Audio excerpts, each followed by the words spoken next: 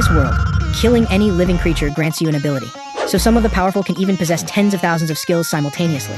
But this man could only hold a maximum of 7. However, his 7 abilities could all evolve infinitely. An ordinary healing ability evolved directly into an immortal divine technique capable of regenerating severed limbs. A simple dash skill eventually reached the level of tearing through the void itself.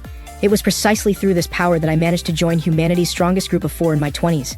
But even this couldn't stop the demon's advancing assault. Soon all humans worldwide were slaughtered to extinction. In the end, only the 4 of us remained.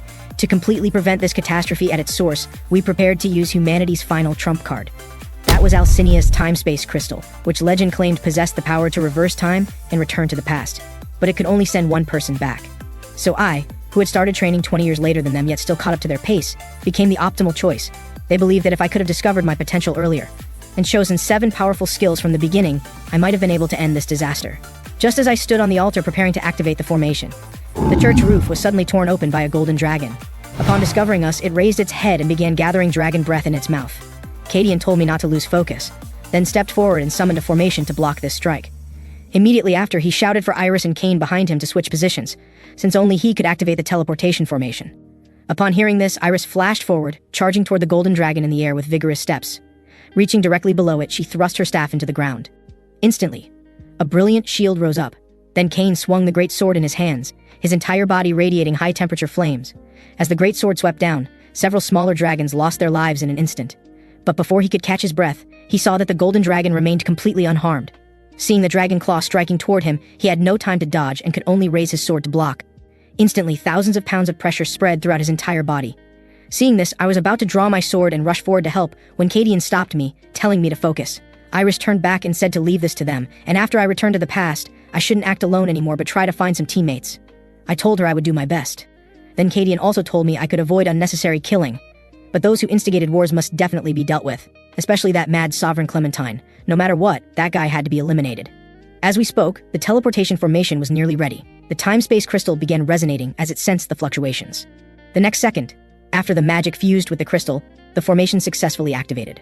The 2 people in front turned back to see this, their tense expressions replaced by relief. When I opened my eyes, I found myself among a crowd of people. I looked up and observed the extremely familiar scene around me, confirming that I had truly succeeded in traveling through time. At this moment, the people around me were still in complete chaos and commotion. They looked at the strange scenery around them, having no idea what had happened. Their panic was understandable. After all, they had just fallen into an alternate dimension. At this time, the phenomenon of missing people had just begun appearing in the real world. Originally, I too had only learned after being transported to this world that all the previously missing people had come here.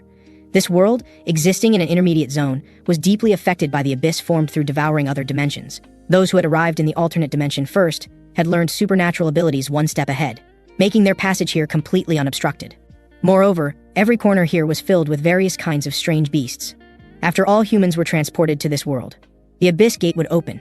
The Great War began from that moment. Thinking of this, I examined my body and discovered that my previous skills and all physical attributes had indeed been reset to 0. The time left for me to become stronger was approximately 5 years. However, that guy should also appear around this time, right? Just as I finished thinking, a crack opened in the sky, and something black was about to emerge from within. After it completely emerged, everyone could see clearly that it was something resembling a small demon. It introduced itself as an assistant sprite here to help everyone accelerate their progress. However, I knew what accelerating progress really meant in its words. It meant making us reduce our numbers quickly through infighting. Next, the sprite first welcomed everyone to this alternate world. But before it could say the next sentence, someone interrupted, telling it to cut the crap and quickly send him home. After hearing this, the sprite's expression instantly darkened, saying to let it finish speaking first. The person was also frightened into silence and didn't dare make another sound. The sprite continued, saying this place would grant everyone unlimited freedom. Had everyone ever fantasized about a world without legal systems, ethics, and morality? Here, you could do whatever you wanted. Not only that, but now even the physical constraints that had always bound you humans had disappeared. From now on, you could become infinitely stronger according to your own will, just like those characters called heroes in your movies. Next, it would demonstrate for everyone, with a snap of its fingers. The body of the person who had just interrupted exploded instantly. This scene shocked the surrounding people while making them afraid to even breathe. The sprite returned to its previous smile, saying it didn't like people who talked too much and were noisy. After a brief silence, people began frantically fleeing in all directions. However, with each snap of the sprite's fingers, the bodies of those who had just been shouting about escaping exploded one after another. The sprite roared that it had already said it didn't like noisy people. The remaining crowd immediately covered their mouths, not daring to make any sound. The next second, the sprite returned to its original expression, saying that here, as long as you killed any living creature or anything else, it would drop runes. As it spoke, it extracted a white stone from a corpse. Then it explained that besides this type, there were 8 other similar stones, all randomly dropped. Although the one in front was the lowest grade white rune. As long as everyone worked hard to grow in the future, they could obtain better runes. The sprite held up the rune to examine it, saying this was a rune that could enhance strength, and asked if anyone wanted it. Everyone immediately backed away upon hearing this, afraid of making this little creature unhappy. At this moment, however, I pushed through the crowd and walked out. Raising my hand to look at the rune before me, I couldn't help but sigh that it had been a long time since I'd used something like this. The sprite was stunned for a moment. Then it flew to my side saying this was very good. I should participate actively just like this. Then it had me extend my hand, and asked if I felt it was magical now. The rune would distort the laws to enhance strength. From a scientific perspective, with your original strength you could only lift 117 kilograms of objects, but now it's increased to 122 kilograms. Not only that, but runes can also... Before it could finish, it stopped abruptly because it saw that I wasn't curious or excited at all. Then it said that in any case, runes would have different effects according to their type. So the more runes you obtained, the more powerful you would become. The only way to survive was to continuously collect runes to make yourself strong. As soon as these words were spoken, the fear on people's faces was replaced by greed. The next second, they began competing to grab the runes that had just fallen on the ground. But the sprite absorbed those runes back into its hands, saying it would keep these runes for itself and they should go find new ones. This greatly disappointed those who had almost grabbed the runes. Then it said that by touching your right ear, you could open your personal information panel to view the runes you already possessed. Everyone tried this and discovered that a panel would indeed appear. The sprite added that humans' average initial stats were all 10. I looked and saw that after using that rune earlier, my strength had increased by 1 point. Next, the sprite said that to help everyone adapt here quickly, it would provide many benefits. Then everyone suddenly felt something heavy in their hands. Looking down, they discovered weapons had appeared from nowhere. After the sprite said the tutorial was over, it disappeared on the spot. Suddenly, someone shouted to look behind them. Everyone turned to see that a group of goblins had appeared not far away. These goblins became extremely excited upon seeing the humans. People who sensed something was wrong had already started running toward the back of the crowd. After the goblins moved closer, everyone could see their faces clearly. A girl said not to provoke them and they should slowly retreat. But after retreating only 2 steps, the people at the very back suddenly stopped. Everyone looked back and discovered they were blocked by an invisible wall. This threw everyone into complete panic. More importantly, this wall was continuously contracting backward. Moreover, the wall behind the goblins was also contracting together. Suddenly, someone noticed a door nearby that seemed to lead outside, and they also saw a number on the door. After one person went out, the number on the door changed to 48. People immediately understood that this door might only allow 50 people to exit, so they began running frantically toward the door. Seeing the situation, I found it laughable. If 100 people united to fight, their chances of winning would be quite good. In my previous life here, 40 people died at the hands of goblins, but now it was different. You had to quickly eliminate these goblins to proceed to the next stage. At this moment, the goblins sensed the humans' cowardice and began charging toward this side. Soon screams echoed from within the crowd. After I killed one, another had already reached above my head. I first gripped its wrist, then sliced it in half with one stroke. This scene also caught the attention of the surrounding goblins. I first assumed a ready-to-strike pose, preventing other goblins from advancing, then lamented that this decades-old body was too uncomfortable to use. I was already tired after killing just 2 goblins. However, my luck was pretty good this time, as my agility increased by 0.1%. You should know that as agility improves, reaction speed also improves accordingly. At this moment, a goblin behind me took advantage of my distraction to throw a dagger at me. However, having just improved my agility, I heard the sound of air being cut and quickly turned my head. While dodging this strike, I also threw my short blade toward it. The next second, the short blade precisely hit its head, taking its life. Seeing me kill their companions one after another, the goblins directly chose 3 to launch a coordinated attack on me. However, in my eyes, they had already become walking runes. As I quickly passed by them, all 3 fell to the ground before they could react. Although my stats had been reset to 0, my combat experience and memories from the previous life were still intact. Other people were stunned after seeing me kill several goblins in succession. However, this also showed them that these monsters could indeed be killed. So the battle between both sides officially began. I also joined in, quickly slaying the goblins before me. Actually, there was no need to be so urgent from the beginning, but I couldn't waste time here, because many humans already existed in this world. People who had just arrived here would have a 3-month newbie protection period. As long as they stayed within designated areas, they wouldn't encounter veteran players. But after 3 months, they would have to fight against those with 2 or 3 years of experience, so I had to use this time to quickly become stronger. Cadian's decision to send me to this point in time was truly the most correct choice. Before long, this battle came to an end. Looking at the corpses around me, they couldn't believe I had killed more than half the monsters by myself. At this moment, the sprite appeared again. It looked around and said my results here were quite impressive, and the number of people had also been reduced appropriately. After saying this, it removed the surrounding invisible walls, and then it crawled back into the void crack. After it left, everyone dared to curse at the empty air. At this moment, I opened my information panel to check, and discovered that my attributes this time were much stronger than in my previous life. I had also obtained a weapon. Next was figuring out how to quickly become stronger. I remembered that in my previous life, Kadian had mentioned there was a hidden dungeon within the tutorial area. And it's a brutal dungeon. However, he hadn't been able to reach the end back then, and he believed no one could clear that dungeon during the newbie period. Nevertheless, he said that even so, he had gained enormous benefits from it, and his current ability to be among the Valkyries' squad members was thanks to that. He also said that if he could return to the past, he would definitely go conquer that dungeon first, which might have allowed him to defeat me. With this in mind, I prepared to set out to find that hidden dungeon, but I needed to handle something first. That was to find the 2 hidden fragments that Kadian had told me were concealed within the tutorial area. Just as I was about to leave for the location of the first fragment, I suddenly heard an argument behind me. It seemed a girl was being bothered by a group of men. The men were using the pretext of unity for survival to try to keep the woman with them, while the woman's companions behind her didn't dare step forward to help, seeing they were outnumbered. However, I didn't want to get involved in such matters, because the hidden fragments would automatically disappear after 1 week, and I had to obtain them before then. Suddenly, a guy behind me called out my name. I turned and asked if he knew me. Hearing what I said, those 2 guys were obviously very surprised. The blonde kid stepped forward and asked if I was stupid. Hadn't we been together before being transported here? Hearing this, my brain began racing. Finally, after 1 minute, I remembered they were my classmates. In my previous life, when we were hanging out together, we were transported here. Back then, they died directly in the first round, which is why I couldn't remember them. In this life, it should be because I killed more than half the goblins that they managed to survive. The girl, upon seeing me, directly shook off the man's hand with force. Then she turned and ran toward me. Compared to them, I recognized Elena at first sight. Those men initially wanted to use forceful methods, but when they saw my face clearly, they stopped in their tracks, because they clearly remembered the scene of me single-handedly taking down a group of goblins. However, thinking it over, I might now be exhausted, so he quietly signaled to his subordinates. After they approached and surrounded us, he said they would definitely take Elena today. I simply walked up to him and told him in an icy tone to say that again. Sensing my intense killing intent, he unconsciously stepped back 2 paces. I strode forward directly and knocked him aside. When he turned around, his veins bulged instantly as he wanted to make a move. In response, I drew my short blade and asked if he had something to say. Just then, their leader came over, saying they weren't bad people, and suggesting we travel with them, since having more people meant better mutual support. From this man's eyes, I could easily see he had already adapted to the rules here. The nature he had originally hidden would make people like him thrive like fish in water after losing constraints. Just as I gripped my dagger, wanting to eliminate them, I suddenly remembered Kadian saying to avoid unnecessary killing, and Iris saying not to act alone but try to find some teammates. After thinking this through, I suppressed my killing intent. Even if I didn't intervene, guys like them would bring about their own destruction. So I turned and left this place. The subordinate wanted to step forward but was stopped by the leader, because the leader wanted to establish their own order here. After this incident, the blonde kid felt that humans here were more terrifying than goblins. Then he looked toward me, feeling that I seemed completely different from before.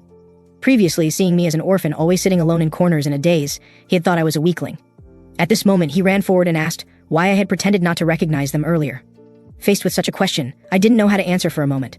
Finally, I made up an excuse saying I had amnesia. Then I turned my gaze to Elena nearby. Although she had lived quite well in the real world before, here, beauty was a double-edged sword. After I led them for a while, the blonde girl behind couldn't help asking where we were going. Elena nearby was also very curious. I said we had arrived and they could see for themselves. Everyone looked up and discovered we had come to a subway station entrance. This was the place where I could obtain the first hidden fragment, Gangnam Station. At this moment, Elena asked what I had brought them here to do, thinking it was troublesome, to explain to them. If it weren't for Iris's words, I would definitely act alone. Finally, having no choice, I said that although I had amnesia, I had gained supernatural abilities as a result, so I felt there were good things down below, now that various monsters existed. Saying I had supernatural abilities should be reasonable, right? The blonde girl behind asked her companion if it was really okay to follow me like this. After hearing this, I turned and told them they didn't have to follow me, since I respected personal choice. Even if they just watched from behind afterward, that was fine with me. After hearing my arrogant tone, the blonde kid felt very annoyed. But they also felt I might really know something, so after consideration, they decided to follow me. Feeling the increasingly eerie atmosphere, the blonde kid ran over and asked if we were going somewhere safe now. I told him no. Now we were going to meet friends who had been living here for a long time. After hearing this, he looked completely incredulous, since who would live in such a place? After walking a bit more, I suddenly stopped. Then I drew my dagger from behind. Before anyone could react, I swung the blade toward Tyler's feet, and under everyone's terrified gaze, I cut a worm by Tyler's foot in half. Tyler was so frightened by my action that he didn't dare breathe. I told them these were green worms, and they would emerge after sensing vibrations from the ground. If bitten by them, losing a chunk of flesh would be considered light. After explaining this to them, I picked up the rune dropped by that green worm. Then I taught them a simple method to eliminate green worms. That was to look at the ground, and if you saw soil bulging up somewhere, stab directly down. After they learned this technique, they felt it was as simple as whack-a-mole. However, the guy with headphones still hesitated to act. Just then, a patch of earth behind him slowly bulged into a large mound. The next second, a green worm burst out and charged toward him. Fortunately, I discovered this in time and quickly flashed over to push him away, then simply swung twice to chop this green worm to pieces. Tyler came over and asked how I knew these things. I just turned back and told him this was my supernatural ability. Everyone was half believing, only Elena showed admiring eyes. After hunting for a while longer, the ground was covered with runes. When I bent down to collect them, I noticed they were still standing behind me, so I turned back and asked why they weren't collecting them. Elena said they thought it would be better for me to absorb these runes to level up and then protect them, because even if they absorbed these runes now, they couldn't immediately become stronger like me. I sighed and explained to them that runes obtained through one's own efforts must be absorbed by oneself. If they wanted to continue traveling with me, they had to follow this rule at minimum. This rule was established by those who had wandered in the abyss for decades in my previous life to ensure coexistence among companions. To reduce unnecessary conflicts, whoever killed the prey would own the dropped equipment, items, and runes. If it was group hunting, distribution would be based on contribution and priority order. Because relationships established in this environment were like a leaking boat that could capsize at any moment. They should understand this principle after some time. I said they should trust their own abilities most. If they were useless, they would definitely be abandoned. Such were the rules of this world. After hearing what I said, they all trembled inwardly. They nodded to each other in agreement, then began searching the ground for dropped runes. I was also very clear that after they became familiar with this place, they would become crazy in pursuit of runes. Just then, Tyler suddenly picked up a purple rune. He instinctively felt this rune was extraordinary. The panel showed this rune was called Essence of the Ekral Trolls. Thinking of something, he suddenly turned back and looked at me warily. Although I had readily agreed to share earlier, if I wanted to fight him for this rune now, he might not be my match. So he tentatively asked if this rune belonged to him. What he didn't expect was that I nodded in agreement quite readily. This rune was indeed quite good in the early stages. After absorption, it could provide players with the defense and regeneration abilities needed for survival. Plus, this rune was similar to a passive skill, so it was quite popular. Although it would greatly increase the user's appetite, food could be taken from others after becoming stronger. Skills and proficiency in this world were all determined according to rune grades. Some people with strong abilities and abundant magical power having hundreds of skills wasn't strange. For example, Cadian, whom I knew, had over 1,000 skills in my previous life. But this point made me completely different from others. Originally, I had also tried to absorb more runes, but later, every attempt failed.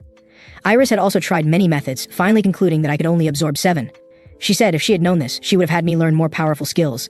Although this was my fatal weakness, it was also an incomparable advantage, because it allowed my 7 skills to evolve infinitely.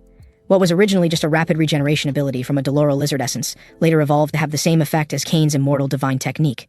What started as a simple dash eventually reached the level of tearing through the void. Back then, they gave me a nickname, 7 Star. It was precisely because of this ability that even though I started 20 years later than them, I could still catch up to their pace and even surpass them. The main reason they chose me to return to the past was this ability. So in this life, I absolutely cannot make any mistakes. Iris had said I must carefully select and then learn these 7 skills. Here, Tyler began absorbing after seeing I had no objections. The next second, his panel showed that his physical resistance had improved, with current proficiency at 1%.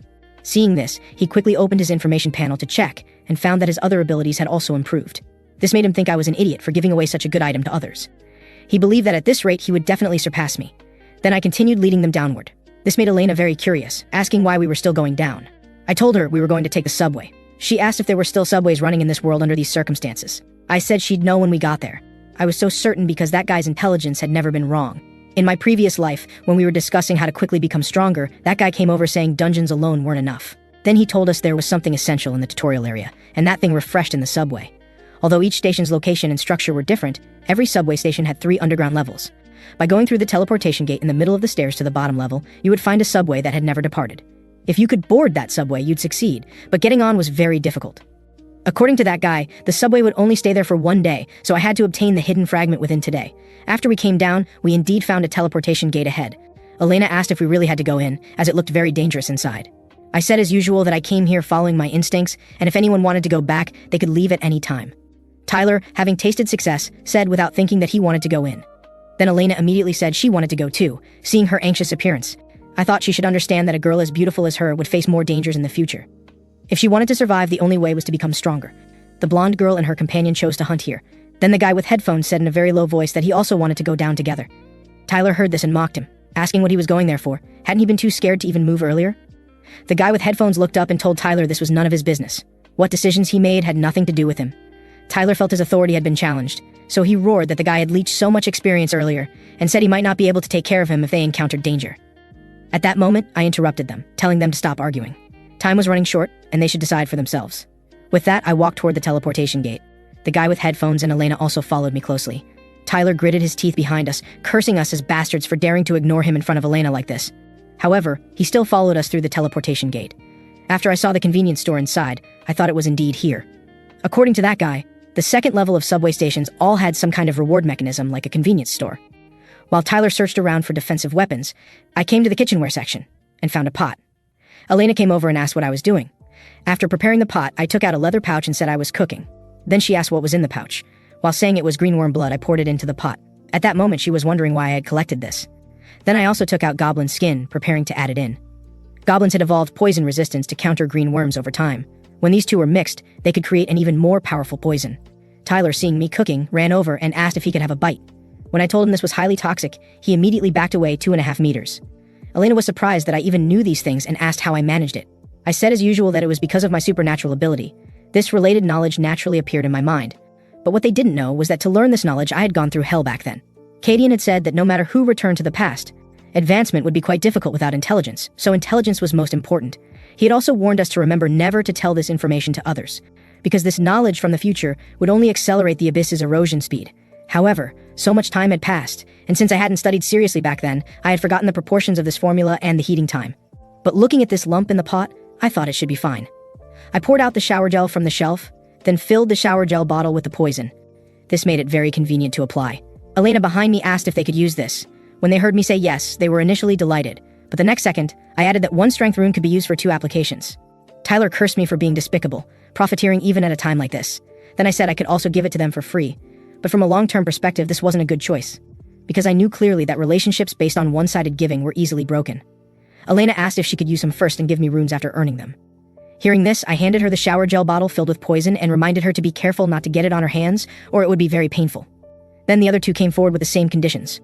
While they were applying it to their weapons, I turned to collect some necessary supplies, and packed them into a small backpack after finishing.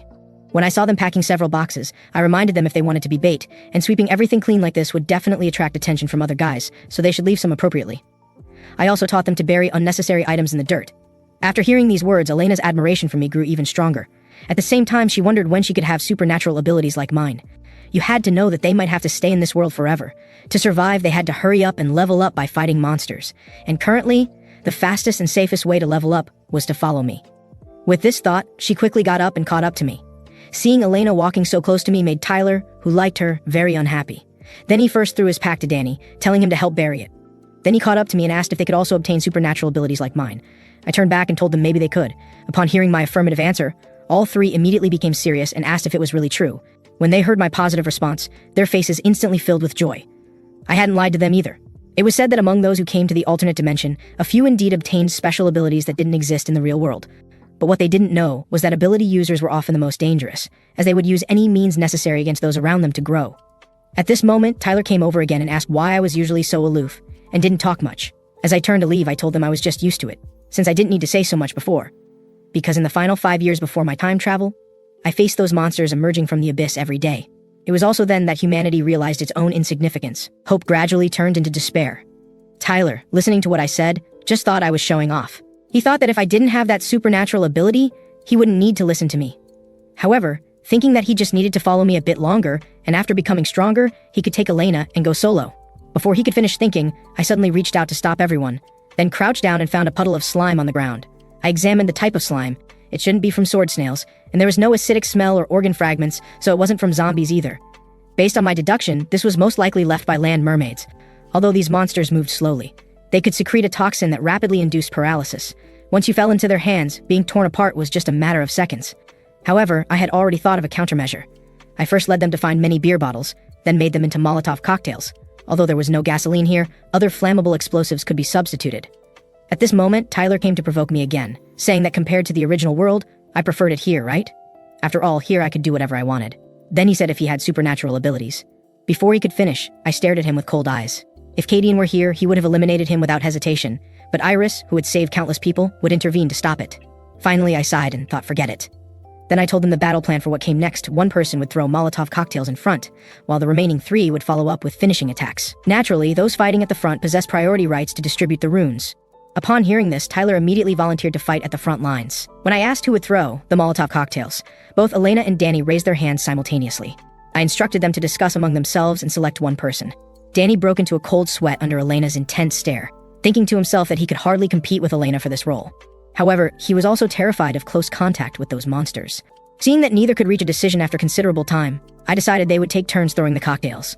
As we ventured deeper, Danny grew increasingly frightened, though at this point he could not voice any desire to return. He wondered whether we truly felt no fear. When he looked up, he discovered that Elena ahead was also trembling uncontrollably, just as he felt slightly more balanced in his heart. I suddenly stopped walking and warned them to heighten their alertness as the creatures were approaching. The moment my words fell, we heard the rustling sound of flesh scraping against the ground from the darkness ahead. I instructed Elena to throw a Molotov cocktail toward the source of the sound. Though Elena was frightened to death at that moment, she kept telling herself internally to be stronger. When the Molotov cocktail left her hand and arced through the pitch-black space, it suddenly illuminated that hideous and terrifying face. As the bottle crashed to the ground and spilled its flammable contents, the erupting flames instantly engulfed the creature, burning it thoroughly. I then drew my weapon and instructed Tyler to follow me for the finishing blows, warning him to be careful not to touch the paralysis toxin they spat out. With that, I charged forward with a swift step and struck with my blade, eliminating one creature immediately. Then I spun around and delivered another strike, successfully obtaining 2 runes. Tyler, who had been standing dazed nearby, was startled awake by a creature that suddenly lunged at him. In his panic, he hastily swung his blade wildly. Unfortunately, he failed to hit any vital points. He had not expected that even such a strike would drain the creature of its life force. This made him marvel at how effective the poison I had crafted truly was, as merely scratching the surface of their skin proved lethal. Seeing this, I asked him whether the poison I had given him was worth these runes. He remained immersed in excitement, believing that with this weapon, he could quickly surpass me. In the following time, Elena continuously lobbed Molotov cocktails toward areas with dense concentrations of creatures. Those that slipped through the net or attempted to approach us were struck down by me as I advanced. Tyler followed behind me, delivering finishing blows. The current situation matched my expectations perfectly. The paralysis toxin of these creatures possessed high flammability, therefore, nothing proved more useful than Molotov cocktails. After cutting through them for a while, I noticed that my weapon had obviously dulled. Fortunately, with the poison enhancement, merely scratching them lightly sufficed. Tyler felt this was like playing a video game, becoming more energized with each kill. At this moment, he noticed 2 more runes had dropped nearby. Without thinking, he bent down and reached out to collect them. In doing so, he failed to notice a creature in the shadows nearby spitting toxin at him.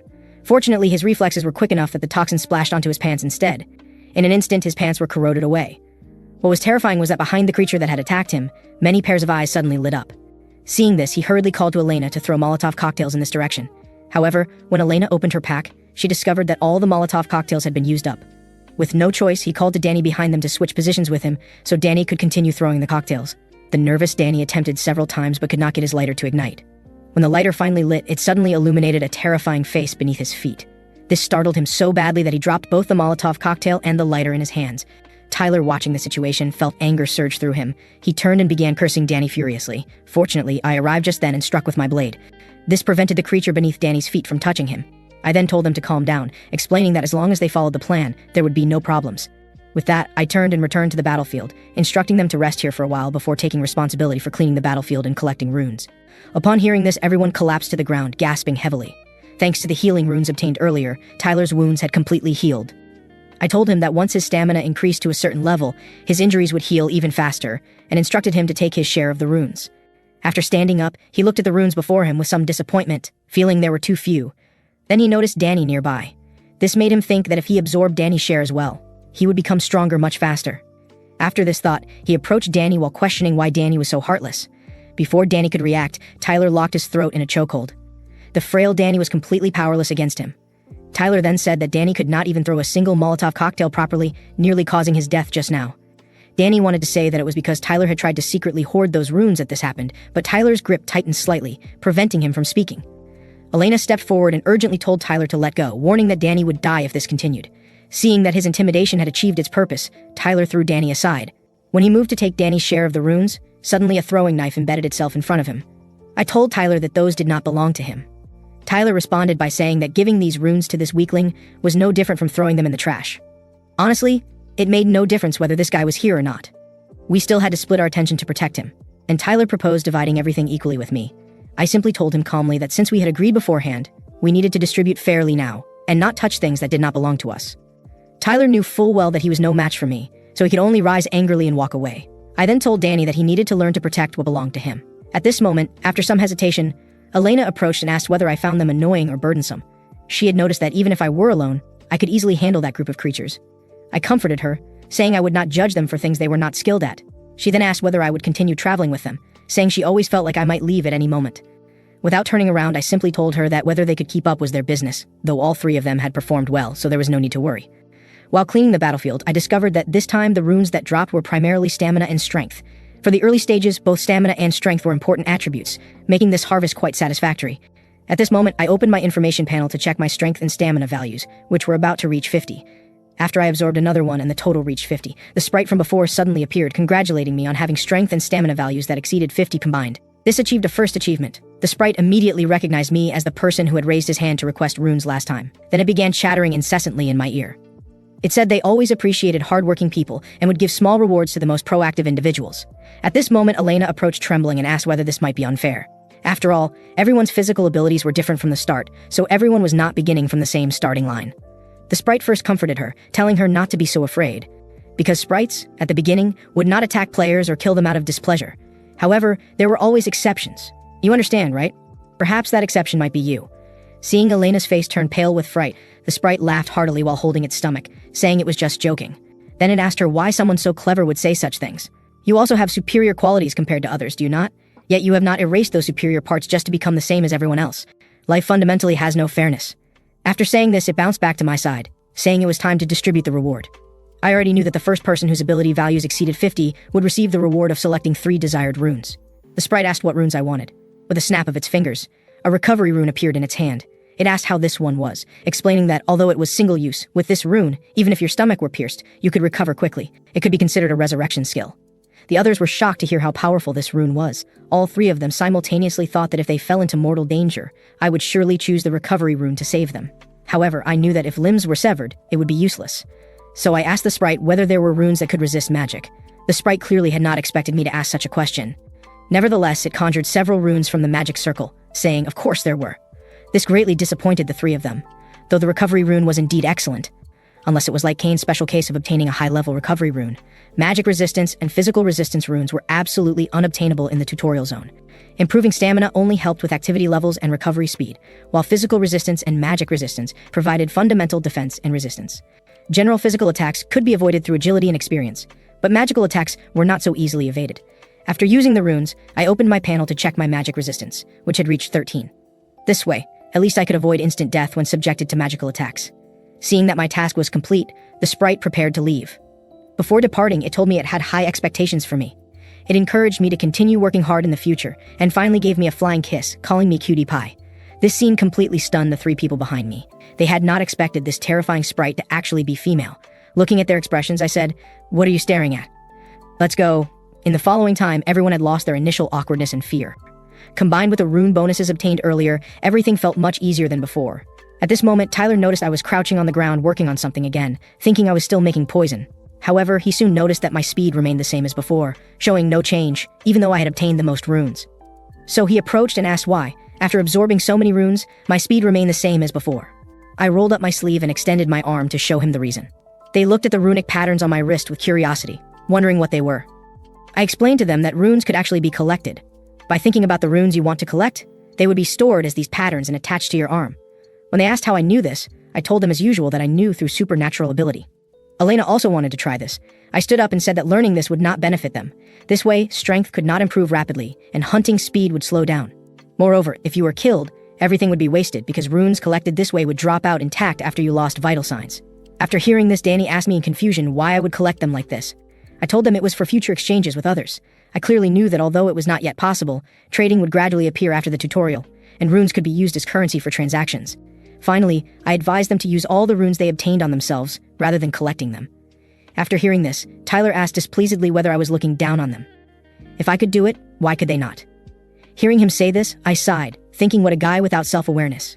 It seemed I needed to take them through several hardships to wake them up. However, before that, I needed to organize and update my equipment.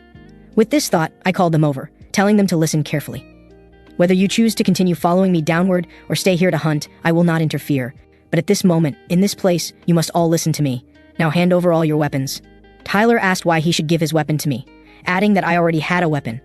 I threw my blade on the ground, saying this one was already dull, so I needed some backup weapons. Tyler then asked what they would use if I took all the blades. Did I want them to hide behind me and watch me kill monsters? Danny, hearing this was a good idea, immediately said he would give his weapon to me. However, Tyler sternly stopped him. Seeing Tyler's resolute attitude, I asked whether he wanted to participate in the next level's combat. Tyler, feeling quite strong, said I always underestimated them, which annoyed him, so he definitely wanted to go. I thought to myself that once they knew what was down there, they might not think the same way. However, if they went, I would definitely have to split my attention to protect them. Finally, I gave them two choices. Either I would not go and let them go by themselves, or they would not participate and just watch me fight from behind. Danny immediately said he did not want to participate and chose the second option. Elena quickly followed, also choosing the second option. She believed that since I had said such things, it proved that whatever was down there was definitely dangerous. Tyler then tried to persuade them that precisely because it was dangerous, they should fight together. That selfish guy clearly wanted to abandon these friends and monopolize all the rewards himself. He thought Danny was a weakling who could go or not, but if Elena did not go either, there would be no one to watch him show off. I thought to myself that Tyler was quite fortunate, because the one who was reborn was me, not Cadian. Otherwise, he would have been smashed to pieces, glued back together, then smashed again. Since they could not reach a conclusion quickly, I told them to go down first and decide later, as I did not have much time left. Only then did Tyler show a satisfied smile. He believed that since I wanted to go alone, there must be many excellent rewards down there. Only fools would give up such good opportunities. However, shortly after they went down, they came running back up in panic. While running, Elena blamed Tyler, saying she had told him it would be dangerous down there. Tyler roared that how could he have known. Just now, after they went down, they saw a creature that was not on the same level as the previous monsters. A serpentine beast over 30 meters long. After running up, Tyler glanced down again, thinking, I must be crazy to face such a monster alone. At the same time, as I stared at this serpent, it also examined me with cold eyes. Then it raised its head, its throat bulging with a large lump. Seeing this posture, I first dodged behind a stone pillar, then I firmly covered my ears. The next second, it opened its massive maw and spat out a powerful red shockwave. The shockwave first struck where I had been standing. Then it moved forward to the stone pillar where I was hiding. I had anticipated it would use this type of attack. Fortunately, I had chosen magic resistance earlier, or else even the aftershock would have been unbearable. I knew clearly that this serpent could not only fire powerful magical shockwaves, but also had exceptionally hard scales that ordinary swords could not damage in the slightest. However, I also knew exactly where its weakness lay. With this thought, I charged out from behind the stone pillar. First, I dodged its tail attack with a quick movement. Then I leaped up to get above it. Next, I forcefully stabbed my dagger in the reverse direction of its scales, penetrating its skin. The gaps between scales were extremely vulnerable. The serpent cried out to the sky in pain. I did not bother retrieving the dagger and immediately retreated at high speed, maintaining a safe distance. However, the injured serpent would not let me off so easily. After recovering, it opened its mouth and lunged at me, but I still managed to dodge to the side. Then it raised its head again, staring intently at me. From its mouth, it once again spat that red shockwave magic. Although this strike did not hit me, because I was covering my ears, my sensitivity to the surrounding environment decreased dramatically. By the time I noticed its tail sweeping toward me, it was too late. I could only take the hit solidly. The serpent thought this strike would be enough to scatter my bones. However, when the smoke cleared, it found that I had only scraped some skin on my head. This made it tremble involuntarily, as this attack had clearly not achieved its expected effect. I looked at where I had inserted the dagger earlier, still bleeding outward. I knew my poison was taking effect. Although this serpent had high physical defense, it had almost no resistance to poison. However, due to its enormous size, the toxin from one dagger was far from sufficient. Fortunately, I had just obtained 5 or 6 blades from them. At this moment, with my fingertips suspended at the razor's edge between life and death, my ice-blue pupils cut through with a cold light sharper than any blade. The giant serpent reared up like the world was collapsing, its crimson vertical pupils crushing the last ray of light. Its venomous fangs gleamed coldly, wrapped in putrid wind that tore through the air, while its scarlet forked tongue writhed like burning rope, strangling every breath of space. In this instant, it seemed the entire world had become prey trembling in its throat. My spine was drawn taut like a fully nocked arrow. Every inch of my diving trajectory was a gamble. Would the serpent's bite crush flesh and bone? Or would my blade first tear open a crack in this desperate situation? At this moment, Elena and the other two on the upper level suddenly felt the ground shake violently. They had already run quite a distance from that place, yet they could still hear the sounds. This made Elena worry whether I could really handle this alone. Tyler, seeing her stop, asked what she was doing and told her to hurry up. Since they no longer had weapons, they planned to return to the convenience store first. However, Elena remained standing in place, looking back in my direction. After much deliberation, she turned around and said she was going back to find me. Tyler, seeing that not only was he usually ignored and looked down upon by me, but now even Elena was starting to ignore him, felt anger rise in his heart. With no choice, the two had to follow Elena back. When they came down and heard my movements, Elena quickly inquired about my current condition. However, when she saw the scene before her clearly, she was shocked speechless. At this moment, I was firmly gripped in the serpent's massive jaws by one arm. I calmly pulled out a dagger and stabbed it into the creature's lower jaw. In pain, it roared and opened its mouth, allowing me to break free. Including the previous one, I had now inserted 3 daggers into its body. Each was coated with deadly poison. As the toxicity took effect, it began trembling all over, seeming unable to support itself. Since I had absorbed considerable stamina runes earlier, my wounds would slowly heal themselves. I knew clearly that although poison would have no effect on the magical beast that would appear later, in the early stages, it was the most effective means of attack. Soon, the great serpent stopped struggling and lost its life. At this moment, my 3 teammates quickly ran over and asked whether I was all right. However, I did not answer immediately, but asked why they had returned.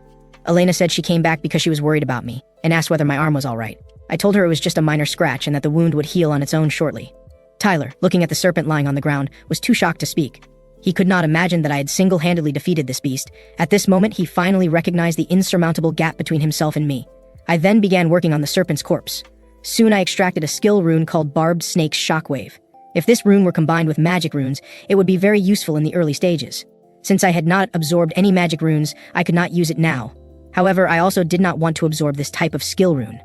After Tyler inquired, I clearly told him I would not use this rune. As soon as I finished speaking, Danny behind me asked whether I could give this rune to him. Upon hearing this, Tyler immediately pushed Danny aside, saying it would be better to give it to him than to this weakling. Danny asked whether Tyler did not already have one. Tyler said that Danny had been trembling with fear in the back the entire time, so what use would it be to give it to him? Seeing that the two were about to argue again, Elena quickly stepped forward to mediate. However, her mediation was not very effective. Just as the two were about to fight, I called them to stop. Then I said I had never mentioned giving this away. I would sell it later, and if they bought it now, I could give them a 5% discount.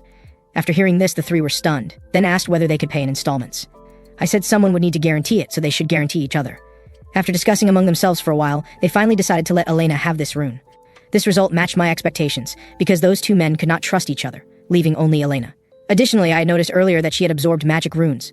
After the 3 of them handed the runes to Elena, she approached me and said they had pooled together 3 agility and perception runes, plus 7 stamina and strength runes each. However, I reduced her payment by 1 strength rune, since I had promised them a 5% discount. Elena said I was truly meticulous. As I turned around, I told them not to think I was being excessive. If they became accustomed to getting something for nothing in this kind of place, they would quickly lose their lives later. Where in this world were there transactions without a price? Although Elena found my words harsh, she also knew they were correct. With that, I began searching everywhere for a certain item. The presence of a thornback serpent meant there would definitely be Jutalan ore. During my battle with the thornback serpent, I had already noticed the ore in this area. After crouching down, I first collected some. Then I began continuously working with it. The 2 behind me watched, thinking I was using supernatural powers to create something again. Unable to contain their curiosity, they approached and saw that the metal in my hands seemed to have plasticity, and I was molding it into a spike shape. After shaping it, I quickly stood up. I pulled out the daggers I had previously inserted into the serpent. At this point, they were all anticipating what amazing thing I would create this time. Next, I extracted some of the serpent's internal organs. Tyler asked whether I was making poison again. I told him this time was different, but did not explain in detail what I was doing. Although the thornback serpent's scales were very hard, they could not be used directly as weapons. According to the knowledge I had learned in my previous life, the serpent's organs and scales, they were needed to solidify the malleable metal ore. Although this type of weapon had a very small damage range and could not cause bleeding or other secondary damage. As long as you knew the opponent's weakness and had the ability to strike that spot with 1 blow, it became the strongest weapon. However, because I had shaped it by hand, its tip was not sharp enough. I then used a dagger to test it, finding its hardness was quite strong. To create relatively powerful weapons using low-tier materials obtained in the initial stage, the alchemists of the previous world had spent considerable effort. While I used the dagger to sharpen it, I thought that with this weapon, I could smoothly break through that creature's defense when obtaining the second hidden fragment. Then I wrapped it with cloth strips to make a hilt. This weapon was finally completed. At this moment, Tyler approached again and asked whether I would sell this weapon. He could give me all the runes he possessed. Seeing how carefully I had crafted this weapon, he guessed it must be very powerful, at least several times stronger than the weapon in his hands. I told him that although I would very much like to sell it, the solution was used up and I could not make a second one. After I refused to sell to him, Tyler cursed me silently for being selfish. However, thinking there might be better things ahead, he decided to endure for now. Moreover, this place clearly looked like the final destination, because the subway not only had electricity but was also very clean. Additionally, since I, who had been constantly vigilant, had now relaxed somewhat, he guessed there were no dangers here, only rewards. When I entered the subway, and they wanted to follow, I suddenly stopped them and asked what they were coming up for. I said only 1 person could come up here, so they should go down. Seeing them still standing motionless, I repeated what I had just said. The 3 looked at the spacious seats beside me with confusion. It was so roomy in here, you must be mistaken. How could only 1 person come up? And just because you tell us to go down, we have to go down. We have fought together until now. Why are you suddenly acting unilaterally? They also said they had helped me considerably along the way. Upon hearing this, I found it laughable. Although these people understood the wise choice of following me and seizing opportunities, they still did not understand one principle. It seemed I needed to teach them this principle personally. So I stood up, took my weapon, and said, "Of course, there are no rules preventing you from coming up." Then I struck the other end of the weapon heavily against the ground, saying, "After all, there are no laws in this world." Now I gave them two choices: either go down or come up and fight me. With that, I suddenly raised my weapon with the spike, and I pointed toward them. I told them to make their choice quickly. They had no choice but to get off the train. Then they watched helplessly as the subway doors began to slowly close. My actions just now made Tyler very displeased. Listening to my tone earlier, I sounded exactly like a man in his 40s. Suddenly he thought that if the three of them attacked me together, they might have a chance of winning. If they could defeat me, all my weapons and runes would belong to him. Even if they lost, they could apologize afterward. He thought surely I would not kill all of them. With this thought, his hand began slowly moving toward his weapon. However, the next second when he looked up, his heart suddenly trembled, because he saw killing intent on my expressionless face. Those eyes were even more terrifying than the goblins from before. He could feel that if he had moved just then, I would have killed him without hesitation. In the moment before the subway doors closed, I told them I would see them above. The more reasonable Elena said that they had made excessive demands from the beginning.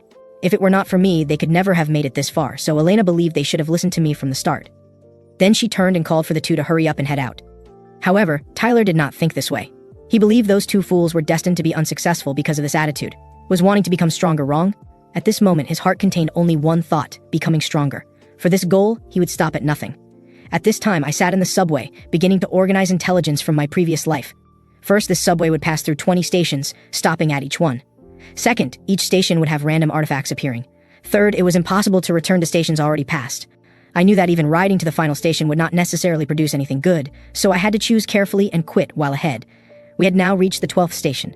The previous weapons were all obtainable through hidden fragments, so they were quite good. Lauren's ring alone could not only enhance perception, but also vaguely predict monsters' weaknesses, which was very practical in the early stages. However, since I already mastered the weaknesses of almost all monsters, these weapons did not help me much. Moreover, I already had a weapon. What I needed now were other things, such as cornerstones. When the subway reached another station, I slowly stepped off the car. When I saw the item this time, I was stunned, because on the platform sat a box of Madman's Cloud cookies. I had not expected this item to refresh here. From the first bite after putting it in your mouth and chewing, the rune coefficient would slowly increase. The longer you chewed, the more the rune values would improve. After chewing and swallowing it, you would gain 10 minutes of full attribute enhancement with a 20% boost. Seeing this, I immediately picked it up. This was exactly what I wanted. Although this item could not be used outside the tutorial zone, there was nothing better than this here. This thing was truly nostalgic. Previously, whenever I ate one, that woman would come out and ask why I was eating this again. She would also say this kind of thing was not suitable for me. This time, I would definitely become stronger and prevent this disaster. After obtaining the cookies, I turned and left. When I walked out of the subway and returned to the initial station, I found it empty. I thought the three of them must have already gone out on their own. Now there were still 4 days until the next fragment appeared. To improve quickly, I could either focus on hunting and collecting runes, or challenge the remaining tasks to obtain rewards. Although the difficulty and content of tasks were randomly unknown, I could start with tasks that offered good rewards and work my way through them. At this moment, I thought of a task with very generous rewards that could be completed quickly. After completing this task, I could obtain an imitation philosopher's stone made by a novice magician, which could simultaneously enhance all abilities and values of the user, and immediately heal fatal injuries. This type of artifact was rare to obtain even in the tutorial zone, let alone the Crimson Zone. However, only a madman would attempt this task. In my previous life, I knew that a girl named Annalyn had originally gone to a prison as a volunteer, but was inexplicably dragged into the abyss. Originally, she had been kind to everyone in that prison, and everyone was friends. However, when the tutorial began, she was betrayed by everyone. After her trait activated due to anger, she used only 7 days to kill all the criminals and dug out their hearts as well. Finally, completely driven to madness, just as she was preparing to end her own life, this task suddenly appeared. My purpose in this rebirth was to save as many people as possible, so I would preserve this task for later. Looking up at the time, it was already 9 in the evening. I suddenly remembered a decent task called the Pouch of Endless Gluttony. Now I needed to build up my stamina first, as obtaining that item under moonlight would definitely keep me busy. Just as I walked back to the convenience store, planning to eat something, I discovered the place had been completely ransacked. Even the things I had previously buried in the ground had been dug up and taken. The moon was about to rise, and they dared to do something so bold at this time. Let me see just how bold they really are. The scene shifted to the subway station entrance. A group of people was continuously moving cargo outside. Elena and her group could only watch from a distance, not daring to stop them. Moreover, even their supplies had been robbed by this group. At this moment, Danny analyzed that although their side was strong, the opposition had several times more people. Even if their ability values were higher than theirs, 2 fists could not defeat 4 hands.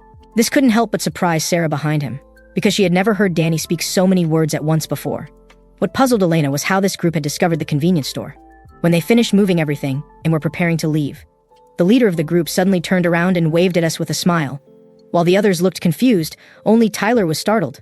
When Sarah asked if that man had just greeted them, Tyler quickly denied it, saying the man was merely taunting them. He then added that there was no need to get into conflict with those guys, so we should leave.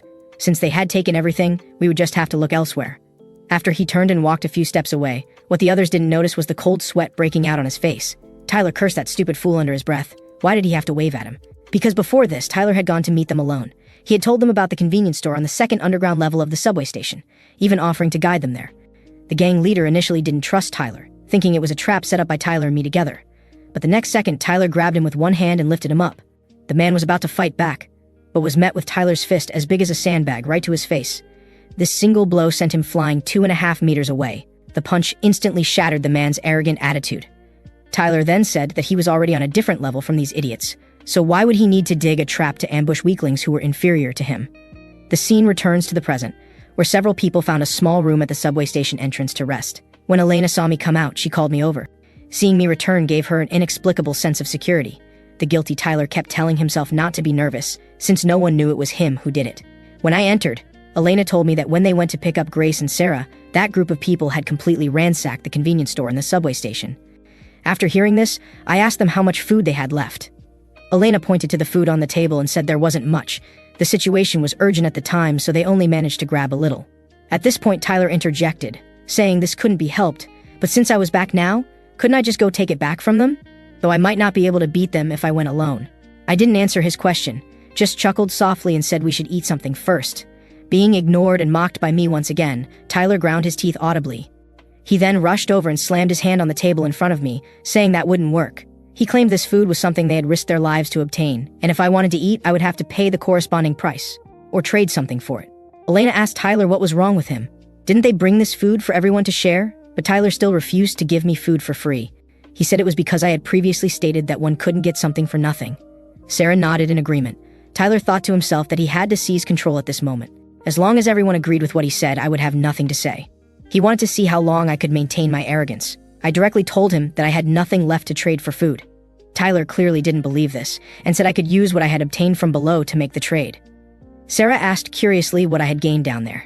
Tyler immediately answered that when I was down there, I had entered a mysterious space and must have obtained many good things, which should naturally be shared with everyone. So I should share them, since we still had to continue traveling together. He even handed me a piece of chocolate as he spoke. After hearing what he said, I chuckled softly again, and said he had learned quite quickly. But he didn't know that trading only occurs when there is order or equal strength. He also didn't know that I wasn't traveling with them because I needed them. The runes in their hands were dispensable to me. I only brought them along because of what Iris had said to me. But I had already done my best.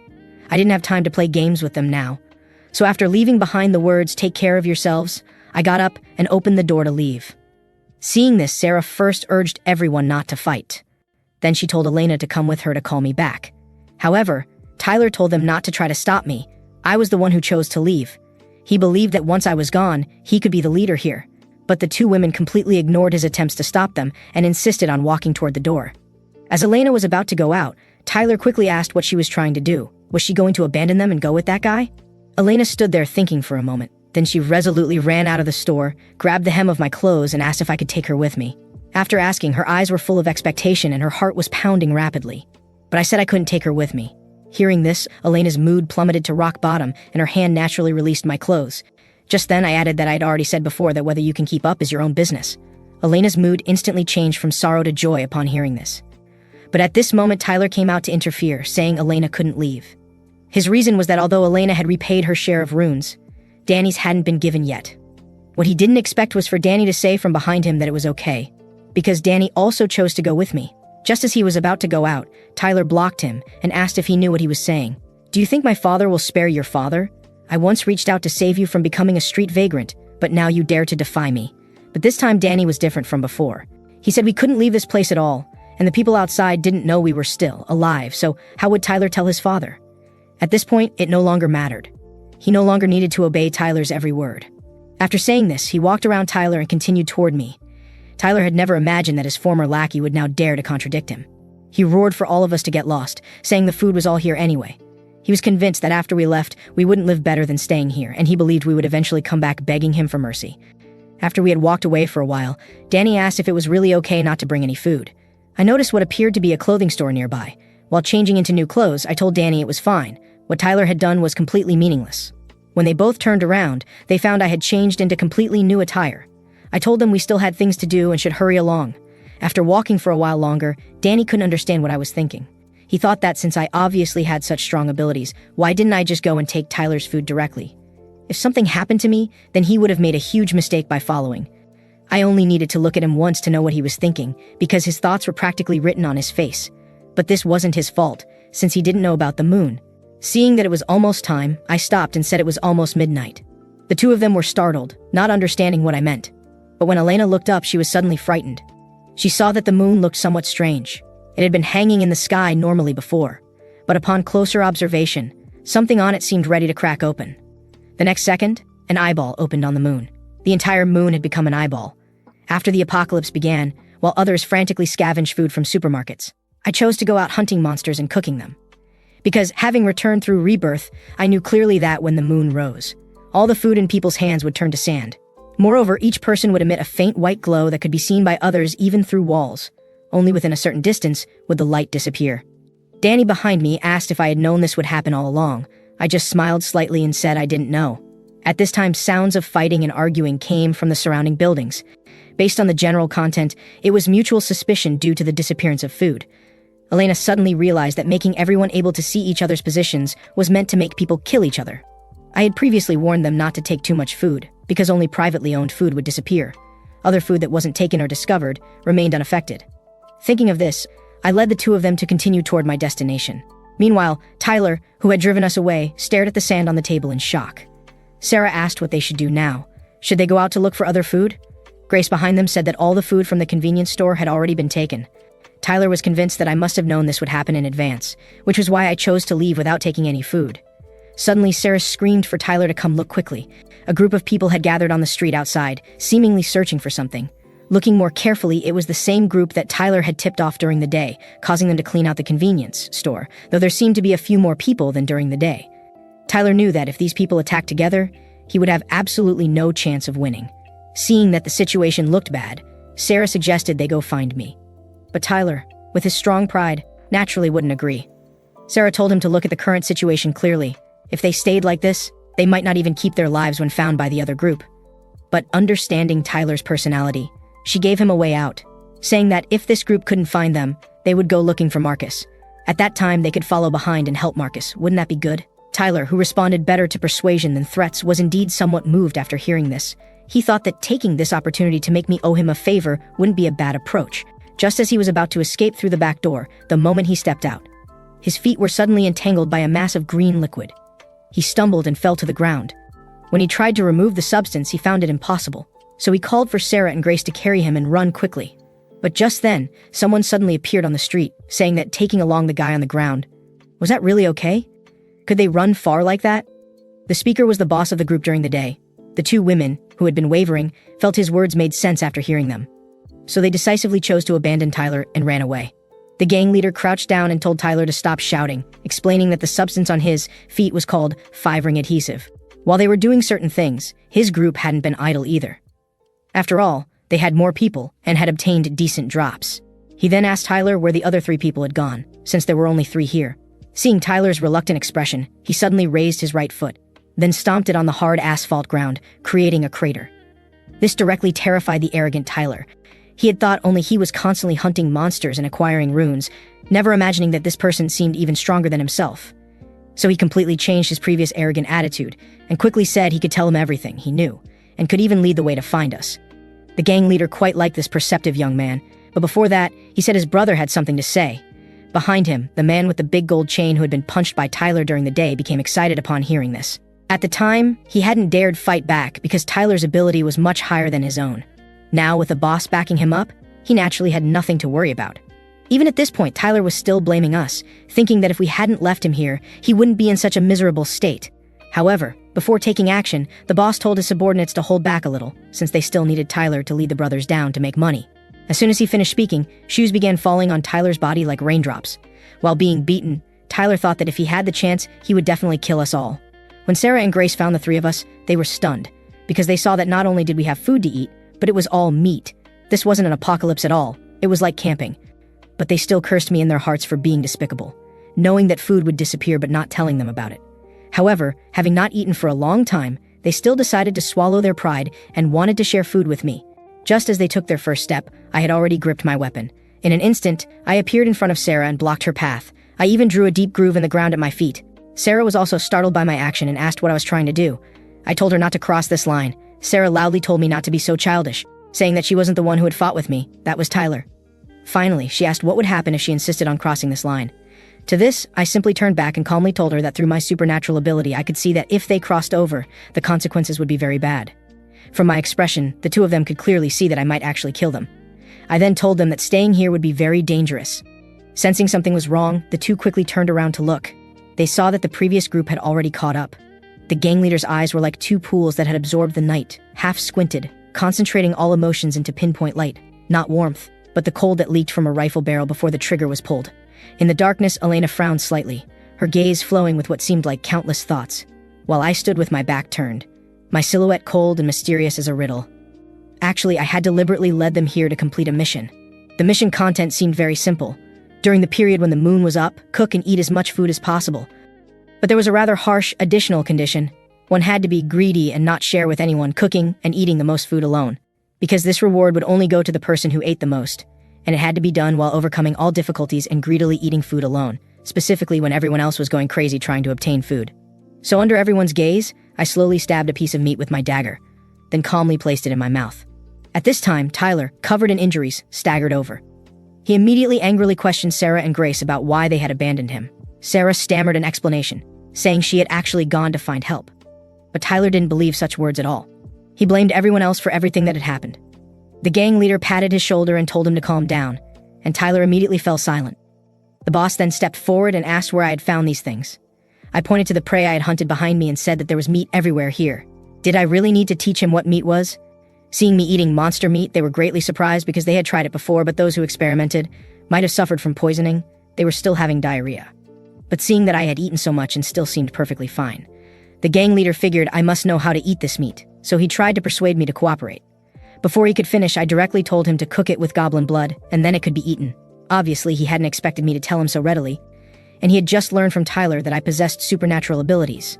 So I had gone into the subway station alone and obtained many rewards. He thought there was no better opportunity than today to eliminate me. Although he guessed I might be strong, he had quite a few people too. He didn't believe that a young man who looked about 20 could defeat them all. Even if someone could skillfully handle these monsters, that didn't necessarily apply to fighting people. After thinking this through, he called Tyler over, then ordered Tyler to go taste that meat first. Although Tyler didn't like being ordered around, he had no choice at the moment. Seeing Tyler actually preparing to walk this way, I slowly stood up. But Tyler still didn't stop moving forward. He thought that if I had any brains, I shouldn't take action in front of so many people, because he also felt I wasn't a match for so many people. At this moment, Elena shouted loudly, trying to persuade him not to cross that line. But Tyler completely ignored her and continued walking forward. The moment he stepped over that line, I first silently apologized to Iris in my heart, then quickly swung my sword at the leg that had crossed the boundary. The speed was so fast that he hadn't even felt the pain before he'd already fallen to the ground. He trembled, trying to get back up, but couldn't sense the existence of his foot. Only when he discovered his foot was no longer attached to his body did the intense pain begin to spread throughout his entire body. This scene also frightened the crowd behind him, causing them to unconsciously step back several paces. Even Sarah and Grace were startled by my action. Elena chose to close her eyes. Tyler roared angrily, asking if it was just a piece of meat. If I didn't want to give it, I didn't have to. But was it necessary to go this far? At the same time, he provoked them by saying that someone who would treat friends this way just for not wanting to share food. If he became stronger, did they think he would spare them? He would kill them all for runes? They should eliminate me now while they had the chance. If they missed this opportunity, they wouldn't be able to kill me later, you idiots. After hearing this, the gang leader told the guy beside him to prepare for an attack. Seeing my previous move, he had wanted to say something, but thinking that even if they didn't fight me now, once I became stronger in the future, they would still face death. Moreover, they were all armed, and their bodies glowed in the moonlight. They couldn't escape even if they wanted to. Yet when their eyes met mine, they still unconsciously shivered, making them wonder what I had done before. Looking at them reminded me of the past, when Iris and Cadian began working together but often argued due to disagreements. Iris said they couldn't make enemies carelessly. Caitlin's philosophy was that once they encountered enemies, they had to eliminate them completely, or someday those enemies would cause trouble. On this last point, both Iris and I agreed. Then I slowly raised my arm, and I displayed all the runes on my arm for them to see. The crowd, who had been fearful before, became completely blinded by greed after seeing so many runes. Now they had only one thought: kill me and divide up my resources. Instead of waiting for them to charge, I took the initiative and closed the distance between us. Just as the gold chain exclaimed that my speed seemed off, my long blade had already struck his shoulder. Then I quickly flashed to another person's side. One sword strike rendered him unconscious. The gang leader couldn't believe his eyes. 2 of his men had been taken down in 1 second. Seeing this, his other subordinates turned to flee. The gang leader wanted to stabilize morale and told everyone not to run. However, the panicked subordinates couldn't listen, and soon only he remained. The gang leader was still tough. He calmly pulled out his dagger, preparing to fight me. He also threatened me, saying that after killing people, did I think I could live peacefully? This was different from killing monsters. But before he could finish speaking, his expression suddenly darkened, because he watched my figure disappear before his eyes. When he saw me again, I was already beside him. In just an instant, I had stabbed his body more than 10 times.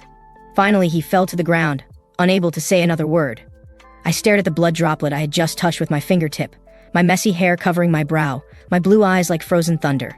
Afterward, I went and dealt with all the slow-running minions. Sarah and Grace on the side watched all this, feeling it was surreal. After I finished with the last person, I asked why the 2 of them were still standing there instead of leaving. Did they want to fight me like the others? After the 2 came to their senses, they first looked at each other. Then, not daring to stay any longer, they turned and ran. After dealing with them, I sat down to continue eating the meat in the pot.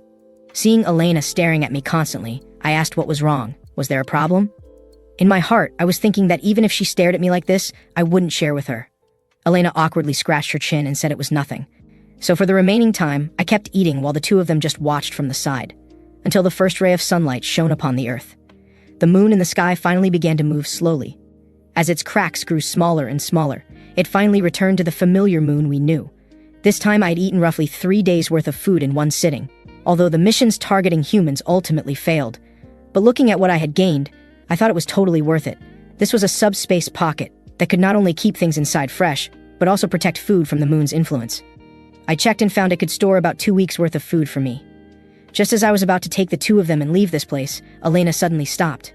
She asked if it was really okay to just injure them instead of killing them. What if they came after us again later? Hearing this, I turned back with a slight smile and jokingly said she was quite frightening. Elena's face immediately turned red upon hearing this, saying she wasn't like that, and that she only asked because she was worried about me. But she knew that even after these people recovered from their injuries, they wouldn't be my match, because I was getting stronger too quickly. After hearing her thoughts, I knew she was beginning to adapt to this place. Although she didn't say it out loud, I knew she really wanted to ask why I didn't kill them and absorb their runes. My main purpose in returning this time was to save more humans and reduce chaos. To get humans to work together, the most important thing was to establish rules. To do this, the first thing I needed to do was let them know they couldn't do unconscionable things just to obtain runes. Although this rule couldn't be followed by everyone yet, as long as one strong person could stand up and establish rules, it would be easy to implement. Therefore, I couldn't let others see me killing people casually. After walking for some distance, Danny suddenly stopped. He said this is enough. He felt that keeping up with our pace was becoming difficult. I didn't try to persuade him to stay, because from the beginning, I had said I would respect their personal choices. After Danny left, I turned to Elena and asked if she also wanted to leave. She could do so at any time. Weren't you afraid of me during these past few days of following me? When Elena heard this question, she was stunned for a moment, although she was also frightened when watching me fight with those cold eyes. She also clearly knew that as long as she didn't cross the line I had set, it would be fine. After thinking for a while, she said after a moment of silence, "Once I leave, you won't see me again, so I want to go as far as I can with you." The soft sound of the scabbard brushing against her pants leg stretched between them like a taut string. She stood in the broken shadows of sunlight, her voice trembling like paper soaked with water. Finally, I turned around and said, "Then follow me." I then led her back toward the subway station. At the same time, Tyler awoke from his coma. While struggling to push away the people pressing down on him, he cursed these gangsters as useless trash. He thought I had made a mistake by not killing him. With his recovery speed, he would heal soon, and then he would seek revenge. As Tyler crawled along, he was suddenly blocked by someone. Looking up, he discovered it was Danny. Seeing him, Tyler quickly asked Danny to help him up. He said that now all these people around had lost their fighting ability. This was a once-in-a-lifetime opportunity. If they killed them all these runes would be theirs. The gang leader heard Tyler's words and cursed him as a bastard through gritted teeth, but his current condition posed no threat to Tyler. So Tyler ordered Danny to go kill that guy first. What he didn't expect was for Danny to grab his collar. What surprised him even more was when Danny's strength had become so great. But when he saw Danny's cold eyes filled with killing intent, he realized something was wrong. He still tried to resist, but he received only the cold dagger piercing his flesh, as the bloody dagger fell to the ground. Danny, having killed for the first time, also knelt on the ground, vomiting violently. He then decisively punched himself in the face, constantly telling himself not to be soft-hearted. He also thought that this kind of thing was nothing to me, so he picked up the dagger again. The gang leader saw Danny walking toward him and quickly begged for mercy, promising various resources. But Danny was only thinking at this moment about why he hadn't tried to keep me back then. If he hadn't just hoped to gain my protection, but had been able to fight alongside me when danger came. If after seeing me become stronger, instead of feeling afraid, he had been determined to become stronger together. Could we have continued traveling together? So if he hadn't been so weak, he wouldn't have been abandoned. He wanted to prove to me that he could become strong too. If he used these people to catch up to my level, I would definitely look at him with new respect. Thinking of this, he absorbed Tyler's runes. He stepped on his own shadow, walking over broken bricks, the short knife hanging diagonally, like a frozen piece of moonlight, or like a tongue that hadn't finished licking blood. Those red marks were like talismans fallen to the ground, adding another layer with each step he took, until his figure merged into the gray-white mist ahead. The girl's single scream to the sky actually caused all the flying beasts to fall instantly. This wasn't because she had some lion's roar technique, but because moments before, I had given her that mysterious rune. After absorption, one could gain a shockwave-like skill. At this time, a stray beast that had been missed suddenly pounced when she wasn't paying attention. Fortunately, I arrived in time and split it in half. This made her somewhat embarrassed as she said I had helped her again. After picking up the runes from the ground, I said that her skill naturally had flaws, so teammate assistance was also necessary. After dividing the spoils, she looked at my much larger collection of runes and thought I really was precise in distributing loot. She then opened her information panel to check. We had been here for 3 days now, if not for her buying quick magic and stamina recovery skills from me. She might not have been able to keep up with my pace. Actually, she didn't want to depend on me like this, but her own strength just wasn't enough. I also opened my information panel to check. Although agility and perception, these two hard-to-obtain attributes, had both increased to above 42. It would be best to maintain all ability values at similar, roughly equal numbers. At this time, a broadcast voice suddenly came from the sky. It told all of us to gather at the incident point. Those who came late would be punished. I recognized this as the Spirit's voice. As I turned around, I shouted for it to hurry up. On the way, Elena kept glancing at me as if she had something to say. I had noticed this long ago and told her to speak up if she had something to say. But before she could open her mouth, her face was already somewhat flushed. Finally, she gritted her teeth and asked if I had a girlfriend. When I heard this question, I couldn't help but shudder. After asking the question, Elena's cheeks were already red as tomato juice. She thought to herself whether asking so directly was too forward, although she knew she shouldn't do this. The longer they spent together, the more she felt I was more tolerant than I appeared. Seeing that I hadn't replied for a long time, she nervously began picking at her fingers. I thought that at the beginning, she had been too scared to even talk to me, trembling for half a day just to ask a small question. But now she dared to ask any kind of question. If it were Kane, he would definitely love her asking this type of question. As for a girlfriend, although I hadn't met her yet at this time, I couldn't lose her again. So finally, I just told her that I couldn't remember anymore, and she didn't continue asking what my words meant. Soon we arrived at the starting area, where quite a few people had already arrived. Although it was still the same group as when we first arrived, the atmosphere now was completely different from when everyone had first come here. Seeing that most people had arrived, the Spirit finally appeared. Everyone tensed up their nerves upon seeing this demon-like existence. The Spirit then said it had brought 2 pieces of good news. The first was that everyone only needed to hold on for another 72 hours and they could leave this place. But after it announced this news, the crowd remained silent. So it asked why there were no cheers and applause.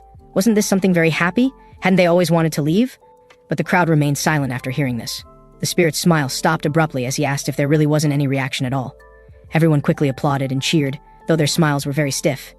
He then said he wanted everyone to meet the star of this event. With a snap of his fingers, the ground around them suddenly shook violently. The next second, a massive structure appeared in people's sight. The Spirit introduced this as the magic altar. Inside was a very cute pet waiting for everyone. This pet was called the carnivorous beast, and to play with everyone he had starved it for a whole day. So now it couldn't wait to rush out. After everyone saw the monster behind the Spirit, they all broke out in cold sweat. The Spirit continued saying that although this altar looked grand, it wasn't very sturdy and it looked like it was about to be smashed apart. When this big baby overflowed, who among those present could survive would depend on their individual abilities. Next came the announcement of the second piece of good news. The method to make this guy fall asleep. If they could really make it sleep, everyone should be safe. He then asked everyone to guess what this method was, saying that whoever guessed correctly could receive its blessing. Seeing everyone remaining silent, the spirit couldn't help but complain that they were really boring. So it announced the method. Feed it 5 people every day, so over the next 3 days they would need to prepare at least 15 people. Although everyone was furious that the spirit didn't treat them as human, they were also helpless. I looked around and saw that 60 people were still alive, meaning they would need to sacrifice a quarter of the people to keep that thing asleep. The spirit added that whether or not to feed this thing was their choice, but before that, he wanted to show them a video. With another snap of his fingers, a huge projection appeared above everyone's heads. Inside, the monster was attacking people on the ground indiscriminately. Anyone caught by it would be thrown into its mouth. The spirit said this was what happened in other tutorial areas when everyone decided not to sacrifice people and chose to fight instead. After watching, everyone believed it was impossible to defeat such a creature, leaving only one option. Soon someone raised their hand. He asked the spirit how they should choose who to sacrifice. The spirit casually said they could use force to subdue others, or use a lottery system. They could figure it out themselves, as it didn't care about this. But there was one thing to note: they could only sacrifice living people, and they had to make their decision within an hour. However, they would be safe for the next 24 hours, as long as they decided who to sacrifice within the hour after those 24 hours ended.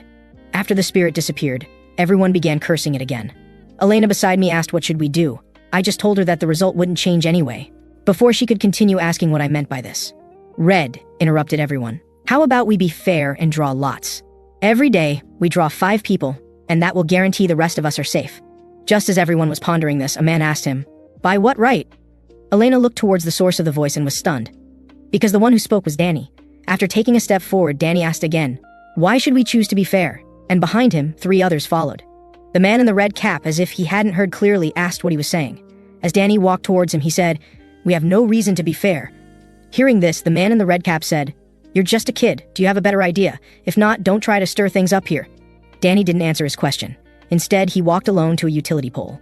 Then, with a slight exertion of his hand, he actually snapped the solid steel pole in half. Seeing the astonished expressions on everyone's faces, he finally explained, there's a much simpler way. We just pick from the weakest, those who can't help at all. After hearing his method, no one dared to object.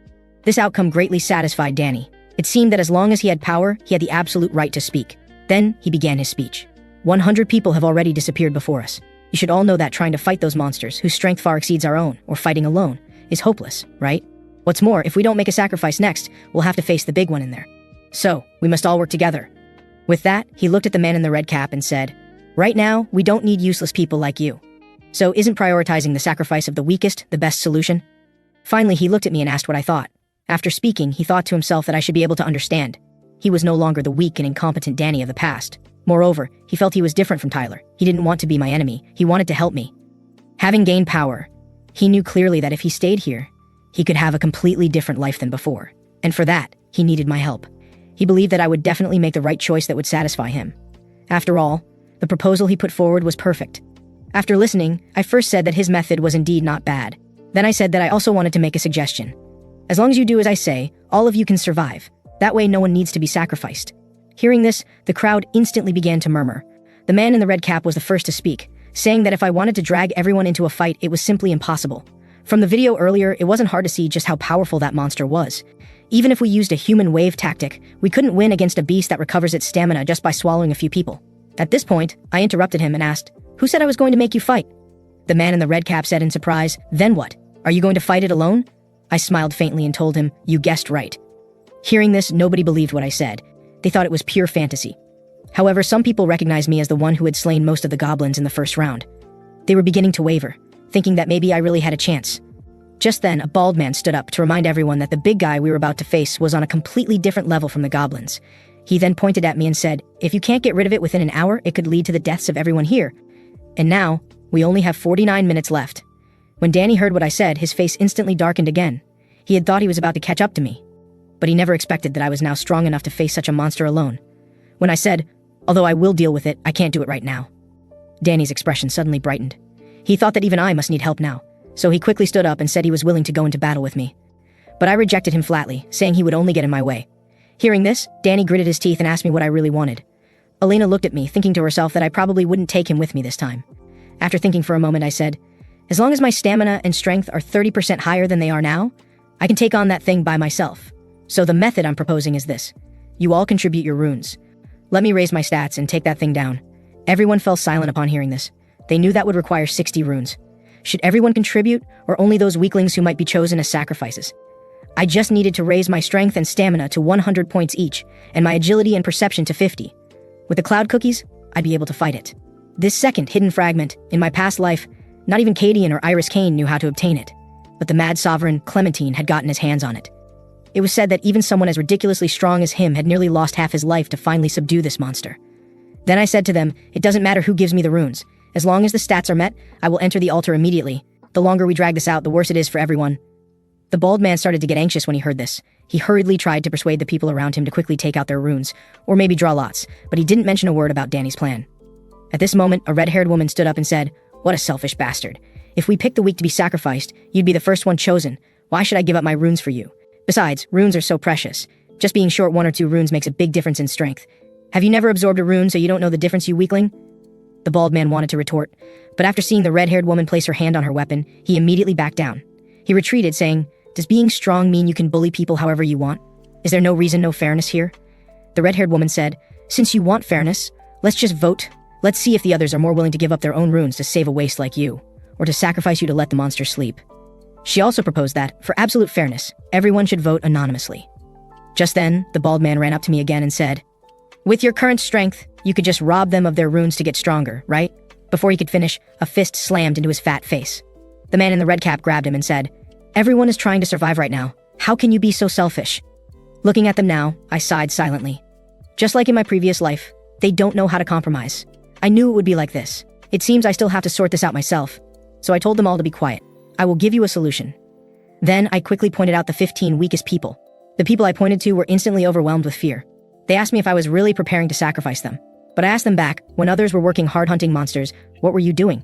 But none of that has anything to do with me. The consequences, however, are yours to bear. You're not being abandoned because you're weaklings, but because you couldn't keep up with others. And that's why you became weaklings, now that you're in a place like this. What kind of free ride are you expecting to get? If you want to live, the 15 of you will each go and borrow 2 runes. That is my proposal. In the remaining 72 hours, you can pay back the borrowed runes through hunting.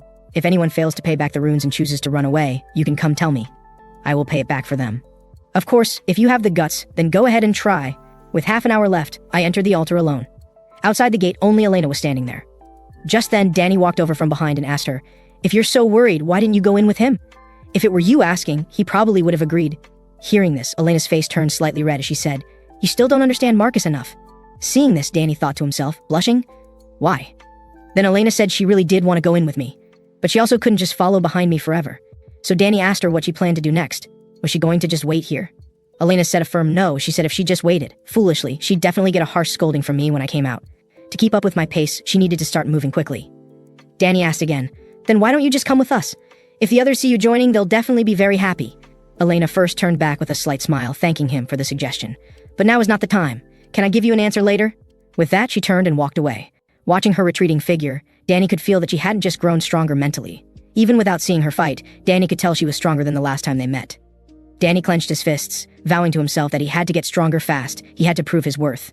Just then, the red-haired woman Scarlet brought a group of people over to Danny, saying they had something to talk about. Seeing this, Danny immediately raised his guard and asked them what they wanted. Then, a man from behind them stepped out and introduced himself as Parker, telling him not to be nervous. Then he pointed to the people behind him and asked Danny if he was their leader. Upon hearing the word leader, Danny's body trembled slightly. Then he said embarrassedly, "Those are my friends, but they do tend to listen to me." Parker immediately flattered him. "Isn't that what a leader is? You're really amazing to have such strong friends." Finally, seeing that Danny knew me, he wanted to talk to Danny about me. Praise to the skies, Danny gladly agreed. Meanwhile, I, having just entered the altar, began to organize my gear. The goblin's poison was no longer effective on it. So this time I prepared to apply a paralytic poison, which would be better. Then I took out a string of beads called the Beads of the Flying Cat. When activated, this item could restore a small amount of stamina. It was a reward I had gotten from a recent hunt. Because it had to be used in advance, I swallowed it without hesitation. But to deal with this thing, this was far from enough. It looked like I was going to have to use a lot of cloud cookies this time. I first popped one into my mouth and chewed. Instantly, that long-lost feeling surged through my entire body. Next, the color of the runes within my body began to change. When a rune's value exceeds 100%, it gains a color, transforming into a higher-grade rune. They progress from colorless to crimson, then to orange, with the highest being yellow. I opened my status panel to check my strength and stamina. Due to the Cloud Cookies bonus, a parenthesis was added after them, marked colorless, and the value had changed to 0.01. Although numerically, the 99.9% of a regular rune and the 0.0% of a colorless rune were only a tiny bit apart, the difference in power between the two was enormous. From the very beginning, that thing was not a monster that could be fought in the tutorial area. Therefore, I had to at least reach the colorless state for my runes. If I could absorb the essence of the giant monster, I could definitely one-shot a creature like that. This made me lament what a madman that Clementine was. But one thing I was sure of was that, so far, only one person had successfully obtained the hidden fragment. The first thing I understood after coming to this damn world was that the more difficult a quest seemed, the richer the rewards it offered. So, I had to find life by facing death. With that thought, I leaped up, flying towards the top of the monster's head. The monster also sensed the abnormality behind it, and turned its head sharply. Just then, a group of people also passed through the altar's portal. The one leading them was Parker from before. The last one to enter was Danny. After everyone was inside, Danny shouted for them to hurry up and help. The scene cuts back to my battle with the Flesh Eater. After dodging one of its attacks, my expression immediately turned serious, because I knew it was preparing to use a skill. Monsters like the Flesh Eater all have their own racial skills, and the Flesh Eater could use two types of racial skills. The first is called Fear. It can use the pressure from its gaze to paralyze its prey, then use the skill Devour to swallow the prey and rapidly recover its stamina. When the Flesh Eater thought it had paralyzed me and rushed towards me, I broke free directly and dodged backward with a flash step. Then I quickly jumped back to create distance from it. After observing these few moves, I found that its attack pattern hadn't changed. Luckily, it was still just a sub-adult. If it could also use Blood Swamp, which absorbs the blood of living things, I would definitely have no chance of winning. As the Flesh Eater swung a punch at where I had just been standing, I continued to evade while looking for a chance to counterattack. Although this needle-like weapon in my hand couldn't cause it substantial damage, I knew the most effective way to attack it. Only a needle-like weapon like this could pierce its skin, although it could only inflict a wound about 2.5 centimeters deep. I knew the most effective way to deal with it. That was to restrict its movements, and what I had to do was to plunge the poison-coated needles in my hand into its central nervous system. So in the following battle, I dodged while looking for opportunities to thrust one needle after another. After landing the last needle, it roared in pain. This way, I could just slowly wait for it to exhaust its stamina. I looked up and saw there were 12 minutes remaining. Whenever the Flesh Eater launched an attack at me, I could block it with perfect accuracy. Then I kept dodging backward to create distance from it. After knocking me back once more, it didn't choose to pursue. Instead, it once again unleashed its skill, Fear. I also showed a noticeable pause after being hit by the skill. Seeing that its skill was effective, the Flesh Eater hurriedly lunged at me with its claws. The duration of its paralysis skill depends on each person's mental strength. I was able to break free quickly thanks to the magic resistance I had raised earlier. But what truly put me in an unbeatable position was the combat experience from my past life. It couldn't even compare to the monsters I had faced before. In my past life, because I could only absorb 7 skill runes, I had to put in much more effort than others just to survive. Back then, Kane even said I seemed to have the ability to predict my opponent's moves, and I just treated it as a joke. Only now did I truly experience it myself. It was as if I could see its next move and attack.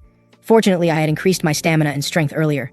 Otherwise, even if I could predict its next move, it would have been very difficult to dodge. Just then, Parker's group also spotted me fighting the Flesh Eater. Watching the battle at such a close distance left them utterly shocked. They hadn't expected that I would actually dare to face this monster alone, and from the looks of it, I seemed to be handling it with ease.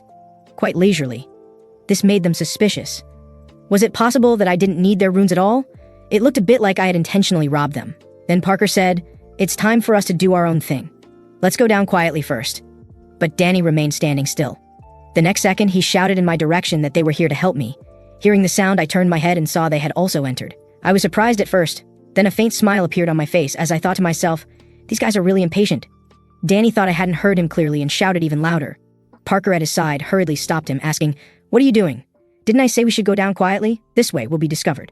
Danny asked, confused. "We're here to help him, so of course he needs to know." Hearing this, Parker explained that shouting so loudly would also let the monster know they were here. Not only would they lose the element of surprise, but they'd also reveal their position. Seeing Danny apologize, he couldn't say much more, only managing to force a smile and say, "It's okay."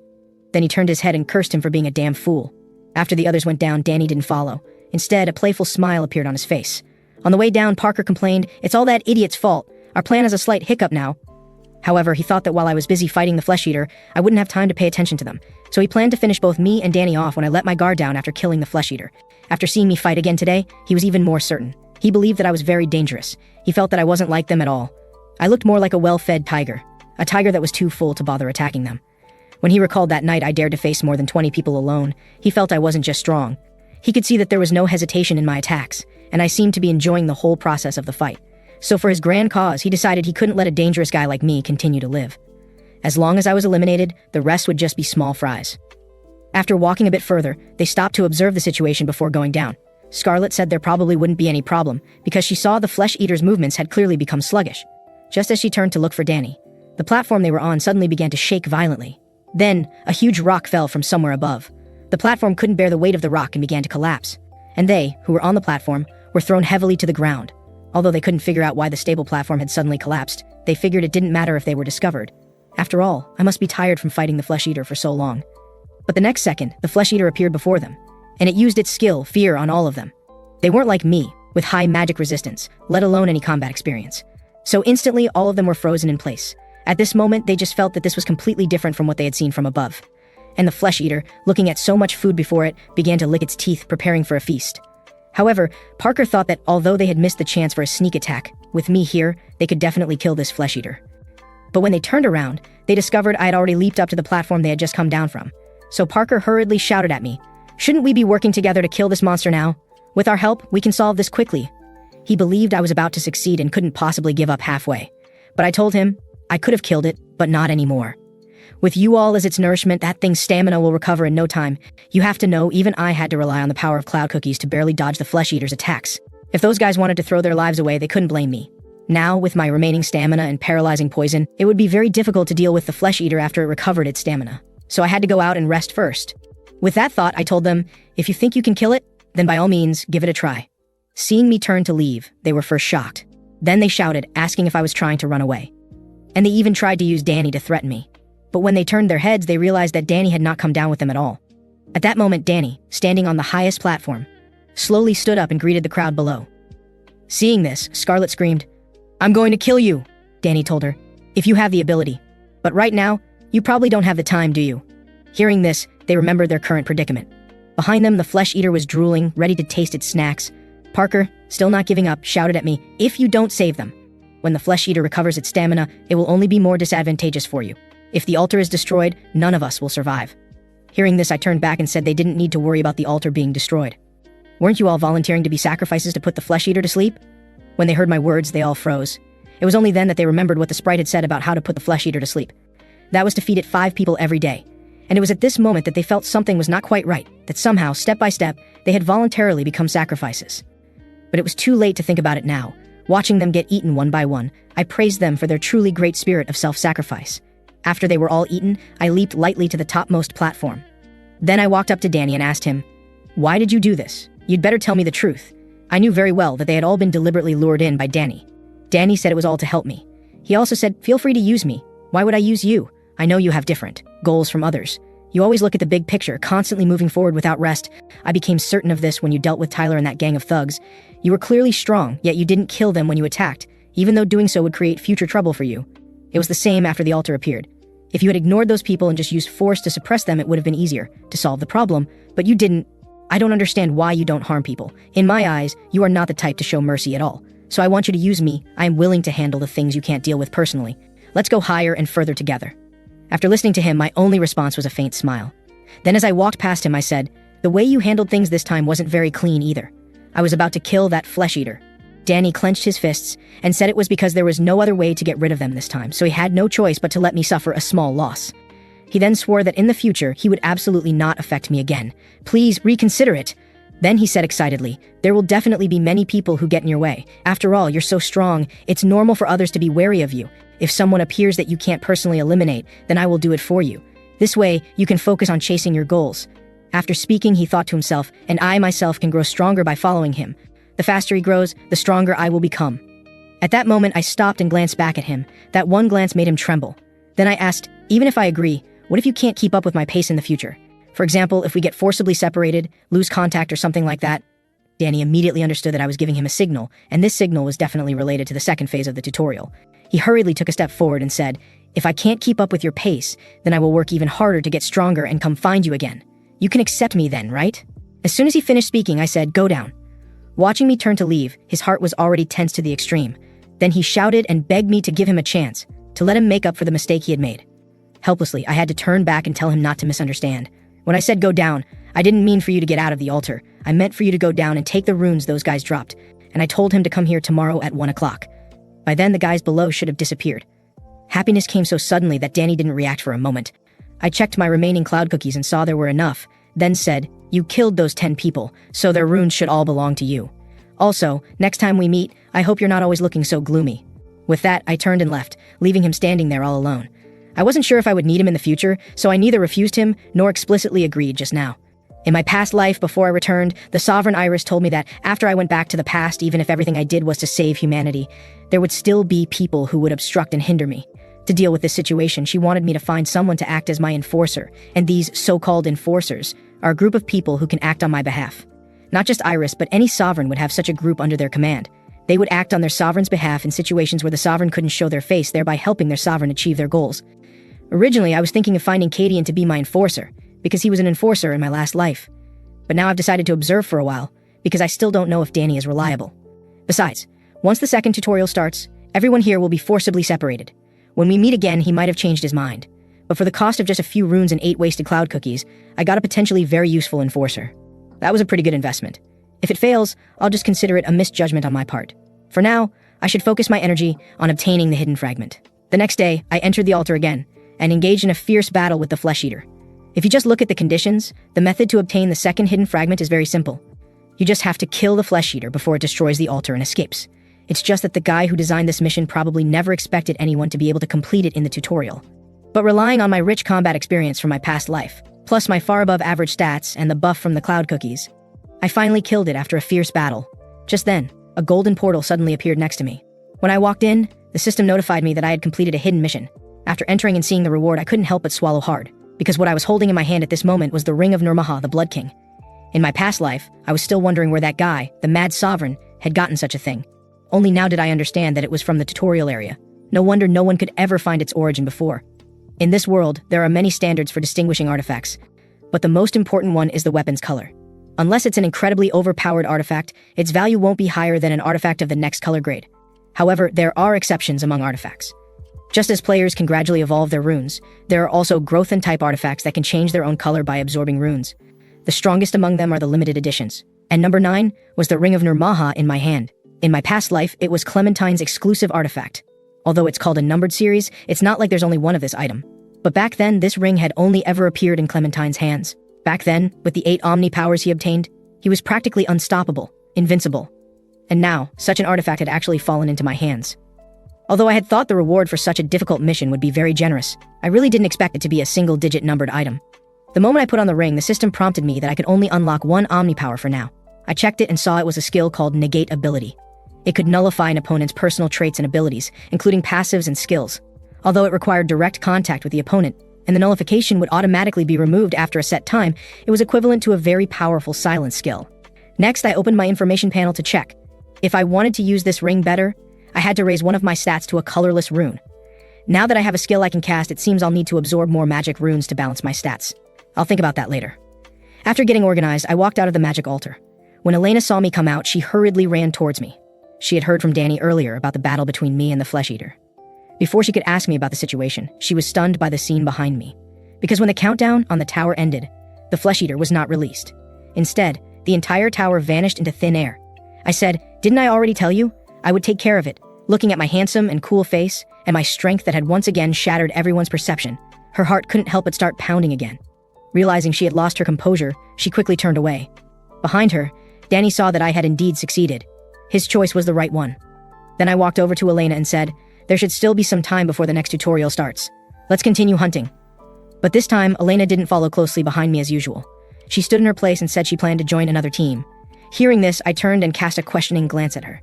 She then said that with her current strength, she wasn't qualified to be by my side, and if she always followed me, she would always unconsciously rely on me. So she planned to accept Danny's invitation and join his team. Danny at the side also expressed his welcome. I looked at her, thinking that although it was a bit of a pity, it seemed she had already found her place. And it was indeed better to separate now. Anyway, after the second round starts, everyone will be forcibly separated. So I told her that was fine too. Then, without another word, I turned and prepared to leave alone. Suddenly, Elena took a step forward and called out to me. She said, "When we meet again, I will be stronger. I will definitely be able to keep up with you then." She stood in the shattered light, like a spring breeze brushing across a lake, not raising a wave, yet making one's heart tremble. The wind blew through her hair again, sweeping past her ear, like a thread hidden in the light, sewing her gentleness and clarity together with the bitterness at the corner of her mouth that even she hadn't noticed. Finally, as I was leaving, I called out, "Danny, He was startled when he heard me call his name. Then I said, "If you really want to follow me to let me use you, I can tell you what to do. But how you choose is up to you." Hearing this, Danny's face was instantly replaced with an expression of excitement. In the blink of an eye, a week passed. The sprite appeared before the people once again. It first took a look and found that more people had survived than he had expected. But it doesn't matter. I anticipated this anyway. As it said this, his gaze shifted towards my position. Then it announced the start of the second round of the game. "First, let's take you all to a new place." With a snap of his fingers, the crowd found a bright light suddenly lit up beneath their feet, and I stared intently at it, thinking to myself, is it finally starting? When everyone opened their eyes again, they found themselves in an airtight cube. Just then, the sprite's voice echoed around them.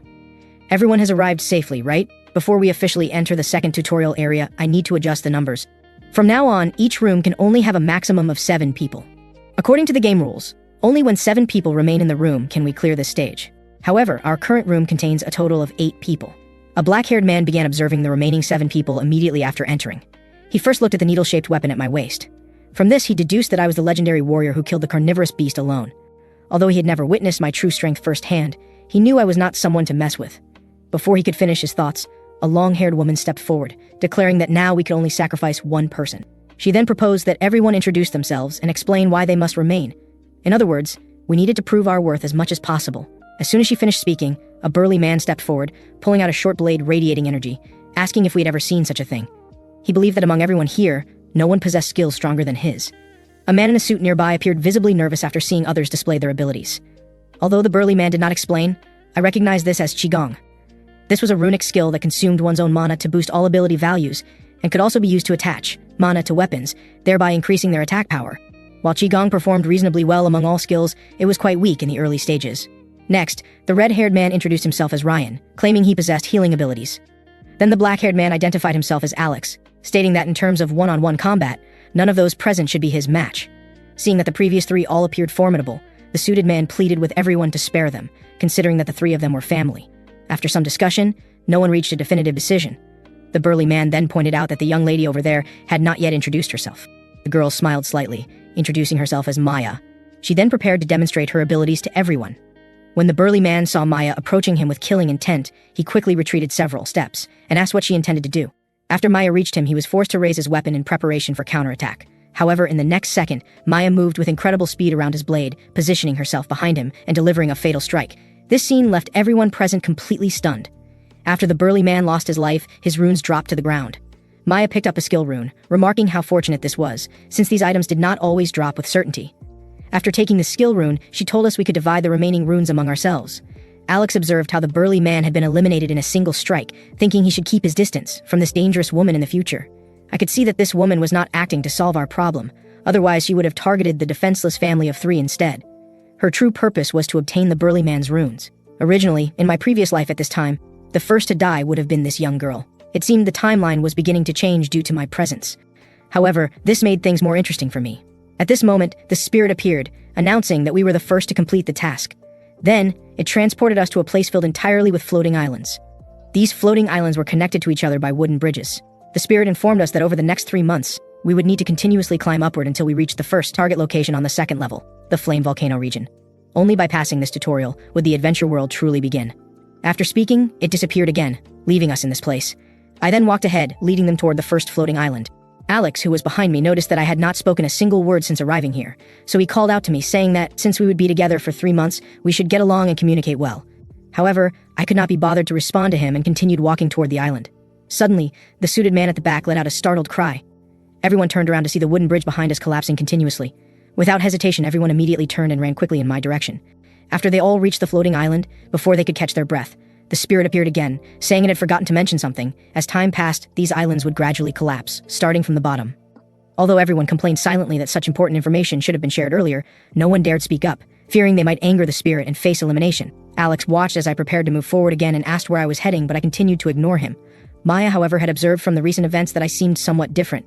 She therefore suggested that everyone follow behind me. She noticed my confident demeanor and suspected I might know something others did not. After walking for some time, we entered a dense forest. Alex complained that we'd been walking for several hours without seeing any wooden bridge leading to the next island, making him question whether I truly knew the way. Maya was already annoyed by the surrounding insects and had to listen to Alex's complaints, so she told him she did not know either and asked him not to bother her with idle chatter. When Alex looked up at me again, his eyes showed a hint of confusion. Seeing that I had been continuously chewing since earlier, he asked what I was eating. I told him these were oak tree bark pieces, which had certain detoxifying effects when chewed. Just as he was about to ask why I needed detoxification, I suddenly stepped forward and grabbed his collar. In the next second, a giant python dropped where she had just been standing. Fortunately, I pulled him away in time, otherwise his head would now be in the snake's stomach. Upon seeing the snake, I thought to myself that I had finally found it. After Alex recovered from the shock, he asked how I knew we would be attacked by a snake. I told him it was due to my supernatural abilities. This left him completely bewildered. In the following time, we engaged in fierce battle with the pythons in this area.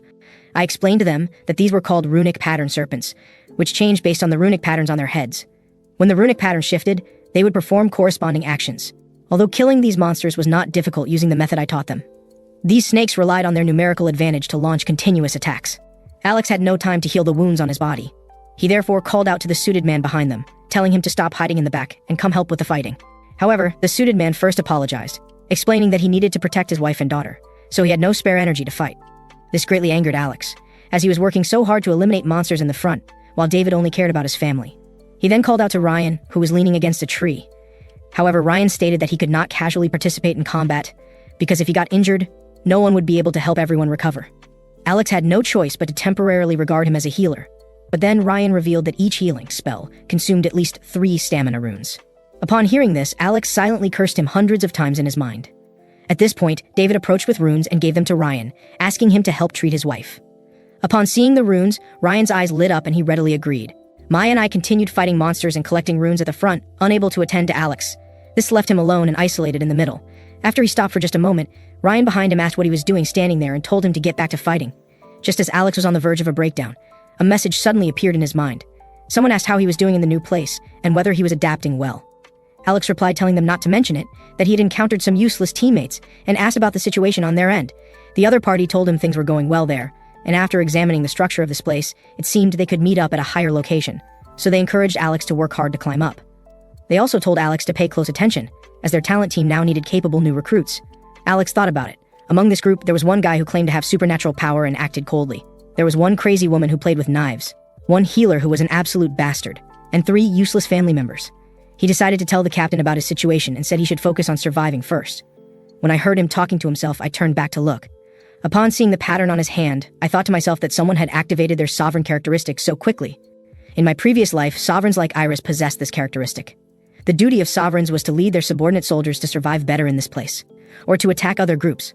Sovereigns could bestow their own unique patterns on their team members, creating powerful bonds among teammates, and enabling real-time communication like Alex was doing.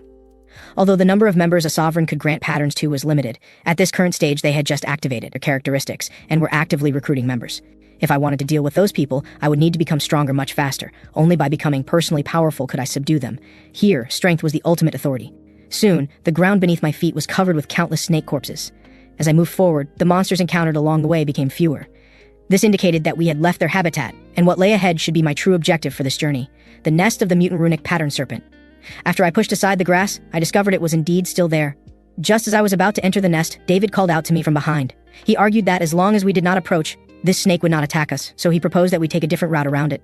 I said I could go alone, and they could either hide behind or go around and continue ahead. Upon hearing this, David quickly explained that was not what he meant, emphasizing that we were now a team and should not do useless things that involved unnecessary risks. Before he could finish speaking, I interrupted him, telling him not to misunderstand. I had never said I wanted to form a team with them. We were simply heading in the same direction. After saying this, I turned and walked into the nest. David still would not give up and wanted Maya to persuade me, because if I did not stay with them, they would lose another capable fighter. Maya said she was helpless too, since she could hardly drag me away by force, unless David wanted to stay and fight alongside me. Upon hearing this, David dared not speak further.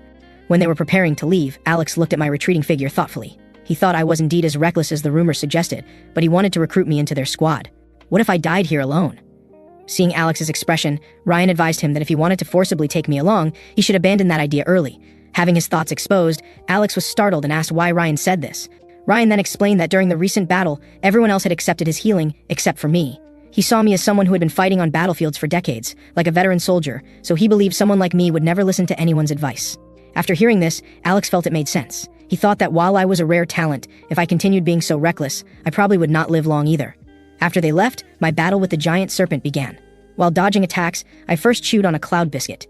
After the giant snake missed its strike, the pattern on its head changed to a monorune.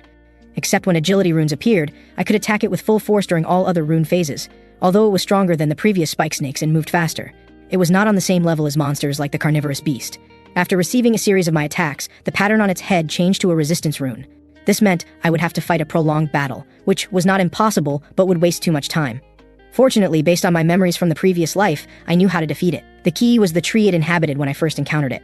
As long as I attacked that tree, it would instinctively abandon its own defense to protect its nest. With this in mind, I quickly moved around it and charged toward the rear.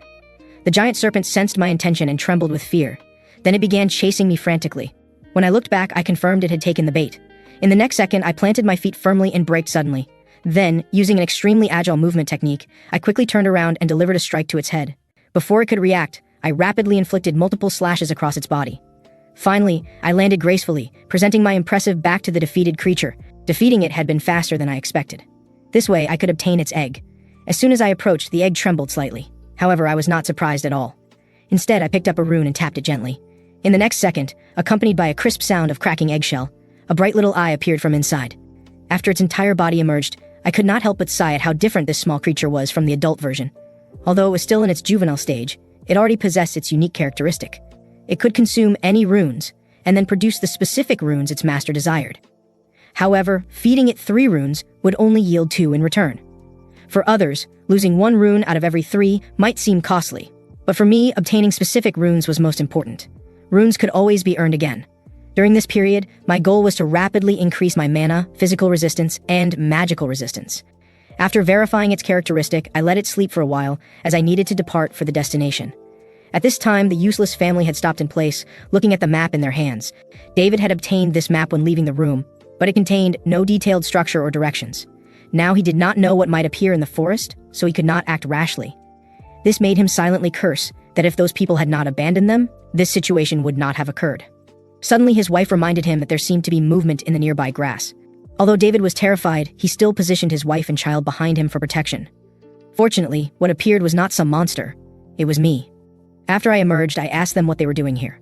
Upon seeing my appearance, David was secretly delighted, thinking they now had a bodyguard. He then asked if I had escaped from the monster. I told him the monster had been killed by me. Although David did not show it, he was internally shocked. He could not believe I had defeated such an enormous creature with only a minor scratch on my face. More importantly, not much time had passed since they left. I then asked where the others had gone. He proceeded to recount what had happened earlier. At that time, after he heard the others wanted his family of 3 to leave the group, he panicked and quickly made excuses, saying that if everyone scattered separately, would that not be more dangerous? After hearing this, Alex asked him if he wanted to follow behind them and easily reach the destination. Maya's viewpoint was that now that they had lost me as a major fighting force, burdensome people would only drag them down. Ryan was indifferent. As long as someone gave him runes, everything was negotiable. Finally, David said that when they left, they even blocked the path to prevent his family from following, and he cursed those bastards for being too cruel. Seeing that I had not finished listening to his story and was turning to leave, he quickly asked where I was going. I answered that I was traveling, having wasted too much time here already. His wife suggested they follow me together. David nodded in agreement. So the 3 of them got up and followed behind me. Feeling them following, I turned back and asked what they wanted to do. David used my previous words against me, saying they were just heading in the same direction, so I should walk ahead and not worry about them. However, I could not be bothered with them now. Subsequently, I found another monster habitat. In no time, I had turned all the males, females, and young of that species into runes. Then, I released the runic serpent to consume the runes I did not want. The runic serpent was extremely excited to have food to eat. Under normal growth circumstances, where would it find so many runes to consume? After finishing up, I opened my information panel to check. My stamina had been upgraded to colorless level, and other stats were several times higher than normal people. This would make combat much easier. Meanwhile, the family of 3 hid far away in the grass. The little girl observed my agile fighting skills. She remarked that I seemed to be getting stronger and stronger. The wife also said they were fortunate I had not driven them away. When the girl expressed interest in participating in combat to help, David scolded her. His goal was to leave this place safely. While they were talking, I had already gotten up and left. Seeing this, the 3 quickly ran to catch up with me. After following me for a while longer, they suddenly stopped, showing hesitation on their faces. This was because I was now preparing to enter a dark tunnel. Finally, they gritted their teeth and followed me inside. After emerging from the tunnel, they discovered this place was already surrounded by other players. The family of 3 was overjoyed. They had not expected to safely reach the destination. When Alex and the others heard the commotion and turned to see me, they were greatly surprised. They had not expected me to not only return alive but also relatively uninjured. Only then did Alex believe the rumors about me single-handedly defeating the carnivorous beast were true. The spirit suddenly appeared, saying the family of 3 had arrived last but were the noisiest. This frightened David and his family into silence. However, the spirit said nothing more. Seeing that everyone had arrived, it closed the passage behind them. Then it announced the beginning of the activity. Welcome everyone to the first level dock. Seeing that 75% of you remain, it is excellent that not too many died. This special activity is called the Ticket Rush Battle. Everyone must use boat tickets to escape from the collapsing first level island and travel to other islands. However, some islands are inhabited by powerful monsters, or contain only lava, but if you are lucky you might reach the central island filled with treasures, or the southern islands. But letting you go directly would be too boring, so I have prepared another rule. Each boat can only carry 3 people, and at least 3 tickets are needed for a boat to depart. If 3 people board with 3 tickets, they will be forcibly separated and randomly dropped on different islands. If 2 people board with 3 tickets, they will land on the same island but cannot choose their destination. If one person uses 3 tickets to board, they can freely choose their destination. The islands will collapse starting from the outer edges, and each island's difficulty varies greatly, so choose the method most advantageous to you. At this moment, everyone was listening carefully to the explanation of the rules. However, for me, I had long since memorized these rules by heart. Finally, the spirit announced that there were about 30 minutes left before the first level island completely collapsed, and there were currently 25 boats docked at the shore. With that, it declared the game begun, asking everyone to use any means necessary to survive. As the spirit's words concluded, battle officially commenced, including former teammates who would kill each other for a single boat ticket. Looking at the scene before me, I reflected that it was the same as last time, still equally chaotic. Suddenly someone approached and called my name. Then he fell to his knees with a thud. He begged me to help his family. At this time, David fell to his knees before me with a thud. He said that since I was so strong, I could certainly help him grab 3 boat tickets so his family could leave first. I told him that his own affairs were his own responsibility and advised him to take care of himself. After being refused, he said this would not be difficult for me at all. I just needed to kill a few people and take their tickets, asking if I could not show a little compassion. Alex, finding him too noisy, walked over and kicked him down. Then he asked if I was not also annoyed by the noise, suggesting I just take his ticket. Using this opportunity, he approached me and suggested I join their squad, saying they would give me enough boat tickets. He mentioned that along this journey, he had discovered that besides me, no one else could satisfy him. The strong should associate with the strong. After speaking, he raised his hand to show me his sovereign pattern. He then explained that this was an ability awakened by their captain. As long as I agreed, I could possess an identical pattern. Before he could explain the pattern's functions, I shook my head in refusal. Seeing me turn to leave, he quickly caught up, saying their squad was not composed of random nobodies. He suggested I might not understand the value of this squad pattern, and that I would definitely change my mind after hearing his explanation. But having been reincarnated, how could I not know? The bond I once shared with my companions was something I could never forget. However, this time I did not intend to join the sovereign squads, as that would only slow my progress toward achieving my goals. Seeing my attitude, Alex realized there was currently no way to recruit me into the squad, so he threw me a boat ticket. He said this ticket was taken from that useless David earlier.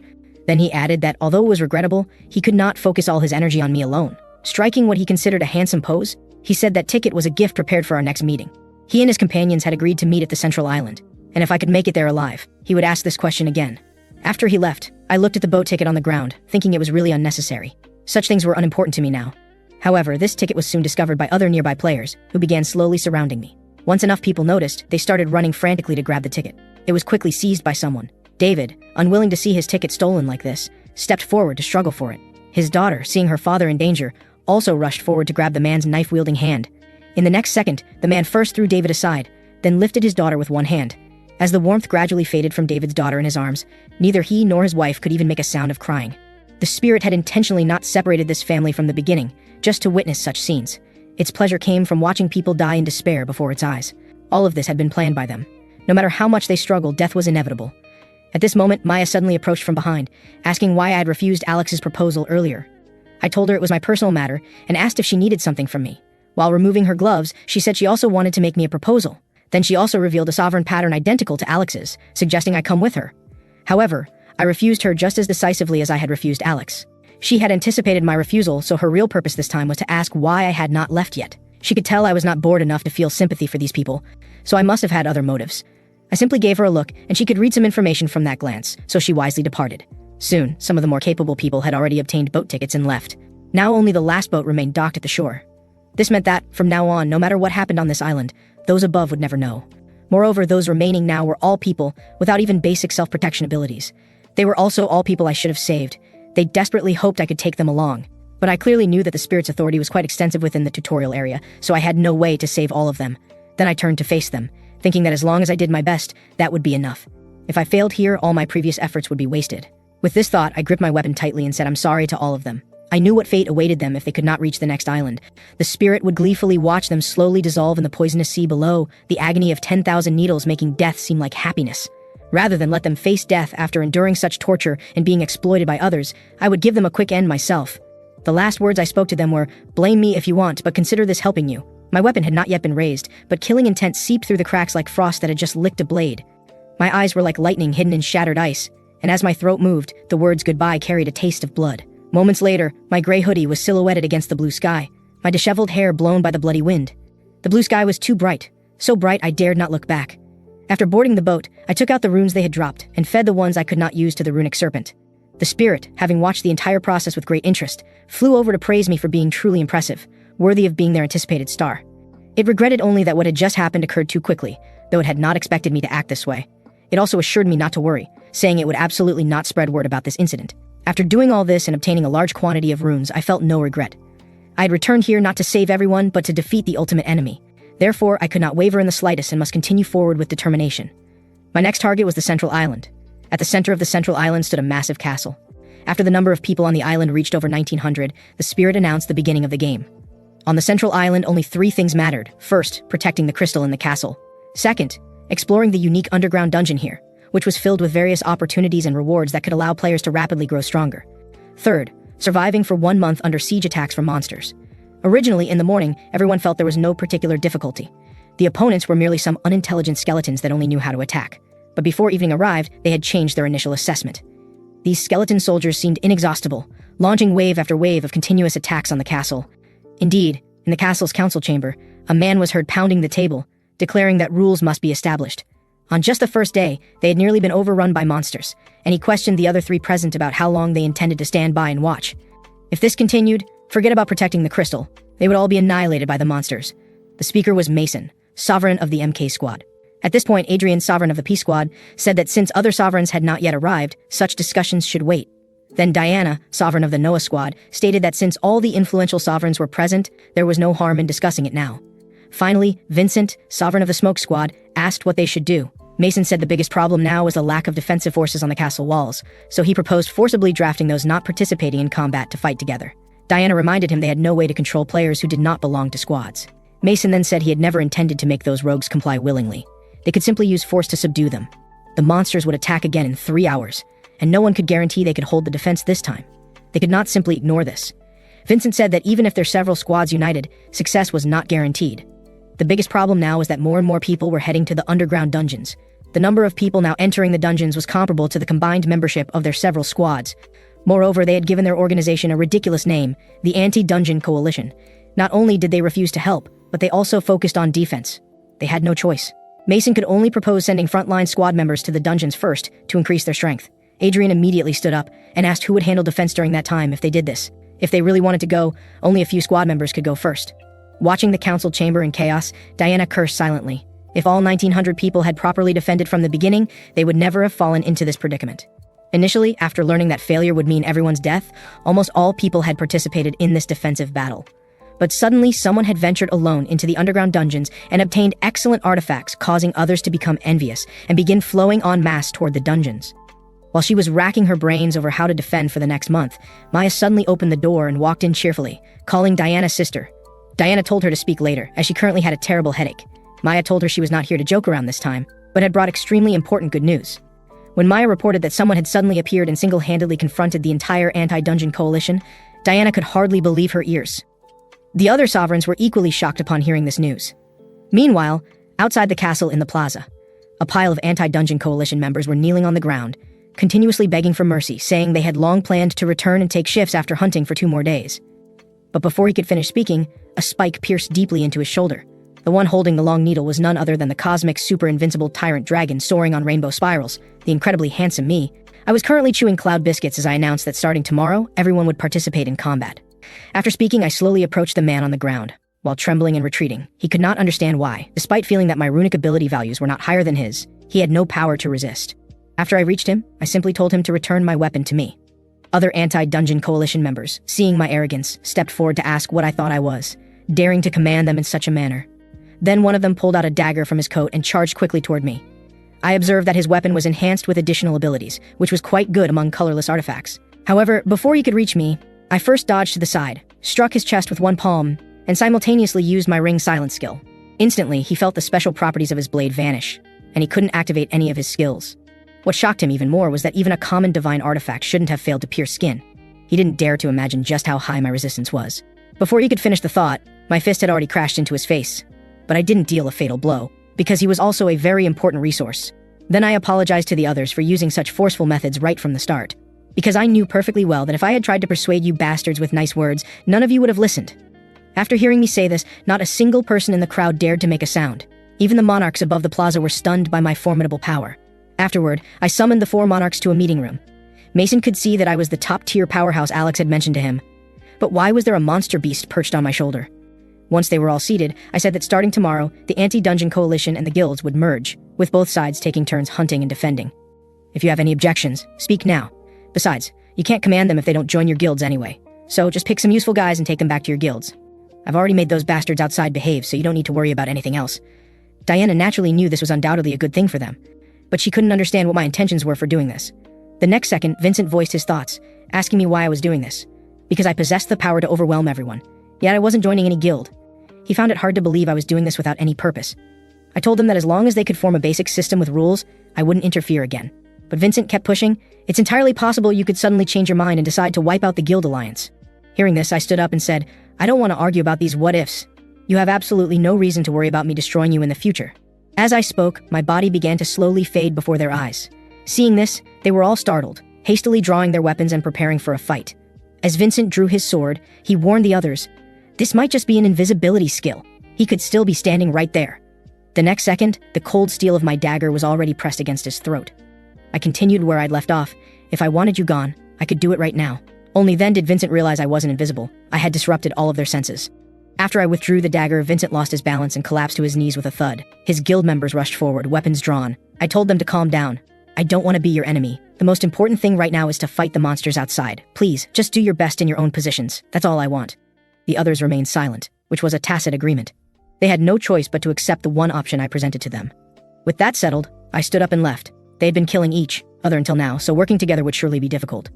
But I didn't have time to sympathize with their problems. I knew this was just the beginning, and I still had a lot of work to do. Just then, Maya suddenly blocked my path, extending another olive branch. She walked toward me as she spoke. Stopping just an inch away, she blew a light breath against my chest and said this time, her invitation to join their guild was sincere. You're always alone. Don't you get lonely? Or, is there already someone in your heart?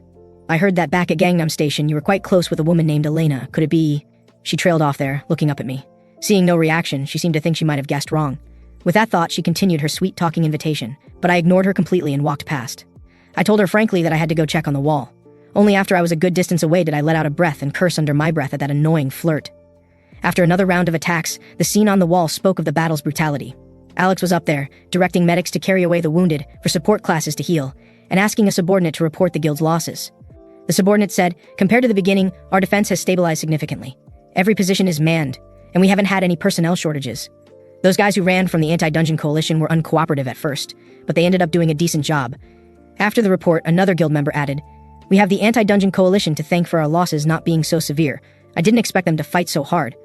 Alex replied, it's not that they wanted to fight hard, they had no choice. Because on that wall stood a man 100 times more terrifying than any monster, watching them. Seeing me single-handedly deal with a massive horde of beasts again today. He had sent me numerous invitations throughout the day, but they were all decisively rejected by me. This infuriated him, yet there was nothing he could do, just as he thought they could securely hold off the monsters by maintaining their current state. A crack suddenly appeared in the sky, and the little sprite's head poked through. Once his entire body emerged, everyone recognized the harbinger of disaster. They all cursed. Nothing good ever happened when this guy showed up. Sure enough, the sprite was bored now that they could handle the skeleton soldiers, so, starting today, it would be adding demons to the siege. Demons are strong, but with high risk comes high reward. Killing a demon will drop a mini crystal. As he spoke, he forcibly opened everyone's status panel and continued to explain, the crystals can only be used in this crystal shop. In it, you can not only buy powerful divine-grade equipment, but you can also buy an escape ticket to leave this place. At the sight of the escape ticket, many faces began to show emotion. But then they noticed the text below it. Up to 5 people can escape together. Before they could finish reading, a red portal appeared in the sky above the castle. Then, a monster dozens of meters tall emerged halfway through. The people in the castle began to hesitate.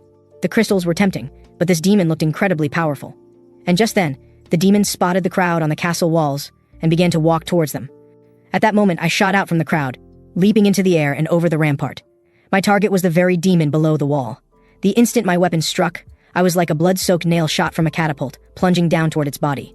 The monster below was like a breathing mountain of flesh, absorbing the impact of all my weapons. The point of contact with the monster's arm erupted in a white-hot light, like a miniature sun, warping the air around it. The man, in a mere gap in the fighting, had vaulted over the wall. This act alone made the pupils of those battle-hardened veterans, who had seen life and death constrict in a collective shock, leaving them petrified on the spot. This was because, below the wall, a world-ending beast capable of pulverizing half a city with one punch was now coiled. Everyone thought the man was insane, that he was going to his death. In the next second after clashing with my blade, the behemoth actually staggered back 2 steps. But the monster's palm immediately gathered a ball of energy powerful enough to boil seas and level mountains. Seeing this, I quickly dodged back to create distance. Its attack missed, smashing into the ground and creating a 2.5-meter deep crater. This made me sigh in admiration. Even though it was just a degraded version, it was still a demon after all. I had previously boosted my defense significantly with the rune serpent. This meant my current attack power was insufficient to shatter its claws. So now, I could only rely on the divine artifacts I'd acquired from dungeons to hold my own. With that thought, I activated the bandit's sneaking boots, increasing my movement speed for 1 minute. Instantly, my speed more than doubled. In the blink of an eye, I was already behind it. But its reaction was incredibly fast. It instantly detected my attack and turned to block. The moment the white blade shattered the red maple, the clash of weapons sent a tremor through the void. The two of us were like 2 blades hacking at each other, competing to see which would shatter first. I used my speed advantage to launch a relentless assault. Finally, I managed to create an opening. I seized the chance, tightened my grip on my weapon, and lunged forward. Then, I swung with all my might at its chest. This completely enraged it. Wincing in pain, it began to gather another energy ball in its palm. Only this time, it opted for a long-range shockwave attack. Seeing I couldn't dodge in time, I quickly raised my sword to block. The powerful shockwave sent me flying back over 10 meters, slamming into the castle wall. Fortunately, I had imbued my greatsword with the silence skill from my ring, which nullified its shockwave. The people on the wall were discussing in amazement how I could handle even a demon on my own. Mason told Alex to get ready, that they had to seize this opportunity as well. Alex heard this and asked, "Are you thinking of joining the fight too? Just because that guy down there can handle it doesn't mean we can," Mason told him. "Even if we don't go, other guys will." Sure enough, right after he spoke, many people began rushing down from the wall. Their minds were now clouded by the allure of the crystals, and they had forgotten just how powerful and deadly the demons were. As he was about to follow them down, he was stopped by his sister, who told him it wasn't time yet. Diana wanted to see what my limits truly were. After getting up, I noticed the players who had rushed over, but they didn't dare get too close. They only followed quietly behind me, preparing to land the final blow. I understood their intentions. However, I knew this monster was probably about to use its racial skill. When that happened, I wouldn't be able to look out for this group behind me. Soon after, the players who had jumped down from the wall had quietly surrounded the demon. But strangely, the demon didn't stop them. It just stood there silently. When it began to gather another energy ball in its palm, I could tell at a glance it was a large-scale AoE skill. I immediately shouted to the others, telling them to get back. "This thing is not something you can handle. If you want to live, stand behind me." Some realized something was wrong and tried to convince their companions to retreat. But their companions were blinded by greed, believing that only by getting closer would they have a chance to land the final blow and get the crystal. The next second, the energy in the demon's hand was fully charged. Then, it slammed its fist into the ground, unleashing a massive wave of high-temperature flames that swept outwards. One grunt pulled out a divine artifact shield he had just gotten from a dungeon. He thought a little flame like this was nothing to him. But as the flames reached him, he suddenly felt a sense of dread. It was too late. In an instant, he was burned to a crisp. Seeing this, the others finally abandoned their thoughts of fighting for the crystal and began to turn and flee. Just as the flames were about to reach me, I once again activated the silence skill from my ring. I imbued my weapon with it. Then I raised my sword and swung it fiercely at the flames directly in front of me. Any flame that touched my blade's aura instantly dissipated. The people behind me and on the wall couldn't believe their eyes. I had actually extinguished the demon's flames with a sword. Though my hand holding the greatsword was a bit numb, the demon whose attack I had blocked was clearly not in good shape either. But it immediately began to gather high-temperature flames in its palm again. Without any hesitation, I charged forward with my sword and engaged it in a fierce battle once more. Because in this place, I was the only one who could deal with a 3RD circle flame hell demon. The others, no longer dreaming of crystals, retreated to a safe distance to watch. The ensuing battle once again redefined everyone's perception of me. They never imagined the gap between them and me could be so vast. They couldn't help but wonder if I was really a player, just like them. Every clash between us was not a simple attack, it was a confrontation of 2 extreme powers. The cold hardness of steel against the searing heat of light, human persistence against an unknown power. Seeing my formidable strength, Vincent felt a sense of foreboding. He knew that if this continued, I would seize the leadership from the monarch's hands. He had to find a way. Finally, I brought down my blue-white light blade in a diagonal slash. The blade shimmered with a cold halo, its edges crackling with electrical sparks. the tip already pressing into the monster's chest. A few days passed in a flash since that battle ended. As Maya was waiting for me by the wall, Alex appeared beside her and said, "No need to wait." Hearing this, Maya turned her head and asked what he meant. Alex told her it was useless to wait here, because he had been waiting for me for a long time but never managed to run into me. Her intentions exposed, Maya quickly turned her head away and denied Alex's claim, saying she wasn't waiting for me. But Alex thought that Maya, like him, was following me under orders from a monarch. And he asked her, "You must know about the recent instability in the Guild Alliance and the reasons for it, right?" Maya glanced at him after hearing this and asked, "Why bring that up?" Alex, about to continue, suddenly turned to look at the confused Maya behind him and asked, "What's wrong?" Alex said, "I felt like someone was watching us just now. It must have been my imagination." At that moment, behind a glass window above the street, Vincent was quietly watching the two of them. Then he spoke to the subordinate, behind him. "That guy, Marcus, monopolized the demon. It's been so long, but we still haven't gathered any useful information. Does that mean he hasn't made any particular moves?" The subordinate reported, "The guild members have been monitoring him secretly. But we found that besides participating in defense and hunting demons, he occasionally goes to a dungeon. He almost never rests. Although the defensive battles have become much easier thanks to him, another problem has arisen. The guys who didn't join the guilds are now frequently provoking the guild members." Vincent had anticipated this. As long as I didn't join a guild for a single day, others who emulated me were bound to appear. After all, even the guilds united under the monarchs were listening to my words. For this reason, he had made preparations long ago, because he knew clearly that if power wavered, it would be impossible to properly control the people below. And for the sake of his future plans, he could not let such a thing happen. Just as his words fell, the door opened, and a group of people entered from outside. These were all people Vincent had invited, and the topic of their discussion today was the future of the Guild Alliance. Meanwhile, on the battlefield, I had just killed another demon. I pulled out the long needle that had been with me and found it was already worn out. The continuous battles these past few days had brought another weapon to the end of its life, and I could only discard it. The reason for my continuous high-intensity battles was, on one hand, to collect 60 crystals. That way, I could obtain that thing, and the one I just killed was the 60th. On the other hand, most of the advanced divine artifacts sold in the crystal shop were guild exclusive. So, they were almost all incredibly effective artifacts. If the crystals fell into the hands of those guild members, they would surely fall into chaos again fighting over them. My monopoly on all the demons was to crush their hopes. As I spent the 60 crystals, I exchanged them from the shop for a weapon I was most familiar and comfortable with. Its name was the Judgment of Decratus. In appearance, it was two sickles connected by an iron chain. With this weapon, the upcoming battles would surely be much easier. Feeling the itch, I swung the sickles and walked towards the monster horde in front of me. There were still about 10 days until the end of the defensive war. In the coming days, the guild members would definitely make a move against me, although I didn't know who would strike first. I was quite looking forward to it. 10 days passed in the blink of an eye. The sprite appeared before everyone again, saying, "You batch of players are so interesting," because we were the group with the most survivors it had ever seen. So it had prepared a special event for us. As soon as the sprite finished speaking, people felt the ground beneath their feet begin to shake violently. Then the corpses of the monsters that had been killed outside the city walls began to show strange signs. One by one, as if coming back to life, they slowly floated into the air. Then they all poured into a portal inside the castle. After merging in the castle hall, the monster corpses formed an extremely bizarre ball of flesh. Finally, a humanoid demon was born from that flesh ball. And she was the Demon Queen from the hidden quest on the central island, the Demon Queen's Subjugation. The moment his purple-black wings blotted out the sky, the purplish-pink light from the cathedral dome was torn to shreds. It was like the personification of evil, the source of all fear. He stood there as if to say, "This world is mine." Then, a red wall rose around the castle to prevent anyone inside from escaping. Next, the sprite said there were now two choices. One was to stay here and fend off the endless stream of undead monsters, and then escape from here using the crystals. But these undead monsters were not on the same level as the previous ones. The second choice was to go and defeat the Demon Queen summoned to the castle. When everyone heard Demon Queen, they were all aghast. The previous rules never mentioned a Demon Queen. The sprite explained, "If I had summoned the Demon Queen directly, you all probably would have died. But I didn't expect there to be so many survivors in this batch, so I had no choice but to summon him. The crystals would activate 30 minutes after the undead monster attack begins. But only 500 people could leave." Hearing this rule, everyone cast wary glances at those around them. There were still over 1,000 survivors in the castle. That meant half of them would have to be left behind. Then the sprite added that killing the Demon Queen would unlock a reward that allowed everyone to leave. "This is a special gift I've prepared." After the sprite disappeared, a 10-minute countdown appeared in the sky above the castle. Everyone thought they just had to endure this month to be saved, but now they faced such a huge new problem. At this moment, Vincent stepped forward and said, "In 30 minutes, we'll go to the crystal. We just need to hold out." He arranged for the Guild Alliance members to gather near the crystal now, while the rest would defend on the wall. Just as he turned to leave, he was stopped by Ryan from behind. Ryan said hatefully, "Don't think I don't know you guild guys are planning to escape together," Vincent retorted. "No matter what, isn't it a better choice to act together and fight the defensive battle in a united way?" and said he was also trying to let more people survive. Ryan heard this and said, "You really live up to your name as a monarch of a guild, to come up with such a plan. I suppose the lives of anyone outside your guilds don't matter, do they?"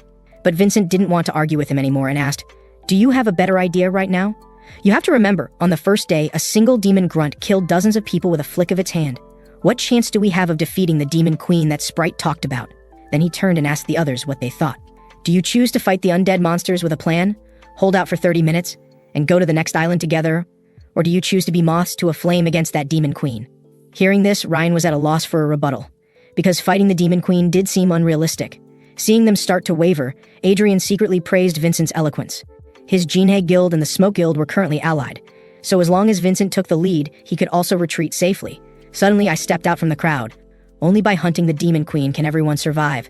Seeing me step out, Vincent and Adrian cursed under their breath that I was interfering with their plans again. Then he walked up and asked me, "Do you have absolute confidence in defeating the demon queen?" I told him truthfully, "I can't say for sure either, but I am sure that if we go to the crystal, the number of deaths will definitely be over 500, maybe even more." As soon as these words were spoken, the unaffiliated people began to stand behind me, ready to follow my lead. Ryan thought to himself, "After all that, it looks like I have to follow this guy in the end." Soon, all the unaffiliated people joined the Demon Queen subjugation team. Finally, even Mason's MK Guild and Diana's Noah Guild chose to join. Seeing the current situation, Adrian felt a sense of dread. Originally, their guilds could have suppressed the unaffiliated people with force. But now, with only his and Vincent's guilds left, it seemed they had to think of another way. He immediately thought that once the battle began, the scene would surely be chaotic. He could then assassinate me in the confusion. But before he could finish his thought, I suddenly turned my head and gave him a cold look. Then I threw a sickle at him. I didn't intend to take his life, only throwing it at his feet as a warning. If you want to pull some tricks behind my back after the hunt starts, that's fine. But I hope you're prepared to bear the consequences. My terrifying perception instantly stunned the two of them. In the end, Vincent chose to compromise and cooperate for now. He would look for another opportunity later. After clarifying the current situation, I said, "Then there's only one thing left for me to wrap up." With that, I began to walk slowly towards the crystal in the center that represented escape. When I reached the crystal, I swung the chain in my hand forcefully, wrapping it tightly around the crystal. As I continuously tightened my grip, I finally shattered the crystal into countless fragments. Vincent and Adrian never expected I would do something so extreme. Adrian asked, trembling, "What are you doing?" I told them, "This thing will be useless once we enter the castle to fight the Demon Queen anyway. If we leave this escape route, people will become cowards." My actions and words directly ignited the crowd's determination to win. They all began to shout that they would follow me to the death. I said, "You are not following me, but the fearless version of yourselves. So, everyone, fight with all your might for your own lives." As I finished my last sentence, the 10-minute countdown in the sky ended. Everyone followed me and pushed open the castle gates. However, the castle's interior was completely different from what they knew. The air inside was filled with a sinister aura. As we walked into the castle's main hall, the candles on both sides suddenly lit up. The Demon Queen at the very back muttered to herself, "Long time no see. It's been years since I've seen humans." Then, with a flick of his finger, he locked the main door through which everyone had just entered. As a message appeared on everyone's panel that the castle has been sealed, the ground beneath their feet began to shake violently. The next second, cracks wide enough for a person to fall through began to split open, and it seemed like something was climbing up. When they looked closely, they saw a group of extremely ugly monsters. Just as a monster was about to pounce on this grunt's face, it was stopped by a chain. As I retracted the chain, I told them to calm down. "These monsters are no different from the ones we fought before, just uglier," and told everyone to get ready for battle. The real trouble are the ones coming after. As soon as I finished speaking, larger and wider cracks began to appear in the ground ahead.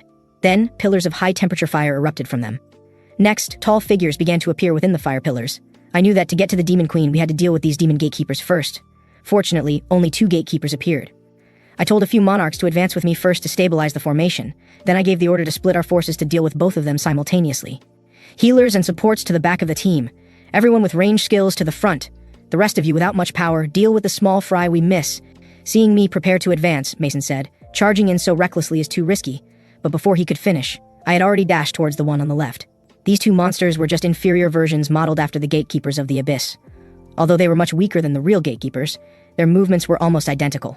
So, with my past life's experience fighting gatekeepers, I should be able to predict their attacks. It was also a good opportunity to test this new weapon in my hands. With that thought, I controlled the sickle and brought it down on its head. It reacted immediately, parrying my sickle with its sword, but I immediately activated Delacroix's built-in oppression skill. Instantly, a dense web of chains entangled its longsword. The taut chains made it impossible for it to retract its sword. Then, the chains began to slowly spread over its body, until it was completely wrapped. After binding the opponent with oppression, it continuously drains their mana and applies a stat-reducing curse. Although it also continuously consumes my own mana, I could still handle this level of drain. Once I had completely suppressed it, I asked the group behind me, "Are you going to keep standing there and watch?" Those people still hadn't snapped out of their shock from a moment ago. My shout finally reminded them what they were here for. Next, Mason was the first to activate his Monarch trait, giving all his guild members the order to attack. Then Diana followed suit, activating her Monarch trait to contact her members, telling those with low defense to go to the back for support while the others followed up. Instantly, the members with ranged skills from both guilds strode forward and unleashed a frantic barrage of attacks on the gatekeeper. After taking a wave of attacks, the gatekeeper's grip on its sword hilt tightened. The next second, its blade began to emit a faint purple flame. I could tell at a glance it was trying to summon the flames of hell. As it plunged its greatsword into the ground, the aura that erupted from its body was several times stronger than before. My chains began to show signs of loosening. Seeing this, I dashed forward, tightening the chains, while telling them not to stop their attacks. My target was the glowing mass in its chest. Although my current defense couldn't block its impending flames of hell, as long as I took that thing out of its chest, I could kill it. With that thought, I leaped into the air and rushed towards it. At this point, its chest had already begun to spew flames. When I reached its chest, I stabbed down with all my might. Seeing my action, Maya shouted, "The fire is too strong, it's dangerous. Even if the attack works, you'll die too." She told me to retreat quickly, but by then I had already plunged my hand into its wound, which was bursting with flames. The man had clearly found the monster's weak point, yet his companion still shouted for him to abandon the attack, because at that moment, the monster was surrounded by flames burning at over 3,000 degrees Celsius, and the temperature was still rising, ready to erupt at any moment. But I endured the searing pain and reached deep into its body. As a reincarnator, I knew for a fact that the ignition stone was right here. Just as the flames burned away my skin and were about to melt my muscles, I snatched out the ignition stone. Then, without hesitation, I crushed it. The many powerful individuals around who saw this were so shocked their jaws nearly hit the floor. They never expected my defense to be this high. As I leaped down, I shouted for them to continue their attack. "Don't stop! That thing can't use fire anymore!" But right after I said that, I saw a pillar of fire coming from the side. After landing, I quickly dodged back again. Mason looked in the direction the fire came from and was stunned. The team responsible for the other gatekeeper had suffered heavy casualties. That gatekeeper stood there, completely unharmed. And not a single guild member was even injured. All the dead were members of the anti-dungeon coalition. These people were already having second thoughts, hoping that after I dealt with my target, I would come and help them with theirs. Seeing this, Vincent revealed a sinister smile. His goal was to make these people waver, so he immediately stepped up and said, "Marcus led us all into this desperate situation," and then washed his hands of it. So he must be held responsible for everyone's safety. Alex, who was in the middle of a fight, was so angry he cursed Vincent's mother, telling him not to just stand there talking but to join the fight. "Anyone with eyes can see that you guys are the ones standing by and doing nothing," Vincent asked. "Do you think I'm not fighting because I lack the ability? I'll show you guys our strength right now." At his command, the members behind him began to attack the gatekeeper. Warriors attacked the legs. Ranged attackers, archers, and mages attacked the upper body. Assassins looked for the right moment to strike. This round of assault actually managed to effectively suppress the gatekeeper. Seeing this, I told Alex and his team to go help them too. "I'm enough to handle this one alone." As I spoke, that gatekeeper had already swung its longsword, preparing to cleave down at me. In response, I simply leaped upwards and easily dodged its attack. Then, while in midair, I swung my chains to counterattack. This behemoth couldn't possibly dodge the chain's unpredictable assault. Then, I used this opening to slash its body several times with my sickles. Finally, I landed gracefully, steadily, and safely. Behind me, Adrian was astonished. He never thought that a monster they could barely suppress with all their numbers combined was being single-handedly beaten by me without any chance to fight back. So he told the members below to work harder and not to slack off. Receiving the order, the members naturally didn't dare to relax and could only keep attacking. I watched Vincent's alliance. It probably wasn't just for showing off their strength. But right now, the most important thing was to deal with this monster. Other matters could wait. With that thought, I once again threw out my chains to bind the gatekeeper. Then I swung 2 heavy blows at its chest. Taking advantage of it raising its head in pain, I lashed onto its neck. Finally, with a swift motion, I severed its head. After landing, my knuckles were pale as I casually hooked the handle of the sickle. The blade was wrapped in a dark purple halo, its edge hidden in shadow. Only the ancient sigils carved on its spine glowed with a faint silver light, like some sealed curse. The battle on the other side was also nearing its end. With wave after wave of continuous attacks from the crowd, the other gatekeeper also fell with a thud. At this moment, Adrian approached with the crystal dropped by the gatekeeper, expressing his desire to exchange it at the shop for a better artifact. However, Vincent wanted to first utilize his smoke guild. Adrian reminded him that their current alliance was formed by multiple sovereigns working together, and they should prioritize strengthening the alliance first. After Vincent accepted the crystal, he simply told Adrian to rest assured. Upon hearing their conversation, Mason wondered when this alliance had been established. Diana mentioned that she had just inquired about it and learned that those people had been operating in secret. Although she did not know what methods they used to rally the disagreeing sovereigns, their joint operation appeared quite organized. The primary reason, she believed, was that person who had brought them a sense of crisis. She then turned her gaze toward me, puzzled by how I seemed completely unconcerned. She and Mason approached together and informed me about the alliance. I told them I had known about it all along. As long as they did not take direct action openly, there was no need to worry about them. I had already devised a counter strategy. Alex and the others approached, suggesting that if those people joined the battle, it should make things easier for me. However, Maya remained skeptical, wondering what would happen if those people united again, and none of them took action. She did not want to help a bunch of scumbags. Mason said that to leave this place, they had to eliminate the Demon Queen, so if they wanted to survive, they had no choice but to fight. Diana glanced around and felt the atmosphere was somewhat off. Everyone kept complaining, thinking I could just handle the Demon Queen directly. So they thought that, in this current state, it would be better to join the alliance and defend from the outside, which might give them a better chance of survival. At this moment, someone stepped forward, telling everyone to stop complaining. If they wanted to survive now, there was only one path: defeat the Demon Queen. After saying this, she walked up to me and introduced herself as JC. He then asked if I was the legendary Marcus, slowly moving her hand toward my chest. Maya, witnessing this scene, was so furious that her hair was practically standing on end. However, before JC could touch my body, I swatted her hand away and asked what she wanted to do. JC said she had no other business, just wanted to introduce someone to me. Seeing how cold I was, she turned to leave while saying that when I had second thoughts later, she would let me know. She also mentioned that this person was very interested in me. After JC walked away, Maya cursed under her breath about what kind of person she was, knowing that when JC had tried to talk to me before, I had ignored her. She wondered if only people who had not joined guilds would not be ignored. Alex had just started saying that when he tried to recruit me before, he was also ignored, when I directly chose to ignore them, and told them to continue forward after preparations were complete. After I had walked for a while, a purple light wall appeared before me. Suddenly, the sprite's laughter echoed from all around, startling everyone. The sprite then appeared, wiping away tears of laughter, saying this batch of players was truly fascinating, actually planning to challenge the Demon Queen. Since they were so interesting, he would tell them some good news. The portal to the next island would not open only after defeating the Demon Queen. They only needed to survive for 30 minutes under the Demon Queen's assault, and the escape crystal on the throne would be activated. This method had no limit on the number of people, so everyone had a chance to proceed to the next island. Wasn't it simple? Everyone should know that although purchasing escape tickets with crystal fragments was possible, that was not the official route to the next island. Everyone should try their best to hold on, and they would meet on the next island. After saying this, he disappeared from his original position. After hearing his words, I thought his intention in saying this now was painfully obvious. This way, everyone's determination had dropped from being prepared to kill the Demon Queen to just needing to hold on. At the same time, the Demon Queen on the throne gently raised his hand. The flesh orbs on the ground began to slowly float in the Great Hall. With his command of awaken, the flesh orbs began writhing frantically. Countless undead then began emerging one by one from those flesh orbs. I could see that this inferior version did not even possess half the power of the original from the abyss. Moreover, I was intimately familiar with their attack patterns. Just as those undead were about to rush toward me, I quickly opened the shop and purchased an artifact with mini crystals. It was a weapon that formed a set with the scythe in my hand. Its name was Decretus's Justice. As I threw this broken blade forward, the undead in front of me died instantly upon being struck. Immediately, Decretus's Justice appeared back in my hand, as it possessed two inherent skills called Split and Recall. I then used its Split skill to conjure many broken blades, and controlled them with my mind to fly forward rapidly.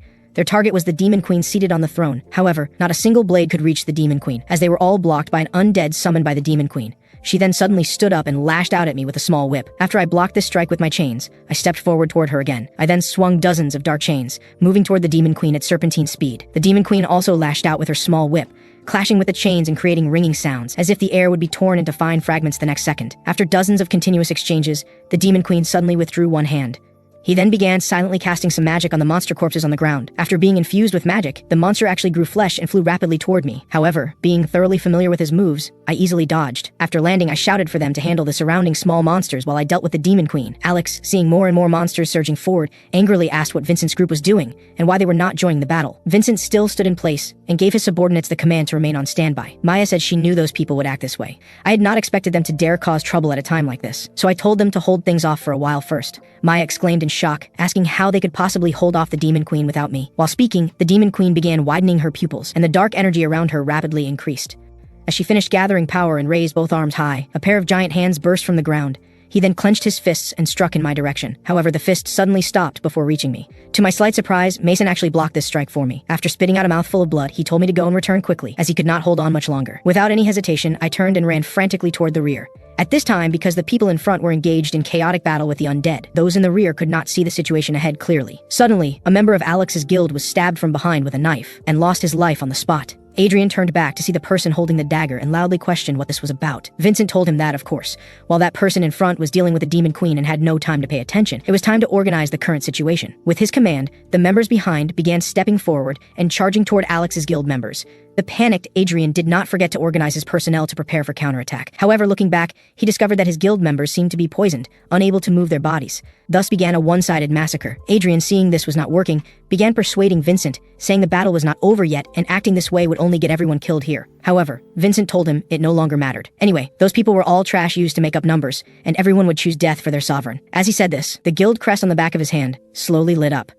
Just as Adrian was thinking about who the sovereign Vincent mentioned was, that cold dagger had already reached his neck. Fortunately, I appeared in time and blocked the strike for him. I then withdrew my short blade while asking Vincent if he was finally showing his true face. Your scheming behind the scenes remains as consistent as always. Vincent first asked why I was not dealing with the demon queen in front at this time, but I was already too late. As soon as he finished speaking, his guild members rushed up in unison and surrounded me. False sovereign, you have finally shown your tail. The black sovereign's tail that must be eliminated in the tutorial, the sovereign's bearing. Vincent then said that even if they could not defeat me, they could still hold me back, and in that case, the personnel fighting in front would eventually be killed by the demon queen. He said he had long been prepared to die, but before that, he would definitely drag me down to hell with him. After he finished speaking, I stepped forward and said he seemed to have misunderstood. I was not here to stop him this time, but to give him a proposal, a very good proposal. Upon hearing what I said, the firmness in Vincent's heart began to waver slightly. The scene returned to the battlefield in front. Alex was already trembling, barely able to hold his sword steady, wondering why I had been gone so long and still had not returned. As a result, in a moment of inattention, he let a monster rush past him. Just as that monster was about to harm the personnel in the rear, I appeared in time and threw chains at him. First, I wrapped his stinking mouth. Then I exerted slight force with my hands to tear him into pieces, finally landing gracefully. At this moment, my coolness simply could not be defined by earthly dimensions. It was cosmic. Super invincible Tyrannosaurus wearing gold and holy armor, driving a giant engine spiraling into the sky, bursting out of the galaxy, detonating 10,000 stars in the center of a parallel universe to barely simulate this concept of extreme coolness. After finishing my display and getting up, Diana ran over asking what I had gone to do. I did not say much, only telling them that I had gone to prepare for the next step of the plan. At this moment, a loud crash suddenly came from nearby, and everyone saw Maya being knocked flying. After fighting with them for a while, the demon queen felt too bored, so she summoned her fist again, preparing to end everything. Seeing the fist approaching, I first quickly dodged backward, while simultaneously throwing my short blade at the demon queen, and swinging chains along with the short blade. In an instant, countless short blades with chains surrounded the demon queen 180 degrees. However, when those blades reached her, they did not attack her, but quickly circled around her, using the chains to trap her. When the demon queen tried to struggle, several blades immediately changed direction and pierced into her body. This finally enraged her. As the dark energy around her increased again, the surrounding chains were also stretched to their limit. When Diana prepared to step forward to help, I stopped her with my hand. Alex asked in confusion why I was stopping them. Before he could finish speaking, a purple energy ball flew toward us. I was then struck by this energy ball and pushed backward. Everyone had not yet seen clearly what had just happened. When a violent explosion sounded in the Great Hall, everyone also could not see clearly whether I'd been hit or not. However, they believed I could not possibly be defeated so easily. Suddenly, Maya seemed to discover something and told everyone to look up. When they looked up carefully, they found that I had actually dodged that strike without a scratch. I then used the split skill of my short blades, conjuring multiple ones and throwing them toward the ground. However, this time the target was not the demon queen, but the chains on the demon queen's body. After I pinned all the chains on her body to the ground, the more she struggled, the faster the iron chains contracted. Finally, unable to support herself, she fell heavily to her knees. At the moment I landed, I also took out my scythe and fiercely swung out a slash. The demon queen, unable to dodge, could only take it. The people nearby discovered that my attack had actually been effective against the demon queen. However, the demon queen was not angry at all. She even burst into the loudest laughter of the day and said she was very satisfied with me. After saying this, the severed arm grew back again and kept expanding, becoming a large hand with a diameter of 2.5 meters. I could see that she wanted to use this large hand to compete with me in strength. However, I did not want to engage in a prolonged battle with her now, so I took out a rune from my wrist and clenched it in my hand to absorb it. On the demon queen's side, her large hand had already condensed several purple energy balls. She then threw them all in my direction. However, this time I did not retreat but advanced, rushing toward the demon queen against those energy balls. Along the way, I used chains to neutralize those energy balls. Seeing this, the demon queen slowly raised her arm, lifting her giant fist high. Then, after I had almost rushed to her front, she slammed it down. While rushing up toward the fist, I loudly called to Alex, "Use your long sword!" Upon hearing this, Alex did not dare to delay and directly threw his long sword in my direction. As the demon queen's large hand slammed down, everyone's hearts were in their throats. Using only the simplest draw-cut technique, I directly stunned the previously undefeated demon queen. Just because the moment before her full-force strike was intended to kill me on the spot, she had not expected that a novice like me could actually pierce through her palm and burst out. With the blade unsheathed, my sword was true to its purpose. Just as the cold light was about to strike down, suddenly she spewed out a cloud of poisonous mist from her mouth. However, relying on my high magic resistance against the poisonous mist, swung my sword down at her. Everyone thought this fierce battle had finally ended. However, as someone who had been reborn, clearly knew it was not that simple. Sure enough, as soon as I finished speaking, the demon queen began laughing wildly, with a twisted expression. She said she had not felt this level of pain for a long time. After saying this, Her body suddenly burst out with intense dark energy, and her aura instantly climbed several levels. Even this attack made me feel unprecedented pressure. Suddenly, a spear flew from the side. Although this force was not enough to pierce her skin, it scattered the energy ball he had just condensed in her hand. I turned to look and found the spear was thrown by Diana. After the Demon Queen glanced at her, she showed a disdainful expression. She then controlled an undead to pounce at her, preparing to kill this insignificant pest first. Fortunately, Maya appeared in time and dispersed the undead with her sword. Diana knew they were no match for the Demon Queen, so after achieving the goal of buying time, she directly ordered a retreat. However, how could the Demon Queen simply let them go? So after gathering energy again, her finger slowly fell. The direction she pointed was exactly where I knelt on the ground, who was exhausted. She clearly knew that only I could pose a threat to her here. As long as he killed me, the others would be at her mercy. As the energy beam struck where I stood, the powerful impact instantly knocked the surrounding people back several meters. Even the residual force of the impact was so terrifying that they wondered if I could really survive such an intense attack. When everyone looked in my direction, they found that a figure seemed to emerge from the smoke.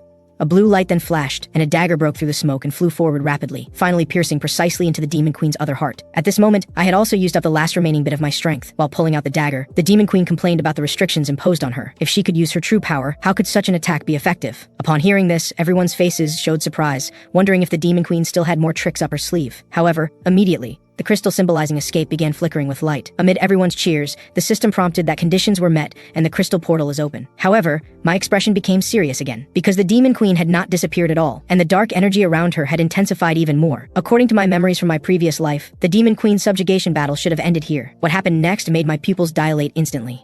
The body that should have dissipated actually began recondensing again. Moreover, she forcibly summoned her original body from the abyss into this shell, just as she was preparing to eliminate us all in one stroke. The sprite suddenly appeared, pointing a finger at her and saying enough. Someone actually dared to use their original body's power in the tutorial zone. After saying this, a giant palm appeared out of thin air and grasped the Demon Queen within it. The sprite then said that violating the rules required punishment. Without its permission to dare do such a thing here, according to the rules, she would be recalled. As it spoke, the hand holding her applied several more points of pressure. Upon hearing this, the Demon Queen complained that the sprite had not only brought her to this place but also restricted her abilities, causing her to be wounded by lowly humans. She roared that she could not leave and had to kill all these insects. This was undoubtedly challenging the sprite's authority. In 1 second, the sprite directly crushed the Demon Queen with force. Even as enemies, we felt this method was somewhat cruel. However, the sprite put a smile back on his face, saying everyone should rest assured that he would handle such violations. Next, it was time to settle the rewards for this level. Very few people could defeat this Demon Queen, so it wanted to congratulate everyone. Furthermore, since there was only one Demon Queen reward, it decided to give it to me, who had contributed the most. As it spoke, a dark red stone appeared in my hand. It could set all rune values to 99.99% when I used it, but could only last for 1 day, and after it ended, all ability values would drop to 0.01%. Before leaving, the sprite told us that as long as we silently recited the name of the island we wanted to go to when using the crystal, we would be transported to the designated place. Looking at the reward in my hand, I thought that obtaining this had achieved my purpose for coming here. The power from the abyss just now had exceeded the range I could control. If the sprite had not intervened, the consequences would have been unthinkable, so I had to hurry and become stronger. Alex and Mason approached from behind, saying that after expending so much effort, we had only obtained one reward. However, everyone knew that I had almost single-handedly eliminated the Demon Queen, so even if someone wanted to steal it, they did not have the ability. Diana felt that the Smoke Guild would not give up so easily, so she hurried to try contacting the guild members in the rear. I told them that things in the rear should already be finished. Upon hearing this, Alex asked in confusion what I meant by already finished. At this time, Diana also contacted the guild members in the rear. Learning that the guild crests on other guild members' hands had disappeared meant that their guild sovereigns had very likely died. After receiving this news, Diana was surprised to tell us that the Smoke Guild had rebelled and caused the other guild sovereigns to disappear. Upon hearing this news, a smile appeared at the corner of my mouth. The scene shifted to a forest, where a figure in black stood in the center of a clearing. At his feet lay many guild member corpses. Just 2.5 minutes ago at this location, Vincent had brought the guild sovereigns here. Although he did not know what this place was, seeing the tower not far away, he thought he had come to the right place. His mission after disguising as a sovereign was to disrupt and kill all sovereigns on the central island. Previously, he had deliberately incited conflicts between the sovereigns and me, taking advantage of when the sovereigns were guarding against me to launch sneak attacks. Moreover, he cursed me as an idiot, because I had previously told him that as long as he made the sovereigns become his guild members, he could control other sovereigns' subordinate guilds. I had also given him a device that could open portals. I told him that, as long as he did not cause trouble here, I would not interfere with whatever he did. With this portal device, he could directly proceed to the next island. After all the sovereigns were brought over, Vincent said this place was different from the original standby location, and he needed to contact his superiors first. Before he could finish speaking, one of his subordinates was suddenly killed by a flying short sword. However, looking around, he could not find any trace of the attacker. Vincent, seeing that the opponent dared not show himself, guessed that their numbers were definitely not large. Just as he was about to move positions, he found he could not move at all. Looking down, he discovered his feet were continuously sinking downward. While they were struggling continuously, that person's voice began echoing around them. I was still half doubtful, but you really came out. It seems my preparations were not in vain. That person then appeared behind Vincent, continuing, under your feet is a one-time device I set up in advance. Although it takes time to activate after being deployed, as long as I know your movements in advance, this thing works perfectly. After hearing this, Vincent broke out in cold sweat while saying it was impossible. Before he could continue speaking, he was struck down by the mysterious person with a single blow. Seeing this, Adrian immediately begged for mercy, saying he would do anything. However, the next second, the mysterious person quickly stepped forward and covered his mouth with one hand, then pressed him heavily to the ground. Only after he completely lost his life did he let go. This mysterious person had set up traps here following my instructions. Originally, when he heard me talking about the central island and tower, he was still confused. But these people had actually come. This person was Danny. What I had instructed him to do before leaving was precisely this matter. Meanwhile, somewhere else, a portal crystal was flickering with light. Several people surrounded the crystal. One of them said Vincent was dead. It seemed the Central Island mission had failed. The last time he contacted him was at the Demon Queen's castle, so he probably died there. However, this did not matter much as it was within expectations, though it seemed someone was interfering with their plans. Anyway, they wanted to come to this tower with the best rewards, and there was only one path through the crystal to reach here. Finally, the leader said they would absolutely not let anyone pass through here easily. After saying this, the same crest as Vincent's lit up in their hands. The scene returned to the Central Island castle. I explained to the survivors that there were hundreds of small islands on the map, and the island types were roughly divided into 3 stages. We had already passed the first stage starting point. The Central Island where we were currently located belonged to the second stage. Only by reaching the third stage islands would the tutorial be considered complete. Among the third stage islands, there was a Tower Island that could provide high rewards. However, I advised them not to go to Tower Island. While speaking, I took out monster meat from my spatial pocket and began eating. The others looked bewildered, not understanding why I would prevent them from going to Tower Island. I knew their confusion, so I told them to think carefully. This Central Island alone had nearly wiped us all out. If they died before becoming stronger, everything would be meaningless. I was only warning them. Whether to go or not depended on their own decision. After saying this, they began discussing privately what to do. After a while, Diana stepped forward and asked if I was not planning to go to Tower Island either. While we were discussing, JC nearby pricked up her ears trying to listen clearly. However, she ultimately could not hear clearly and turned to leave. I told Diana that no matter which island they went to, they could gain rewards and become stronger. Diana had thought I would risk my life for the sake of becoming stronger. But now hearing me speak like this, it seemed I was not planning to go to Tower Island either. Mason was first to break the silence and agreed with my proposal. Although after those sovereigns disappeared, he had convinced the remaining players, causing his guild to grow dramatically in scale. Everyone was injured now and needed rest and reorganization. He walked up to me and thanked me. He said that without me, probably everyone present would have died. Although I did not take his outstretched hand, I did not ignore him this time and said until we meet again. He then called Alex and his team members, preparing to leave. Diana also prepared to take my advice and proceed to other islands. Soon after, a portal appeared in front of the crystal. The others also abandoned their plans to go to Tower Island, feeling that if even I was not prepared to go, much less them. Seeing they had all decided, I told them to go first, as I still had things to do afterward.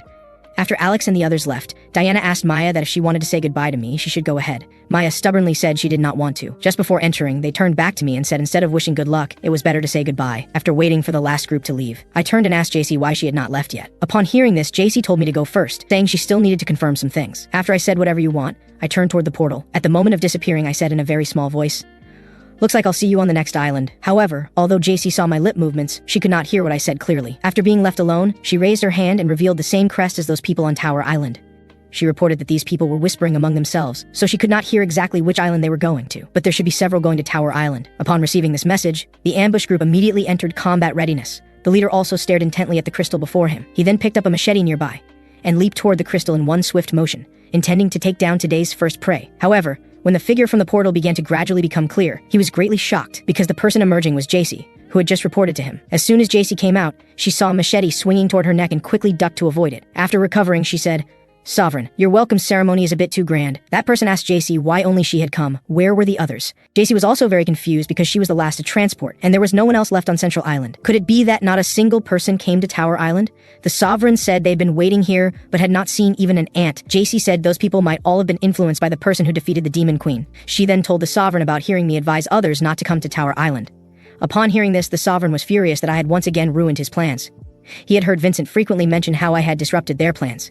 In his anger, he slammed his hand forcefully on a nearby tree trunk. With slight pressure from his palm, the large tree in front of him was blown to pieces. Originally, they had hoped this hunt would yield a batch of runes from several players, but now their time and effort in finding the portal location had been wasted. The Sovereign then asked if he knew why I had prevented others from coming here. JC said Marcus was probably trying to protect those people because she saw me willing to step forward in dangerous situations and had never seen me kill anyone. Upon hearing this, the Sovereign felt that I, this ticking time bomb, would definitely interfere with his plans in the future. So he ordered all guild members to be notified that they should immediately eliminate me upon encounter. His subordinate said my strength was significantly superior to theirs. JC said that man had never killed anyone. He told his subordinate to charge at me recklessly without regard for their lives. He then had JC describe my clothing characteristics and weapons, then distribute them to team members scattered across various islands. After giving instructions, he prepared to lead people into the tower. JC asked if he would not wait any longer, in case someone came afterward. The Sovereign told him he did not like waiting. Having no choice, JC could only follow them into the tower. Shortly after they left, the portal flickered again. I slowly emerged from it, then looked around and saw no one, knowing they had definitely already left. That person was still as impatient as in my previous life. Now I could act with peace of mind. Danny was currently hiding behind a tree not far away, silently watching me. However, having already noticed him, I asked how long he planned to hide there. After he came out, I asked if he had brought the things I had requested. Upon hearing this, Danny took out an item called Seven Siblings Earring. Although he did not know how to use this item, I took it and directly put it on, praising him for doing well this time. However, when Danny looked up at me again, his face immediately turned red, because he saw that my body had undergone some wonderful changes. A man simply putting on an earring casually made his subordinate instantly blush and his heart race like thunder, because this artifact could not only completely change one's appearance, but even made his body mysteriously transform into that of a real woman. The reason for doing this was that having been reborn, I knew I was already being targeted at this time, so to avoid unnecessary trouble, I changed my physical form. I then followed them and also infiltrated the tower full of danger and rewards. Soon after, players from other islands also arrived successively at the tower's first floor. Since the players with me on Central Island had all been persuaded by me to turn back, the players coming from other islands discovered there were far fewer people here than they had imagined. At this time, a person in a red hood looked at my back and felt it was somewhat familiar. I immediately noticed that person kept looking in my direction. I then stood up and walked toward him. Coming before him, I asked why he kept staring at me. Did he have something he wanted to say? Just as Red was asking if I had met him somewhere before, suddenly Jake behind us called out to both of us. He first asked if we two were together, then invited us to join his team to proceed together. Red was about to say we were not together when I pressed his shoulder and readily agreed to Jake's team invitation. He then brought us to find his other teammates. Because people coming here generally had their own teams, their guild was short on members and had been unable to enter the dungeon. Each room in the tower had certain number restrictions, and the higher up one went, the richer the rewards became. Blake interrupted Jake, saying there was no need to explain in such detail. Just go in directly, eliminate all the monsters, and whoever could still survive would get the rewards. Among everyone present, probably not many people could survive to go upward. Some people could be seen at a glance as unable to last long. So stop talking about these meaningless things here. After we entered the dungeon, we began fighting a group of ant-like magical beasts. However, their size was thousands of times larger than ordinary ants. They relied on mouths harder than swords for attacks. Their numbers were also extremely large. Because I was currently wearing the Seven Siblings Earring, my ability values were reduced to half of normal, so I first needed to test what level my current ability values could reach. I took out my dagger and charged forward in one swift motion. First, I pressed down the red who was blocking the way, then threw my dagger forward. After the dagger precisely hit the monster's jaw, I remotely recalled the dagger while jumping up and leaping to its head. At this time, the monster was lying on the ground in pain, trembling continuously. It had no way to dodge my strike. After this test, I learned that to eliminate one monster, I not only needed to rely on weapons, but also had to attack twice. You should know, without my stats being nerfed, I could have taken out a monster like this with my bare hands. After I got up, a girl walked over to me, thanked me for saving her, and expressed her surprise that I could take down this giant ant with such a small weapon. Then she asked if I had been to many islands and met a lot of powerful people, saying she was looking for someone really strong. That person not only helps others and defeats monsters, but also fights with 2 chain weapons and is incredibly cool. Finally, she asked if I had seen the person she was describing. I didn't answer her question, just told her to cut the chatter. Seeing that I was ignoring her, she turned to Red next to me and asked if she had seen him. She said she heard he took down the Demon King all by himself on the Central Island. That person's name seemed to be Marcus.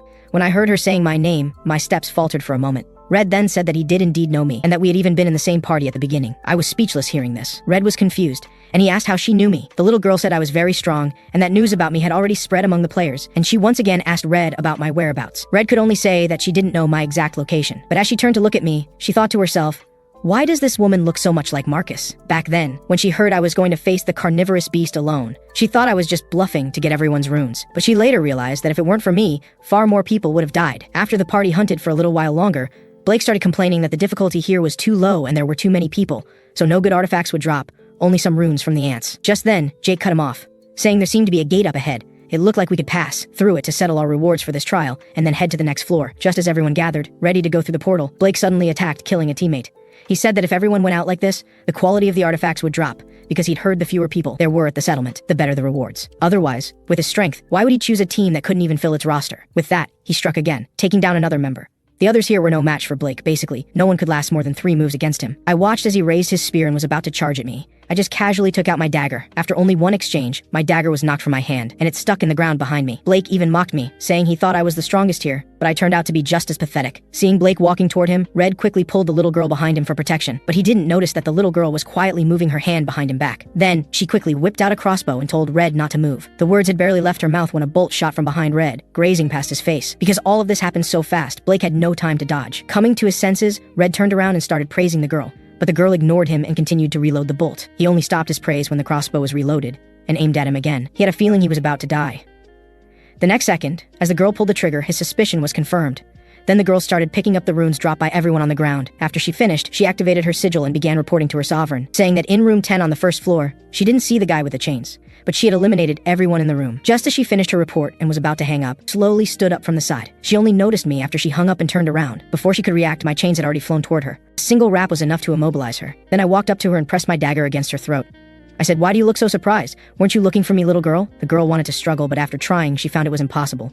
As cold sweat covered her body, she said, "But I clearly saw you go down." I said my acting skills were pretty decent, and I'd advise you not to try contacting your sovereign. I'll be paying him a visit on your behalf. With that, I deactivated the effect of the 7 siblings' earrings and showed my true face. Finally, with a shocked expression on her face, my dagger slowly pierced into her body. It seems that Guy has spies planted in every room. Conveniently, she had gathered all the runes for me, saving me the trouble of picking them up one by one. I let my rune serpent eat the runes I didn't need, muttering to myself, "You don't have to be in such a hurry to find me, kid. We'll be meeting very soon. To move up in this place, you must pass through a series of dungeon-like rooms. After climbing to the top floor, you reach the final destination of the tutorial zone." At this moment, I was standing in the main hall of the second floor, but I didn't immediately enter the next room, because the artifacts I currently have don't match the difficulty of the current dungeons. Aside from the scaling ring of Nirmahal, my other artifacts are not very efficient for clearing these stages. So, now I need to obtain new items to make up for the shortcomings of my colorless artifacts. Next, I need to make good use of the intel from my past life. Later, in a room entirely filled with a dense jungle, a sprite appeared and began its usual introduction. First, it welcomed everyone to Treasure Island. "You all have excellent taste choosing this room. This is the largest room among all the rooms on the Tower Island. Your mission is to eliminate the guardian protecting the treasure, obtain the treasure, and then head to the center of the island to exchange it for an artifact. The time limit for the treasure hunt is 2 weeks. But that would be too boring, so to add a little fun and pressure, we've added an extra condition. Only those who successfully exchange the treasure for an artifact can leave this room. You can choose to exchange the treasure for 50 artifacts, allowing everyone to survive. Or you can choose to exchange for 10, or even just 1, allowing only a few to survive. But you all should know the principle of scarcity, right? So, the fewer artifacts you exchange for here, the higher their quality will be. With that, it marked 128 guardians on our maps. Only one of them would drop the treasure upon defeat. Killing 128 guardians in 2 weeks is a pretty tough task. I decided to wait and see what plan they would come up with. After a bit of commotion, a guy with green hair gathered everyone and suggested that everyone form groups of 10, with each group responsible for hunting 2 guardians per day. This way, in 2 weeks, if all goes well, we can definitely kill all these guardians and find the treasure.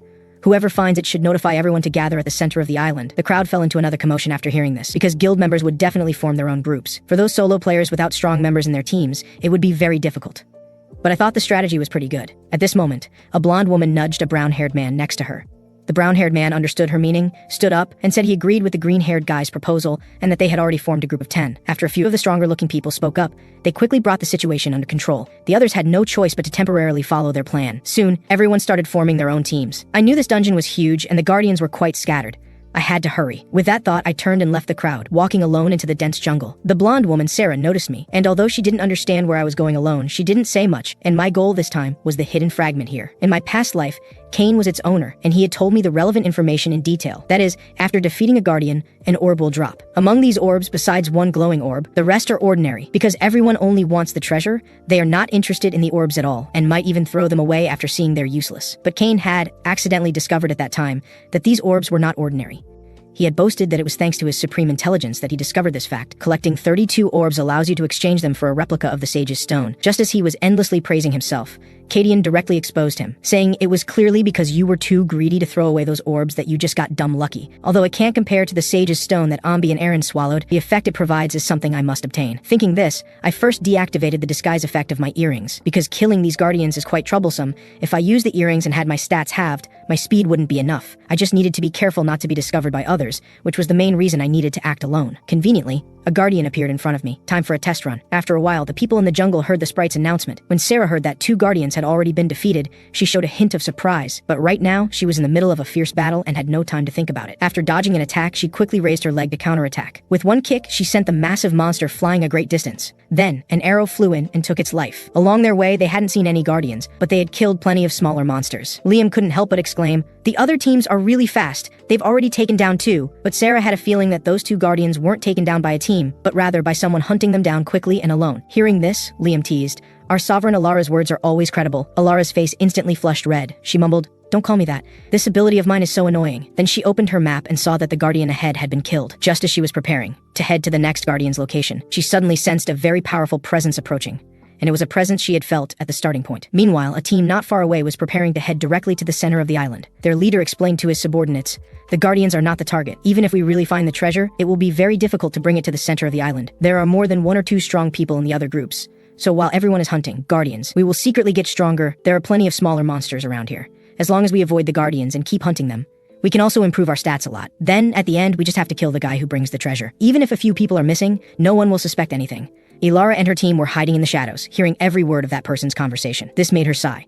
If more people start thinking like this, things will get troublesome. Then no one will hunt Guardians, the treasure won't be found, and we'll all die. But what she found strange was that the presence she had just sensed did not belong to these people. Just then, I suddenly appeared. These people were startled by my appearance and asked who I was. I didn't answer, just said that I strongly agreed with Alara's point of view. So in the current situation, the most important thing is to maintain order. Alara looked at me, covered in battle scars, and guessed, did I really go and take down a Guardian by myself? And the feeling I gave her was unusual. Liam, on the other hand, drew his bow and aimed it at me, asking why I was sneaking up on them from behind. I said I only came over to offer a suggestion, but Liam, seeing that I was alone and acting a bit strange, asked why they should listen to me. I said being cautious is not a bad thing, but don't get the direction wrong. The person I'm looking for isn't you, but the sovereign of this guild. As I said this, I looked at Alara behind him and said, let that young lady talk to me. Since you have the 6th sense ability, you should be able to understand a few things when you see me. After hearing what I said, cold sweat unconsciously appeared on Alara's face. She was now certain that I was the danger she had been sensing from the beginning. Moreover, almost no one could tell at a glance that she was the guild's sovereign, yet I was so sure. Just when she thought I had a 6th sense like her, she realized something was wrong. She suddenly felt that what was standing in front of her now was just a shell, and within this shell hid something even colder and more brutal.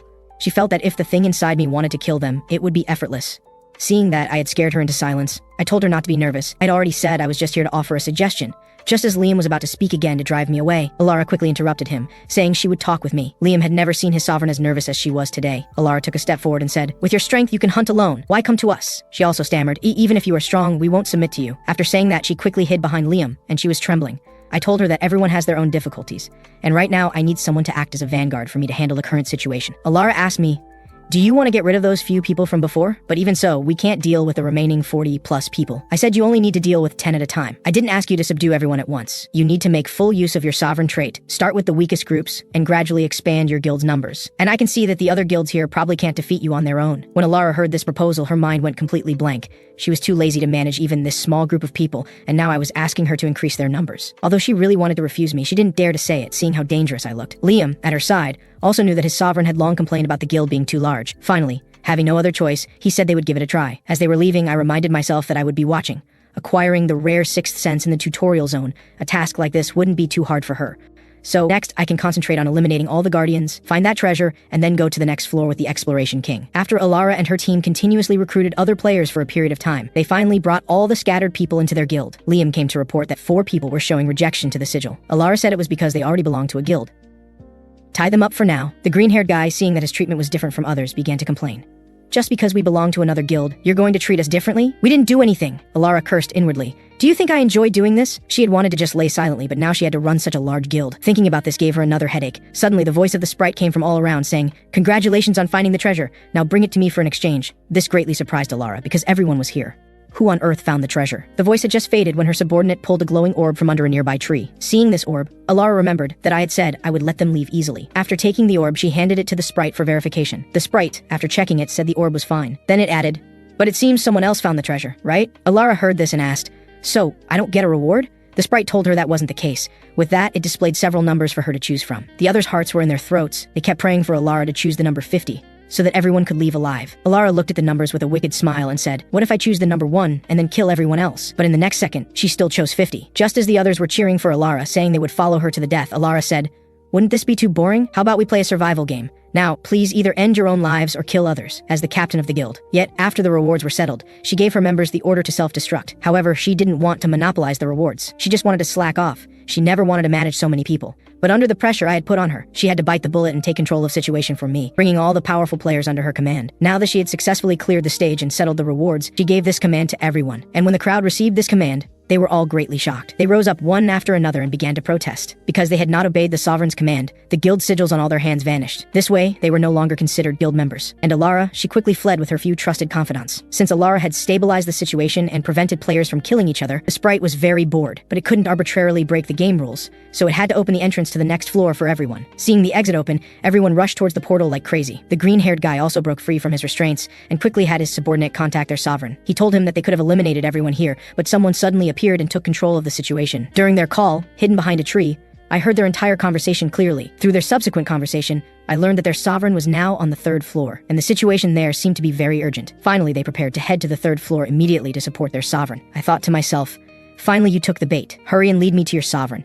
Because the entire 3rd floor is composed of a dungeon, it is very vast. Therefore, trying to find someone in there is like finding a needle in a haystack. Before my rebirth, Cadian had taught in one of our classes, if you fail to capture Victor in the tutorial zone and he makes it to the Crimson Zone, then everything you have done will become meaningless. So you must block all paths and force that guy to take only the one you have prepared. To achieve this goal, the Tower Island is the best choice. At that time, Iris even came out to add that it probably couldn't be done on the 1st and 2nd floors, but once you reach the 3rd floor, there will be a chance, because the 3rd floor alone has hundreds of starting points. Once you enter the 3rd floor, due to environmental issues, the sovereigns will desperately need the help of their guild members. At that time, they will definitely recall their members scattered in various places. That will be the only chance to catch Victor in the tutorial. The 3rd floor imitates the environment of the Crimson Zone. Although it's not on the same difficulty level as the real Crimson Zone, the monsters are much stronger than those encountered before. So I must find a way to find him there. Kane said, if that guy finds out he's being targeted, he will definitely hide immediately. We have to take him down in one go before he hides. By then, he will probably only take his trusted followers to the Crimson Zone. Follow them, and you will find him on the 3rd floor. At this time, I had already obtained the replica of the Sage's Stone to deal with him. Next, I just need to follow these cronies of his to find him. With that thought, I stepped through the portal and into the 3rd floor. After entering, I ran with large strides in a certain direction, and behind a rock behind me, Alara and her group slowly appeared,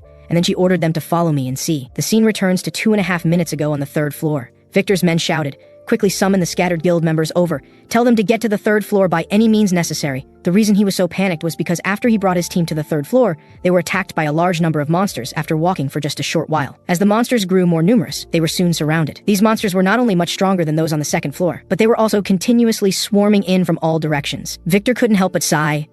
This is just a trial version of the Crimson Zone. The coldness of his profile was like a newly unsheathed blade, his posture as arrogant as an emperor reigning over a battlefield. Just as they caught their breath, the monsters launched another attack on the guild. He took the lead, drew his sword, and lunged forward, blocking the strongest beast. The powerful impact forced him back a few steps unconsciously. A little cold sweat also seeped out on his face, but as he exerted his full strength, he swung his sword and cut the monster in half. At this moment, a subordinate shouted, "Another wave of monsters is coming. If this goes on, we won't be able to hold out." Victor stepped forward and interrupted the man, telling him not to say such discouraging words. "If you want to live now, then use all your strength and follow me. They are just some monsters. We will not fall here." Hearing this, the crowd's morale instantly ignited, and their grip on their swords became even stronger. Victor also kept telling himself in his heart, "I cannot retreat." Among the guilds that entered the tower, his was the strongest. They had eliminated countless people to get here. He believed his speculation couldn't be wrong. They must break through and leave this place. After a fierce battle, they came to an area with few monsters. They guessed it was probably related to the statue in front of them. When they got closer, Victor was greatly shocked. Inside this statue, it was filled with densely packed corpses. At this moment, the sprite appeared out of thin air and asked him if this statue was beautiful. It also told them to take a good look. Maybe they would find a familiar face inside. Anyone who dies in the tutorial zone can be seen here. When Victor heard this, his heart trembled violently. Then he rushed over like a madman and pressed himself against the statue, trying to see clearly inside. Soon he saw an incredibly familiar face inside. The next second, his whole body began to tremble uncontrollably. He kept shouting "Daughter, Jing," and in an instant, he felt the strength drain from his entire body and he fell to his knees. This couldn't help but make him recall that when he was first transported to this world, his daughter was seriously injured and lying on the ground. And at that time, behind her was an extremely powerful monster. His daughter was lying on the ground, constantly crying out "Dad." But when he wanted to go back and save his daughter, his sovereign gave an order for him to protect him instead. He said that his duty was to protect him as the sovereign, not that group of useless trash. They should feel honored to die for their sovereign. In the end, he could only watch helplessly as his daughter died in his arms. He stood up and said if he had discovered earlier that his daughter was being used as disposable bait, then he wouldn't have joined this damned guild. But their sovereign, taking the opportunity while the monster was eating, turned and ran. Before he could get far, Victor rushed forward with a single leap and plunged a dagger into his body. At that moment, he couldn't understand why Victor could defy his command, and the moment he killed the sovereign, the sigil on Victor's hand also vanished. He thought, if a scumbag like that can be a sovereign, then why can't I? Finally, under this obsession, a sovereign's sigil reappeared on his hand. He believed that was a gift and revelation from the heavens. He had thought he had lost his daughter forever. What had kept him going was the search for his son who had been missing from the very beginning. Unexpectedly, he saw his daughter here again. So he once again believed this was a revelation from the gods, and then began to ask the gods what he should do next. There must be a way to save my daughter, right? The sprite first told him to calm down, then explained that those are just copies, replicated when you came to this world. However, their power and memories are identical, and the condition to save them from inside is also very simple. Just capture a living person and throw them in as material. Upon hearing that the dead could be brought back, his subordinates' bodies also trembled slightly. A living person, for the current victor, was too simple. He immediately turned his gaze to the guild members behind him. He wanted to choose the weakest among them to throw in, so that his daughter could return to his side. The sprite also saw his intention and added, "You can't use your own guild members, because that would be too easy. Also, once you leave here, you can't come back." When Victor heard this condition, his brow furrowed tightly. Because he had previously sent his members to hunt players in various rooms, there were now relatively few survivors in the tower. Thinking of this, he angrily punched the statue. The opportunity was right in front of him, yet there was nothing he could do. At this time, a member came to report that someone had reached the 3rd floor and was intercepting all their members who came up after. Upon hearing this, Victor immediately gave the order to capture this person alive. At this time, at the entrance, the ground was already covered with the bodies of guild members. After I arrived here, I stood guard, continuously killing Victor's members to lure him in. Just as I finished killing the last person and was wiping away the bloodstains, I suddenly sensed a powerful force approaching from not far away. I thought to myself, he's finally here. Sure enough, after a short while, Victor appeared, slowly walking towards me with his guild members. The Black Sovereign, Victor, like the Mad Sovereign, is a target I must eliminate on my return in this life. In my past life, his crimes were too numerous to count. After he saved his daughter here, he became even more obsessed with finding his missing son. In the end, that desperation to find his son made him go on a killing spree, eventually turning him into a mass-murdering demon. But even if I have to eliminate him here, I will still save his son. Just as they were about to reach me, deactivated the effect of my earrings and revealed my true form. A quick glance, and one of them exclaimed that I was the one they had been looking for, the guy with the chains. Hearing this, Victor let out a triumphant roar, because he believed that now he could not only kill me, the guy who had been obstructing him, but also use my life to bring his daughter back. I knew this guy would not be easy to deal with, so every muscle in my body tensed up. The next second, he charged at me with his sword raised, and I also prepared for battle. But just when the distance between us was only an inch, we suddenly stopped, looking at the ground with a startled expression. After noticing something unusual about the ground, neither of us hesitated for a moment and simultaneously dodged backward. Then, right where we had just been standing, a giant worm burst out of the ground. Victor saw that this monster was not something they could handle, so he prepared to give the order to retreat. But before that, to prevent me from running away, he told JC to follow me. Before he could finish his words, I told him not to bother. As I swung the chains in my hand,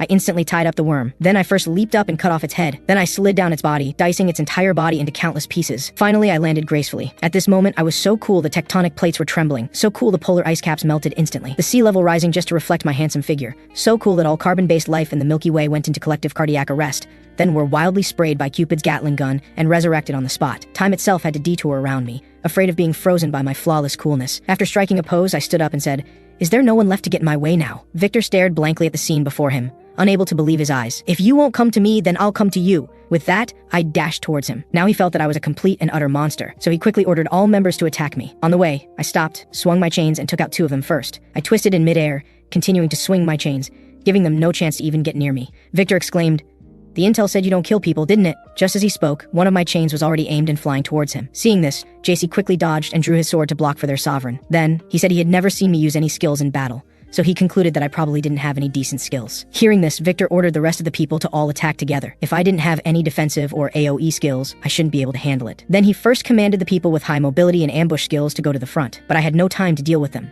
I dodged directly and continued to charge towards Victor. JC first said that I was quite agile, then dodged again towards me. The next second, he raised his sword and began to charge, saying, "Let me have a taste of this move." At such a close distance, I saw that I couldn't dodge, so I summoned a dagger from my palm. With the clash of blades, a crisp metallic sound entered everyone's ears.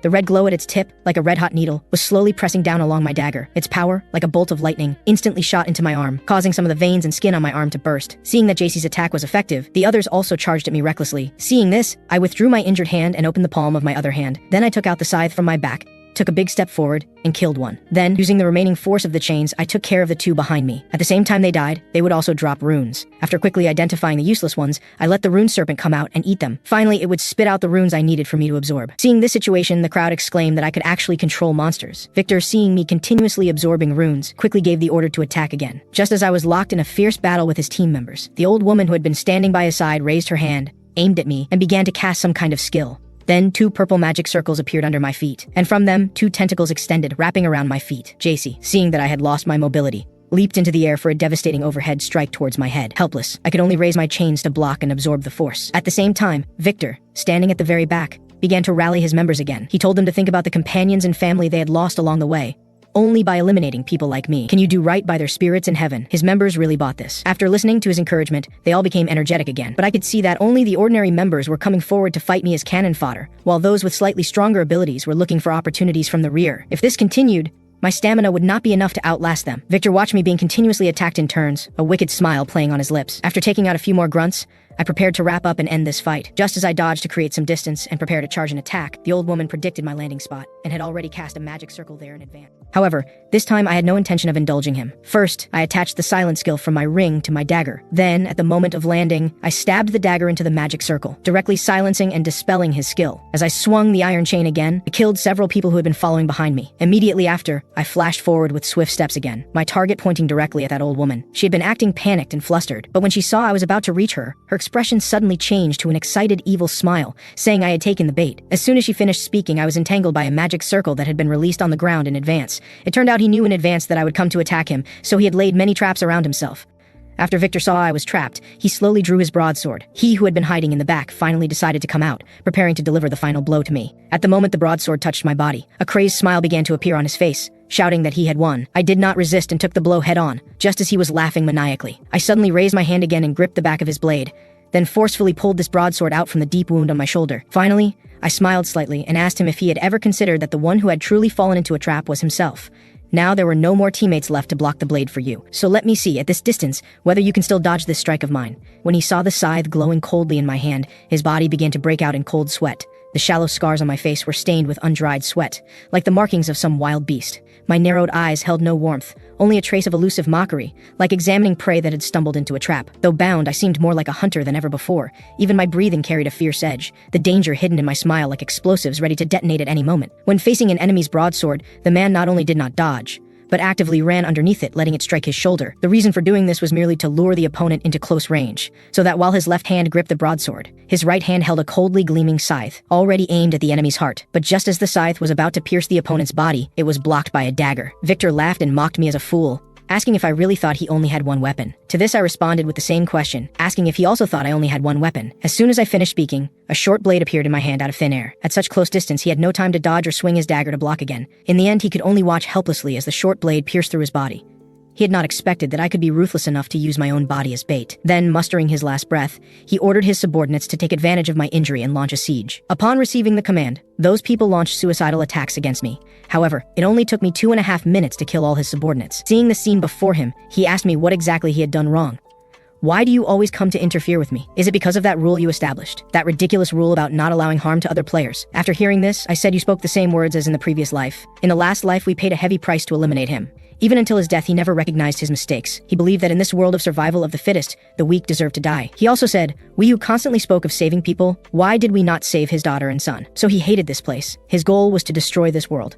This time I told him that it was not because he failed to follow the rules I established that I took action. I do not have the leisure now to maintain any order or rules. What I want is simply to become stronger through the runes you drop when defeated, so you are merely my stepping stones. In the previous life, Cadian had told me that if I wanted to return to the past to save the world, I must temporarily set aside my moral principles and merciful heart. Even if it meant eliminating everyone in the tutorial zone, I must quickly become stronger, otherwise I could not handle the boss on the final floor. This time, even Iris, who had always been compassionate and kind-hearted in saving others, chose silence, because she knew that the method Cadian spoke of was currently the optimal choice. To become stronger, one must hunt other players. At that time, Cain had stepped forward to reassure Iris, telling her to leave such important matters to him. Speaking of this, Cain had already begun fantasizing about becoming a heroic savior, worshipped by countless women. Iris first threw a fierce punch to wake him up. She ultimately still disagreed with the approach of sacrificing pawns to save the king.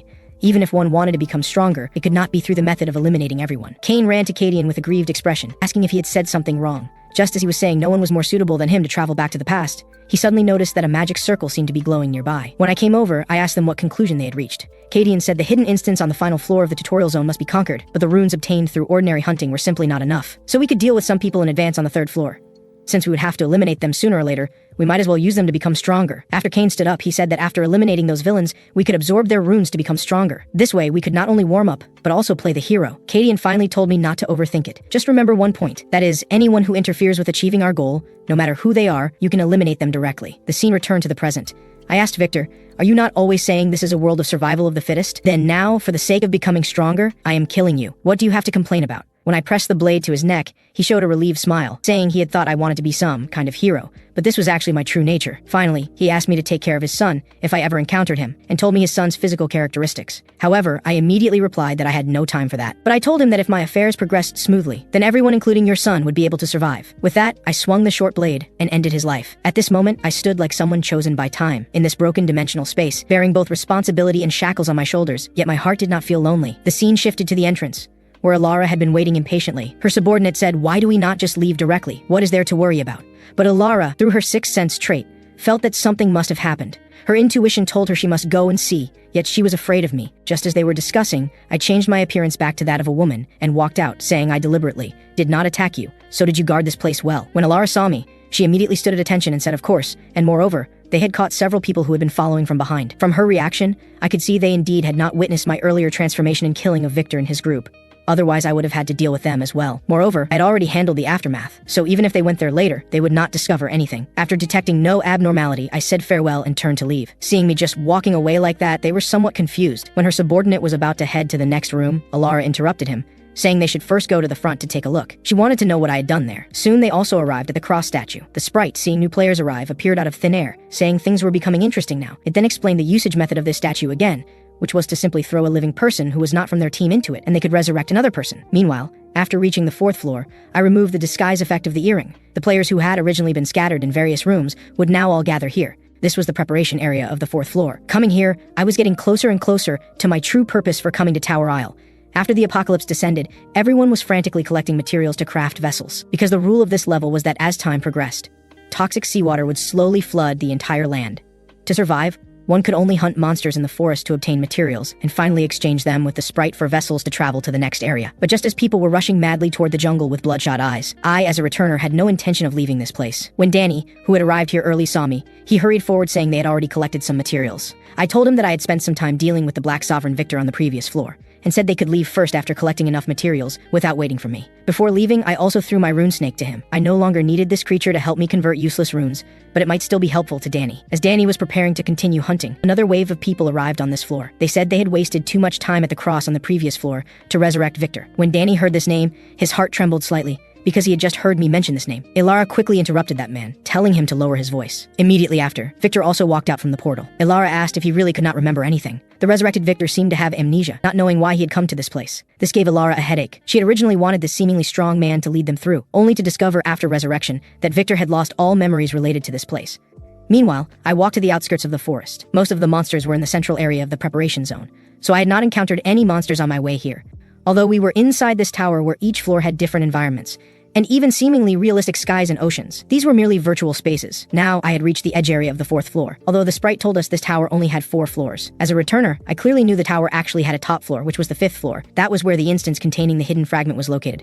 Thinking of this, I drew my weapon and struck fiercely at the barrier before me, discovering that ordinary attack seemed ineffective. So I utilized the silent skill from the Nirmaha ring, attaching it to my weapon. This time I successfully carved out a crack, then I swung several more strikes at the crack, expanding it to a hole large enough for me to pass through, after which I came outside the tower. After I emerged, the crack from before instantly restored itself. To reach the 5th floor, one could only do so from outside the tower. Before departing, I opened my status information. Although defeating Victor and absorbing his runes had increased all my stats by more than 40, I had barely reached the qualification to challenge the 5th floor. After reviewing this, I began climbing upward. In just a moment, I reached the top of the tower. I glanced at the system notification and discovered he was indeed here. However, in the intelligence they gave me in the previous life, they had not mentioned what would appear in this instance. But no matter how powerful an enemy might appear, I absolutely had to win. Thinking of this, I planted all the divine artifacts I had previously obtained into the ground, holding only my scythe in my hand, as the light orb above my head emitted intense golden light. The system notification indicated it was reading the invader's memory and would generate monsters based on this. After the light dissipated, a golden dragon appeared before me. When I saw this monster, my heart beat violently once, making me recall the final battle of the previous life when humanity was defeated. At that time, when Iris could barely hold on any longer, she immediately contacted me to head to the transmission crystal so that I could successfully return to the past. All humans persisted in their resistance. After Iris handed over battle command to Ambia, she rushed toward the transmission crystal with me. But at that time, I was kneeling on the ground holding the woman in my arms. She had taken that fatal blow to protect me. I kept calling her name, Cyril, but she only smiled slightly and said it was good that Marcus was unharmed, saying I could not stop here. I had not expected to encounter this golden dragon of Balim again here. However, this also gave me a chance to defeat him. Although the one before me was merely an inferior copy, his strength was not to be underestimated. For this, I took out 2 items I had prepared long ago. One was the Philosopher's Stone I had exchanged for 32 pearls on the 2nd floor. Although it was not complete, it could barely enhance all my rune values to Crimson level. The other was the Demon Root Essence rewarded after defeating the Demon King, although its duration was only 1 day. The moment I consumed it, all stats would increase to 99.99. However, after 1 day, all my stats would drop to 0.01. After using these 2 items, the aura within my body began to surge wildly. The awakened golden dragon also sensed my arrival and let out a sky-shaking roar. I first flashed backward to create distance between us, then attached the silent skill from my ring to my weapon. With the enhancement of my own stats, the power of the skill also increased. After completing the technique, I charged toward him violently. Reaching close range, I drew my sword and struck fiercely at his body. Unexpectedly, with his powerful defense, he only suffered minor injury, but had already shattered the great sword in my hand. Immediately after, the golden dragon began concentrating an energy mass in his mouth. I was all too familiar with this dragon breath attack. In the previous life, Cyril had perished under this very move. The current scene was exactly the same as before, except this time I was not injured. I quickly exerted force with my feet and flashed to the side to dodge. I could see that using ordinary weapons caused very limited damage to it. Therefore, I planned to combine Decratus' justice and judgment into one. Only this way could their true power be unleashed. After adding the 2nd skill from my ring, bleeding, I swung the chain, wrapping it several times around its neck. As the chain contracted, it embedded directly into its flesh. Although it could pierce the dragon's hide, the cost was sacrificing this weapon's durability. Moreover, due to its excessively high defense stats, I could not restrain it for long. After just a few struggles, cracks appeared on the weapon, but I continued exerting force and refused to let go. Even if it meant using all my weapons, I would kill it. The next second, the pained golden dragon swung its massive tail toward me. Unable to dodge while holding the chain, I could only endure this blow. Its residual force sent me flying more than 10 meters before I stopped. After getting up, I swung the chain in my hand again, connecting all the surrounding weapons together, then hurled them toward him with great force. To defend against those weapons, the golden dragon could only lower its body and flap its wings to block. I took advantage of this opening to tighten the chain again, making it embed even deeper, then launched another attack against it. Meanwhile, in the 4th floor forest, Danny had just finished hunting a monster. Elena, who was responsible for finishing off enemies, ran out saying this was the last kek in this area. After extracting its slime sack, they had also gathered the final material needed to exchange for a vessel. Elena sighed at this moment, saying it would be good if I could go with them. Danny told her that even if I had not gone elsewhere, it would be difficult for me to travel with them. After hearing this, Elena asked what he meant by that. Danny said that although their growth rate was among the best among ordinary people compared to me, they were still far, far behind. Before leaving, Danny said he wanted to bring a few more people aboard the vessel. Elena asked if he had encountered friends or acquaintances here. Danny looked at Elena and the others, saying it should count as that, though he was not entirely certain now, but felt those people would definitely be useful. After some more time, the toxic water had begun spreading into the forest. A small player named Calvin was frantically running toward the spawn point. Upon arrival, he found his companions had already boarded their vessel and were preparing to depart. But when he tried to run over and board the vessel with them, several spears thrown from the vessel blocked his path. Calvin did not understand why they would do this. The people on the vessel mocked him for being quite agile, saying they had actually missed. Calvin asked why this was different from what had been agreed upon. Had they not said they would let him board if he helped collect materials? Those people said Calvin was not even a member of their team, so there was no need to bring him along. Finally, they thanked him for all the materials he had collected previously. Although Calvin was furious enough to grit his teeth after hearing this, he had no recourse. He could only turn around and run back into the forest to collect materials again, but he also knew the remaining time was simply insufficient. Just as he was at a loss, cracks suddenly appeared in the barrier nearby. He turned his head and saw a hand inexplicably reaching out. This made him gasp sharply and instantly hold his breath. Then, I enlarged the crack and crawled through it entirely. After emerging, I looked around and saw the toxic water had not completely flooded the ground, so there was still some time to collect materials. Calvin, seeing me, asked who I was and why I could emerge from within the wall. However, I chose to ignore him directly and walk toward one side, but he persistently followed behind me, asking questions. Reluctantly, I told him I needed to hurry and build a vessel now, with no time to play around with him here. Just as he was saying that one person's strength was simply insufficient now, I had already burst forward, leaping toward the front. Meanwhile, in the forest ahead, a man was struck and sent flying into a tree. Their opponent was a giant crocodile called Gulapakan. Seeing the situation, they'd already begun considering retreat. At this moment, I arrived just in time, saying, "If you are going to give up, then I will not be polite." With that, I leaped up and landed on the crocodile's head. Then, with just a few simple punches, took its life. The crowd could not imagine that this creature they could not defeat, even with several people attacking together, had been killed by me with bare hands.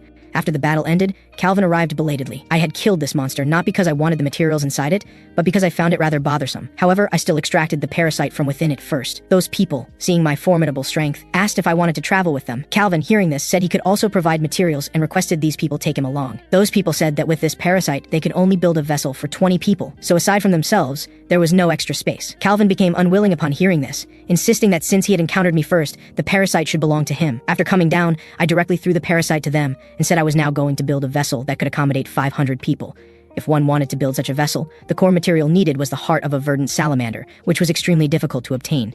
Just as Calvin wondered if I could really collect so many materials in such a short time, I turned and told him to go inform all the remaining people that if they were willing to surrender their materials to assist me in completing the vessel construction, I would take them all along. After the news spread, the spawn point quickly gathered many people. With the materials they currently possessed, they simply could not build vessels themselves, so they could only place their hopes on me. After they had waited for a while, they suddenly heard some sound coming from not far away.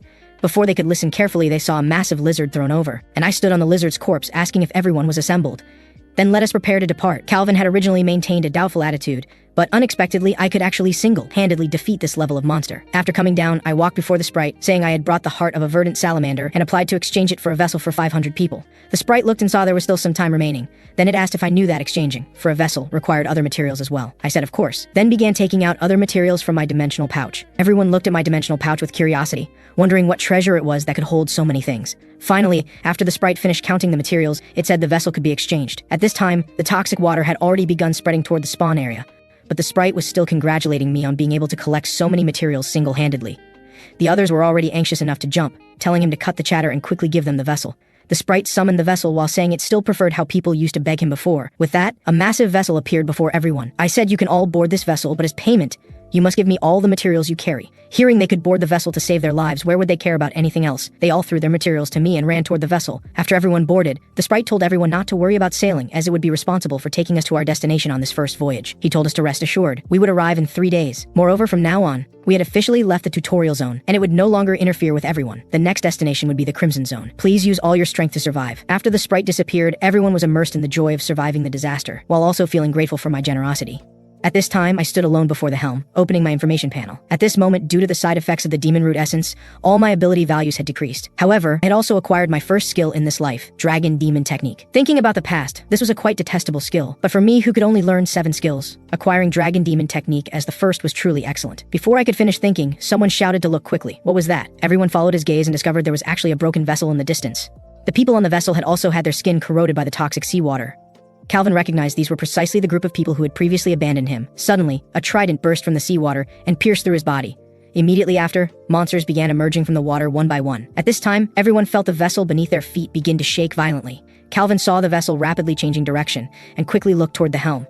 He discovered I was gripping the helm, controlling the entire vessel. Soon they realized something seemed wrong, because the direction I was now sailing toward was precisely where those people had fallen into the water. Calvin, seeing the situation, asked if I had not seen that the vessel over there had met with disaster. If we were attacked on the toxic sea, we would be doomed. He also asked if I could protect everyone on the vessel if we were attacked. Even if I wanted to protect them, I could not, and we would only end up with the vessel destroyed and everyone dead. Why would you go to such lengths to save others? After the vessel had traveled for a while, I felt it was about right and turned the helm to stop. Calvin said this was correct. We should not have bothered with those kinds of people. As soon as he finished speaking, a hand climbed up. Then 2 people struggled greatly before finally climbing aboard. Calvin, seeing them, retreated in fear. The person who climbed up cursed Calvin as a bastard, saying he had heard everything he said just now, and fortunately they had desperately swum over upon seeing the vessel. Then he rushed over and grabbed Calvin, wanting to throw him into the sea to try it out. But just then, a flying knife passed between the two of them. Only then did Calvin escape danger. I said, "Stop arguing, they are coming." The next second, everyone felt the vessel body shaking violently. When they looked down, they discovered those monsters had already surrounded them. I clearly knew these creatures were called cursed survivors. They dwelt at the entrance to the Crimson Zone. These creatures that could only stay in toxic water used a very simple attack method. They would swim to the vessel's bottom and punch holes in it. Everyone saw that at this rate the vessel would sink and became panicked. But they could not jump into the toxic sea either, so they could only have those with ranged skills attack. I said if they would not come up, then I would go down to find them. So under everyone's astonished gaze, I flipped over and jumped into the toxic sea. They watched me jump in empty-handed like this and thought I surely could not survive. But as soon as I entered the water, those monsters abandoned attacking the vessel and all swam toward me. I looked at my palm and thought indeed the Dragon Demon Technique would force the toxic water out of my body. Although my ability values were all very low now, my rune levels were all crimson, so dealing with these few creatures was still no problem. The reason I, Marcus, dared to jump was solely to test my newly learned draconic forbidden arts. It not only allowed me to breathe like a true dragon, expelling the toxins from the seawater, but could even allow my mortal body to temporarily manifest a draconic form. Upon seeing me hit the water, those monsters immediately swarmed towards me to kill, although I couldn't use my full power yet and could only dragonize parts of my body. Crushing these ants was still a trivial matter for me. Just as they were about to charge, I took the first step forward, with a single punch against one of them. The powerful impact directly pierced through its entire body. The other monsters, seeing this, all stopped their charge. After a mere second of thought, they turned and chose to flee. But I had no intention of letting them go, otherwise, this group would surely attack the ship again later. So, with an explosive burst of speed, I chased down the 2 slowest ones and killed them. Then, I dashed forward again, using my dragon claws to eliminate 2 other mermen, discovering that even underwater, their speed was no match for mine. With no other choice, they had to turn back and attack me again. Seeing this, I first snatched a trident from one of them. As it approached me, I thrust it forward fiercely. In just a short while, this swarm of monsters was completely wiped out by me. Coincidentally, my oxygen was also running low. I looked up and noticed that the ship's hull seemed to have been punctured with several large holes by the monsters earlier. Meanwhile, inside the ship's cabin, everyone was armed and vigilantly guarding the damaged areas. When they saw something trying to get in, one person hastily swung his sword forward. With a sharp clang, his longsword collided with a trident. When they took a closer look, they realized it wasn't a monster emerging, and finally relaxed their guard.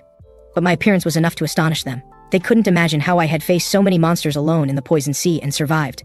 As I flicked the water from my hair, they said I had made the holes in the ship even bigger. I took a look around and saw plenty of timber. Without another word, I walked over, picked up a piece and snapped it in 2 with my bare hands. Then I took it and easily plugged the leaking hole. Seeing me accomplish this with my bare hands, the crew was stunned once again. After coming to their senses, they began to follow my lead. I went to split the logs into planks to plug the leaks. Before long, the holes in the hull were mostly sealed. Before leaving, I told them the toxic water in the cabin would evaporate on its own, so they shouldn't be worried about it, but staying there would mean inhaling toxic fumes, so everyone should go up on deck. Only after reaching the deck could I finally catch my breath.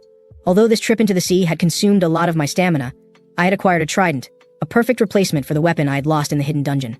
This kind of weapon wouldn't be corroded by the toxic water, so I could make do with it until I found the next divine artifact. Then I told them to look ahead, saying they should be able to see something good.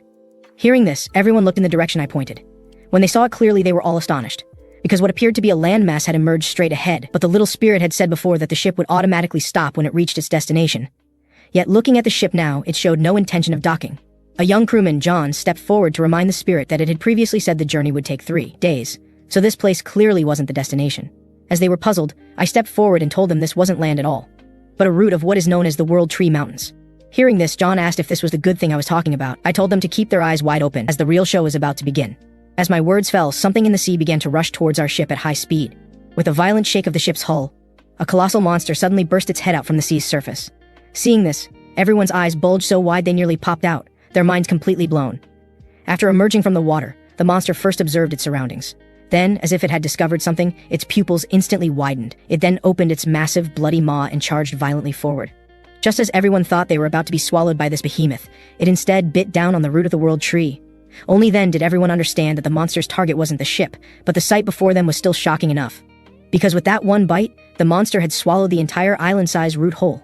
As a regressor, I knew perfectly well that this ship, after departing the tutorial area, would follow the route specified by the spirits, and eventually stop at one of the thousands of tree roots.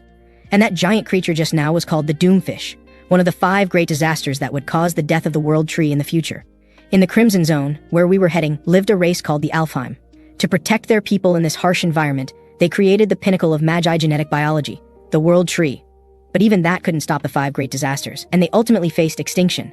Those giant mutants were born as if to destroy the World Tree. Although I couldn't save the World Tree in my past life, I had to do something now.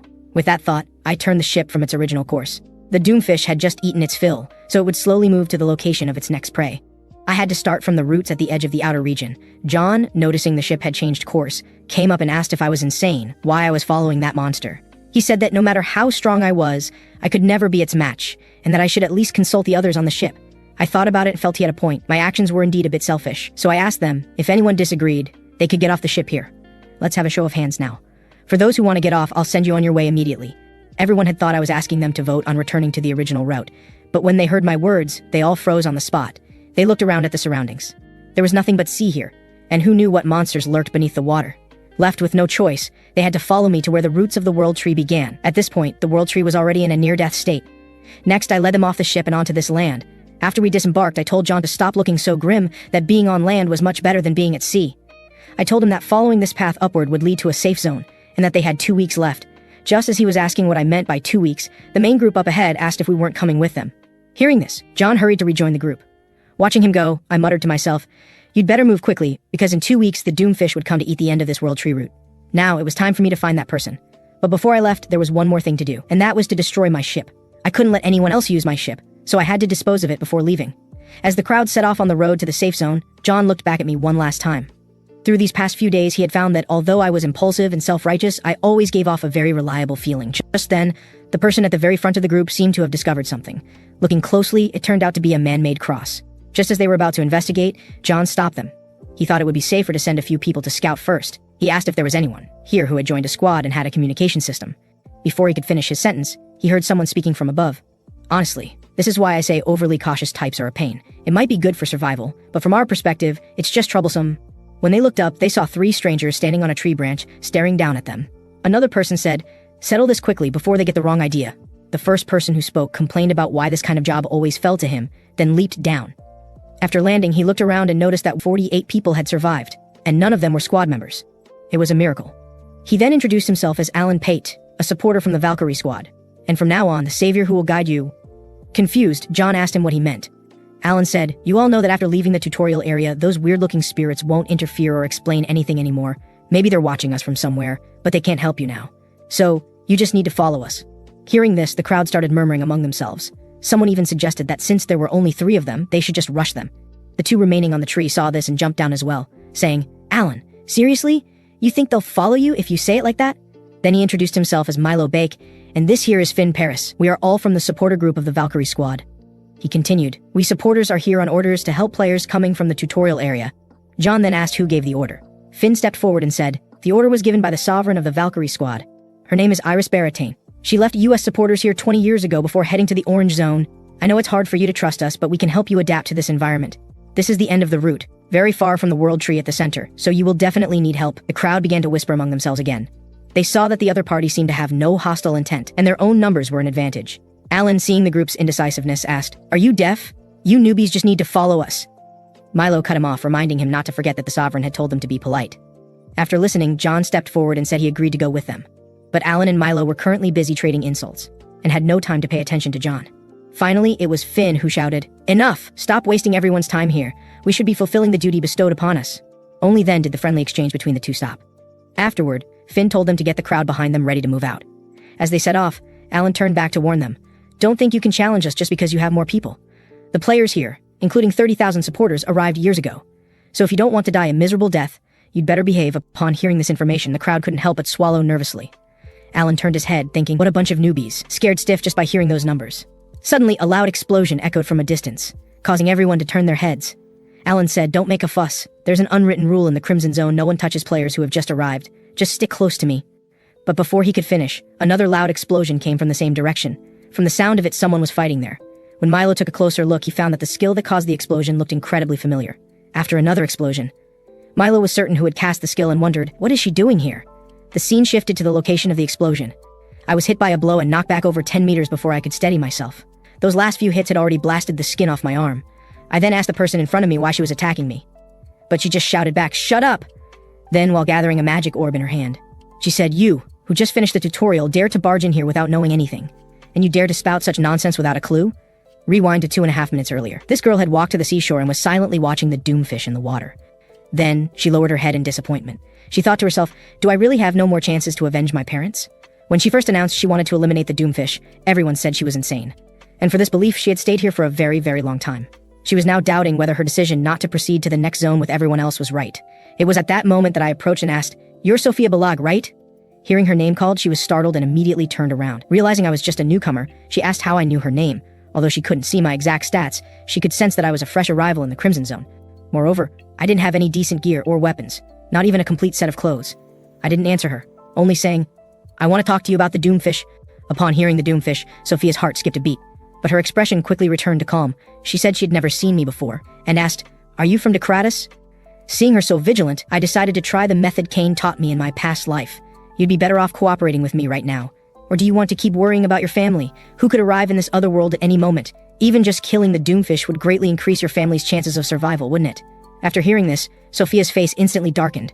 Before I could continue, she erupted in a burst of speed and charged at me. Seeing this, I quickly leaped backward, dodging her attack. I looked at her furious expression, completely bewildered. This isn't how Cain said it would go. Seeing her attack miss, she immediately turned and threw another punch at me. But to her surprise, I still managed to dodge it with ease, even using her shoulder to steady myself in midair. I said, "Wait, we can sit down and talk this through. There's no need to fight." But she wasn't listening at all. She raised her hand and began to concentrate magical energy in her palm. Then, her hand swiftly formed a seal. In the next second, a massive magic circle appeared in the sky above her head. When I saw her using even this move, I knew I was in trouble. Not only had I failed to persuade her, but I had enraged her instead. Before I could finish my thought, 3 ice orbs were already in front of me. My draconic arts proficiency isn't high enough, so I probably can't unleash its true power yet. Although this move will put a heavy strain on my body, it's a gamble worth taking. Thinking this, I directly used the special skill of my draconic arts, racialization, first stage. Just as I finished activating the skill, I was hit by her 3 ice orbs, causing a massive explosion. The man just casually used a skill he had just comprehended, and it sent a cold sweat down the high-level mage's spine, because she realized that even after using her strongest binding magic, not only did it fail to restrain him in the slightest, but the very magic circle she had woven was shattered into stardust by a single palm strike. She could hardly believe that such a powerful draconic art was obtained in the tutorial area, and that I could even use ki to dragonize parts of my body. But as a high-level mage, she would not submit so easily. She raised her hand to weave another magic circle, instantly launching her entire body high into the air. Then, descending upon me like a meteor, she summoned her grimoire, simultaneously casting the spell Alice's Grimoire Manifestation. After she integrated the grimoire into the magic circle, a massive magical greatsword poured out from within. Seeing the sword coming at me at incredible speed, I once again covered every inch of my skin with my draconic arts, then concentrated the ki into the palm of my hand. As I leaped up and swung out a slashing blow, her magical greatsword was shattered like glass in my grip. After we both landed, I retracted my draconic transformation and turned to ask her, "Do you want to continue?" Sophia first lowered her head, biting her lip in thought for a moment. She hadn't expected me to be this powerful. Then she stood up and said, "There's no point in fighting anymore." I asked her, "Have I beaten you into submission already?" She said, "Don't take me for a fool. I know perfectly well that you haven't fully unleashed your ki's special skill. There are 3 main factors for judging the level of a ki art. The first is the tier and amplification of the runes. The second is the period of the money the power it can release. The third is a special skill it grants. The power of a ki art increases with the strength of its special skill. Seeing as your ki art is so formidable, even without knowing its specific effects, its special skill must be extraordinary." She understood that my ki art was considered top tier even in the Crimson Zone, so there was no need to continue fighting me. She first acknowledged that I was indeed strong, then asked, "How are you going to kill the Doomfish? You know that thing can swallow a whole ship in one bite. People have already given up on fighting it. They've even come to treat it as a natural disaster, rather than a monster or a target to be defeated. Some organizations even worship it. I'm tired now. I don't want to struggle alone anymore. I advise you not to waste your time here like I did." With that, she prepared to turn and leave. I said, "It's indeed difficult for me to face them alone. That's why I came to find you. I have a plan that needs your help." Sophia didn't stop walking. "Did you not understand what I just said? I don't want to challenge the Doomfish anymore." But when I asked her, "You've already challenged the Doomfish 13 times. Are you really going to give up now?" She stopped in her tracks. Then she turned around and told me, "No matter what, I won't challenge it again," after witnessing her parents being eaten by the Doomfish. Sophia had been trying to challenge it ever since, only to end in tragic failure each time. But she didn't give up easily, launching challenge after challenge, and has now failed 13 times. I said, "Even if your previous challenges failed, you managed to come back alive every time after being swallowed. This time will be different with me here. I can help you eliminate the Doomfish." Hearing these words, her heart trembled. She remembered what that person once told her. It was okay not to follow them, that he believed she could do it. After another moment of contemplation, Sophia asked me, "Why do you want to eliminate the Doomfish too?" I said, "I want to save about 1.5 billion people." This left Sophia completely baffled. Then she said, "It seems you're not just any ordinary madman." Hiding nearby, Alan finally let out a sigh of relief when he saw we had stopped fighting. Although he didn't know what we were doing now, he sensed that the situation had become strange. If he got involved, it would surely be troublesome. With that thought, he prepared to leave quietly before Sophia noticed him. But just as he turned, his clothes were pierced by my trident. He looked back at the trident, his eyes filled with disbelief. He couldn't understand how I had detected him from such a distance. Just then, Sophia and I also walked over. I asked him, leaving without even saying hello. Sophia looked over and saw it was Alan. "What are you doing here?" Alan just stammered a greeting to Sophia. And now, I had finally met my first close friend from my past life, Alan Pate. The scene changed to the shelter camp. John and the others were brought over and couldn't help but marvel at the number of people here. Milo told them that the shelters near the route's end move frequently, shifting each time the Doomfish consumes a route. He then told everyone to go to the central service area for a briefing on the situation here, and after getting something to eat, they would continue to the village above. The crowd's eyes widened at the sight of food, but as they got closer to inspect it, it was as if a bucket of cold water had been poured over them. The cook came out and welcomed them, saying he had heard they were coming today, and had specially prepared fresh ingredients. John stepped forward, slammed the table, and asked, "Are you just going to feed us this slime?" The cook explained that everyone here eats this. It's non-toxic and contains all the nutrients the human body needs. The monsters in the Crimson Zone are too venomous to be eaten, but a group of people didn't believe it and went hunting for their own food. After eating it, they started vomiting violently. John and the others watched the scene and thought for a moment. In the end, they chose to eat the slime on the table. The cook said that after they finished eating, they would be given a juicer that could make this food. After handing the group over to the cook, Milo prepared to leave. But just a few steps later, he saw Sophia and me. He then went to Alan's tent and asked when he had returned, mentioning he had seen Alan bring back the guy he had fought. Alan told him to be quiet as he was busy mending the clothes I had torn. When Milo asked how his clothes got that way, he irritably recounted the events. Then they began to discuss the players who had come from the tutorial area this time. As the environment of the Crimson Zone became increasingly barren, the newcomers arriving each year grew stronger. But this time there were exceptionally many. If it weren't for the Doomfish, this many people should have been able to survive each time. Because the Doomfish continuously gnawed at the roots, players who should have started adapting slowly from the root's end were forced to go directly to places closer to the central region to survive. Milo continued, saying the spirits in the tutorial area were aware of this and adjusted the tutorial's difficulty, which is why so many strong individuals appeared. Alan said, but there has never been anyone as strong as that guy. As a newbie, he could actually overwhelm that woman, Sophia. This news has probably spread, and maybe that guy is on his way here after hearing it. Meanwhile, on a tree branch, a man was gazing at the shelter in the distance. Just then, Sophia came to find me with a set of clothes in her hands. She asked me, "Did you get the juicer? You won't last long in the Crimson Zone without it."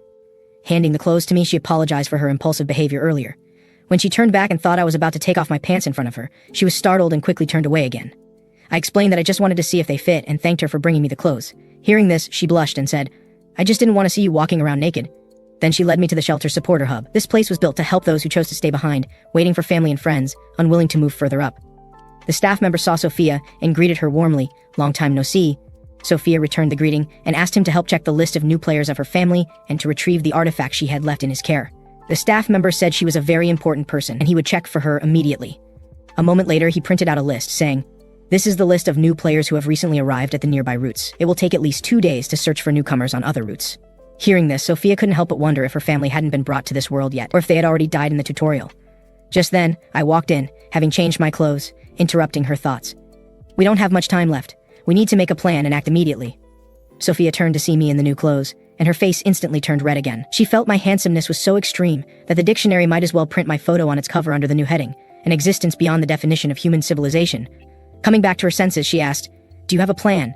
I said, "My plan is for you to get me inside the Doomfish's belly, then I'll use my strongest attack on its fatal weak spot."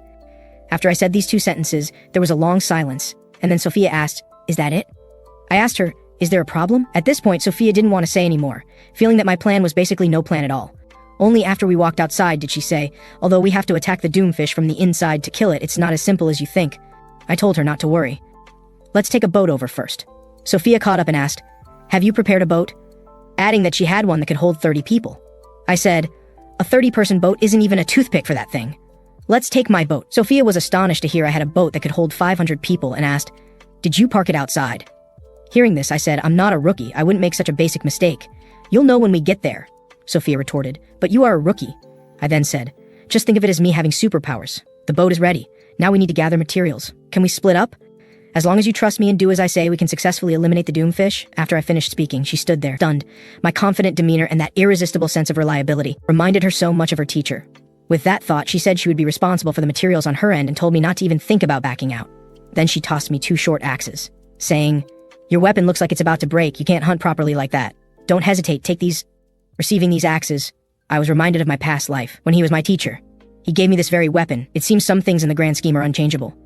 Then she said she'd already used her ability to investigate the materials needed to hunt the Doomfish. I said, "I already knew." "Your ability is library, right?" Sophia exclaimed. "How did you know? Do you really have superpowers?" Then she explained, "My eyes visualize all kinds of information in the world. Although I can't grasp everything, no one in the Crimson Zone has more information than I do." After saying this, she thought to herself, "And yet, even with this, I couldn't grasp all the information about him." After finalizing the plan, we split up to gather the materials. First, to obtain the bodily fluid of an abun, Sophia prepared bait to lure the creature out. But while she was gathering it, she suddenly sensed something was wrong. She quickly summoned a magic circle to block an energy attack shot from the side. Looking down, she saw a person. Sophia called out his name. "Javier, what do you think you're doing?" Javier teased, "Your figure is as good as ever. How about I play with you for a bit?" Sophia, hearing this, told him to die and asked if he had a death wish, saying she was very busy and had no time to deal with trash like him. Javier then said, "But we escaped from the Doomfish's belly together. How can you say that about me?" As he spoke, his hand slowly reached for the necklace around his neck. He quickly took it off, and it transformed into a green energy whip. He then flicked his wrist, lashing out at Sophia. Sophia also took out her grimoire and began to weave a magic circle. In the next second, countless swords of light rained down from the circle, continuously striking the green light shield on the ground. Finally, after another purple sword flew out and severed Javier's whip, another one nearly hit Javier himself. Sophia said coolly, "I hate overconfident fools the most." As her words fell, she controlled another purple sword to shoot towards him. Javier simply placed his hand on his hat. After taking it off, he revealed a third eye on his forehead. Upon seeing this eye, Sophia visibly took a few steps back. The purple sword from before also stopped 2.5 centimeters from Javier's face. Javier then asked, "So you know about this eye of mine?" The lighthouse is watching. I came prepared before challenging you. We have a mutual aid group, and I have connections with the lighthouse and the others over there. Seeing his 1,000-mile eye ability, Sophia had no choice but to back down. Seeing the purple sword in front of him dissipate, Javier said he meant no harm this time. He just heard she was defeated by a newbie and came to confirm if her skills had deteriorated. From our fight just now, your power hasn't weakened, it's even gotten a bit stronger. So does that mean the rumor was exaggerated? Sophia said it was none of his business and told him to get lost. Javier said he would leave after asking one question. Where is the newbie from the rumors, Marcus? Hearing this, Sophia turned her head and told him she wouldn't say. But as soon as she turned, she found Javier had already appeared in front of her and was about to use an exploration skill on her. Seeing this, Sophia pushed him away and asked, when did you learn a skill like that? Javier, having succeeded, first flashed backward to create distance. After landing, he said, it's not that you couldn't have blocked it if you wanted to. You were just too soft-hearted. Hearing this, Sophia said, a guy like you should have died in the doomfish's belly that day. Finally, Javier said, you're the one who's wrong, not me. You should have joined Decratus when you had the chance. This organization called Decratus was one of the disasters threatening the Crimson Zone. They revered and served the 4 great disasters while not hesitating to lead humanity to its doom. As soon as Sophia heard the organization's name, she became furious. Why would I ever join a trash organization like that? You sacrifice innocent people under the guise of demonstrating the doomfish's power, then take the deceased's belongings from its stomach and sell them. You solemnly promise to send them to the upper roots. But then you turn around and lead them into the doomfish's territory to be eaten? But Javier listened with indifference and asked, so what? I'm just using my abilities to make money, and holding a few religious ceremonies on the side. If anyone's to blame, it's those fools. Even if you let them go, they wouldn't survive long in this world anyway. This way, they can escape their suffering sooner and get a nice view from inside the doomfish's belly. Sophia, standing by, suppressed the rage in her heart. Javier wasn't like this before. But ever since he came out of the doomfish's belly that one time, he had become a completely different person. After saying his last words, Javier turned, leaped away, and was gone. Sophia knew that he would definitely go looking for me. Just as she was debating whether to go find me, she suddenly remembered what I had told her, to ignore me and everything else, and to focus all her energy on gathering the materials.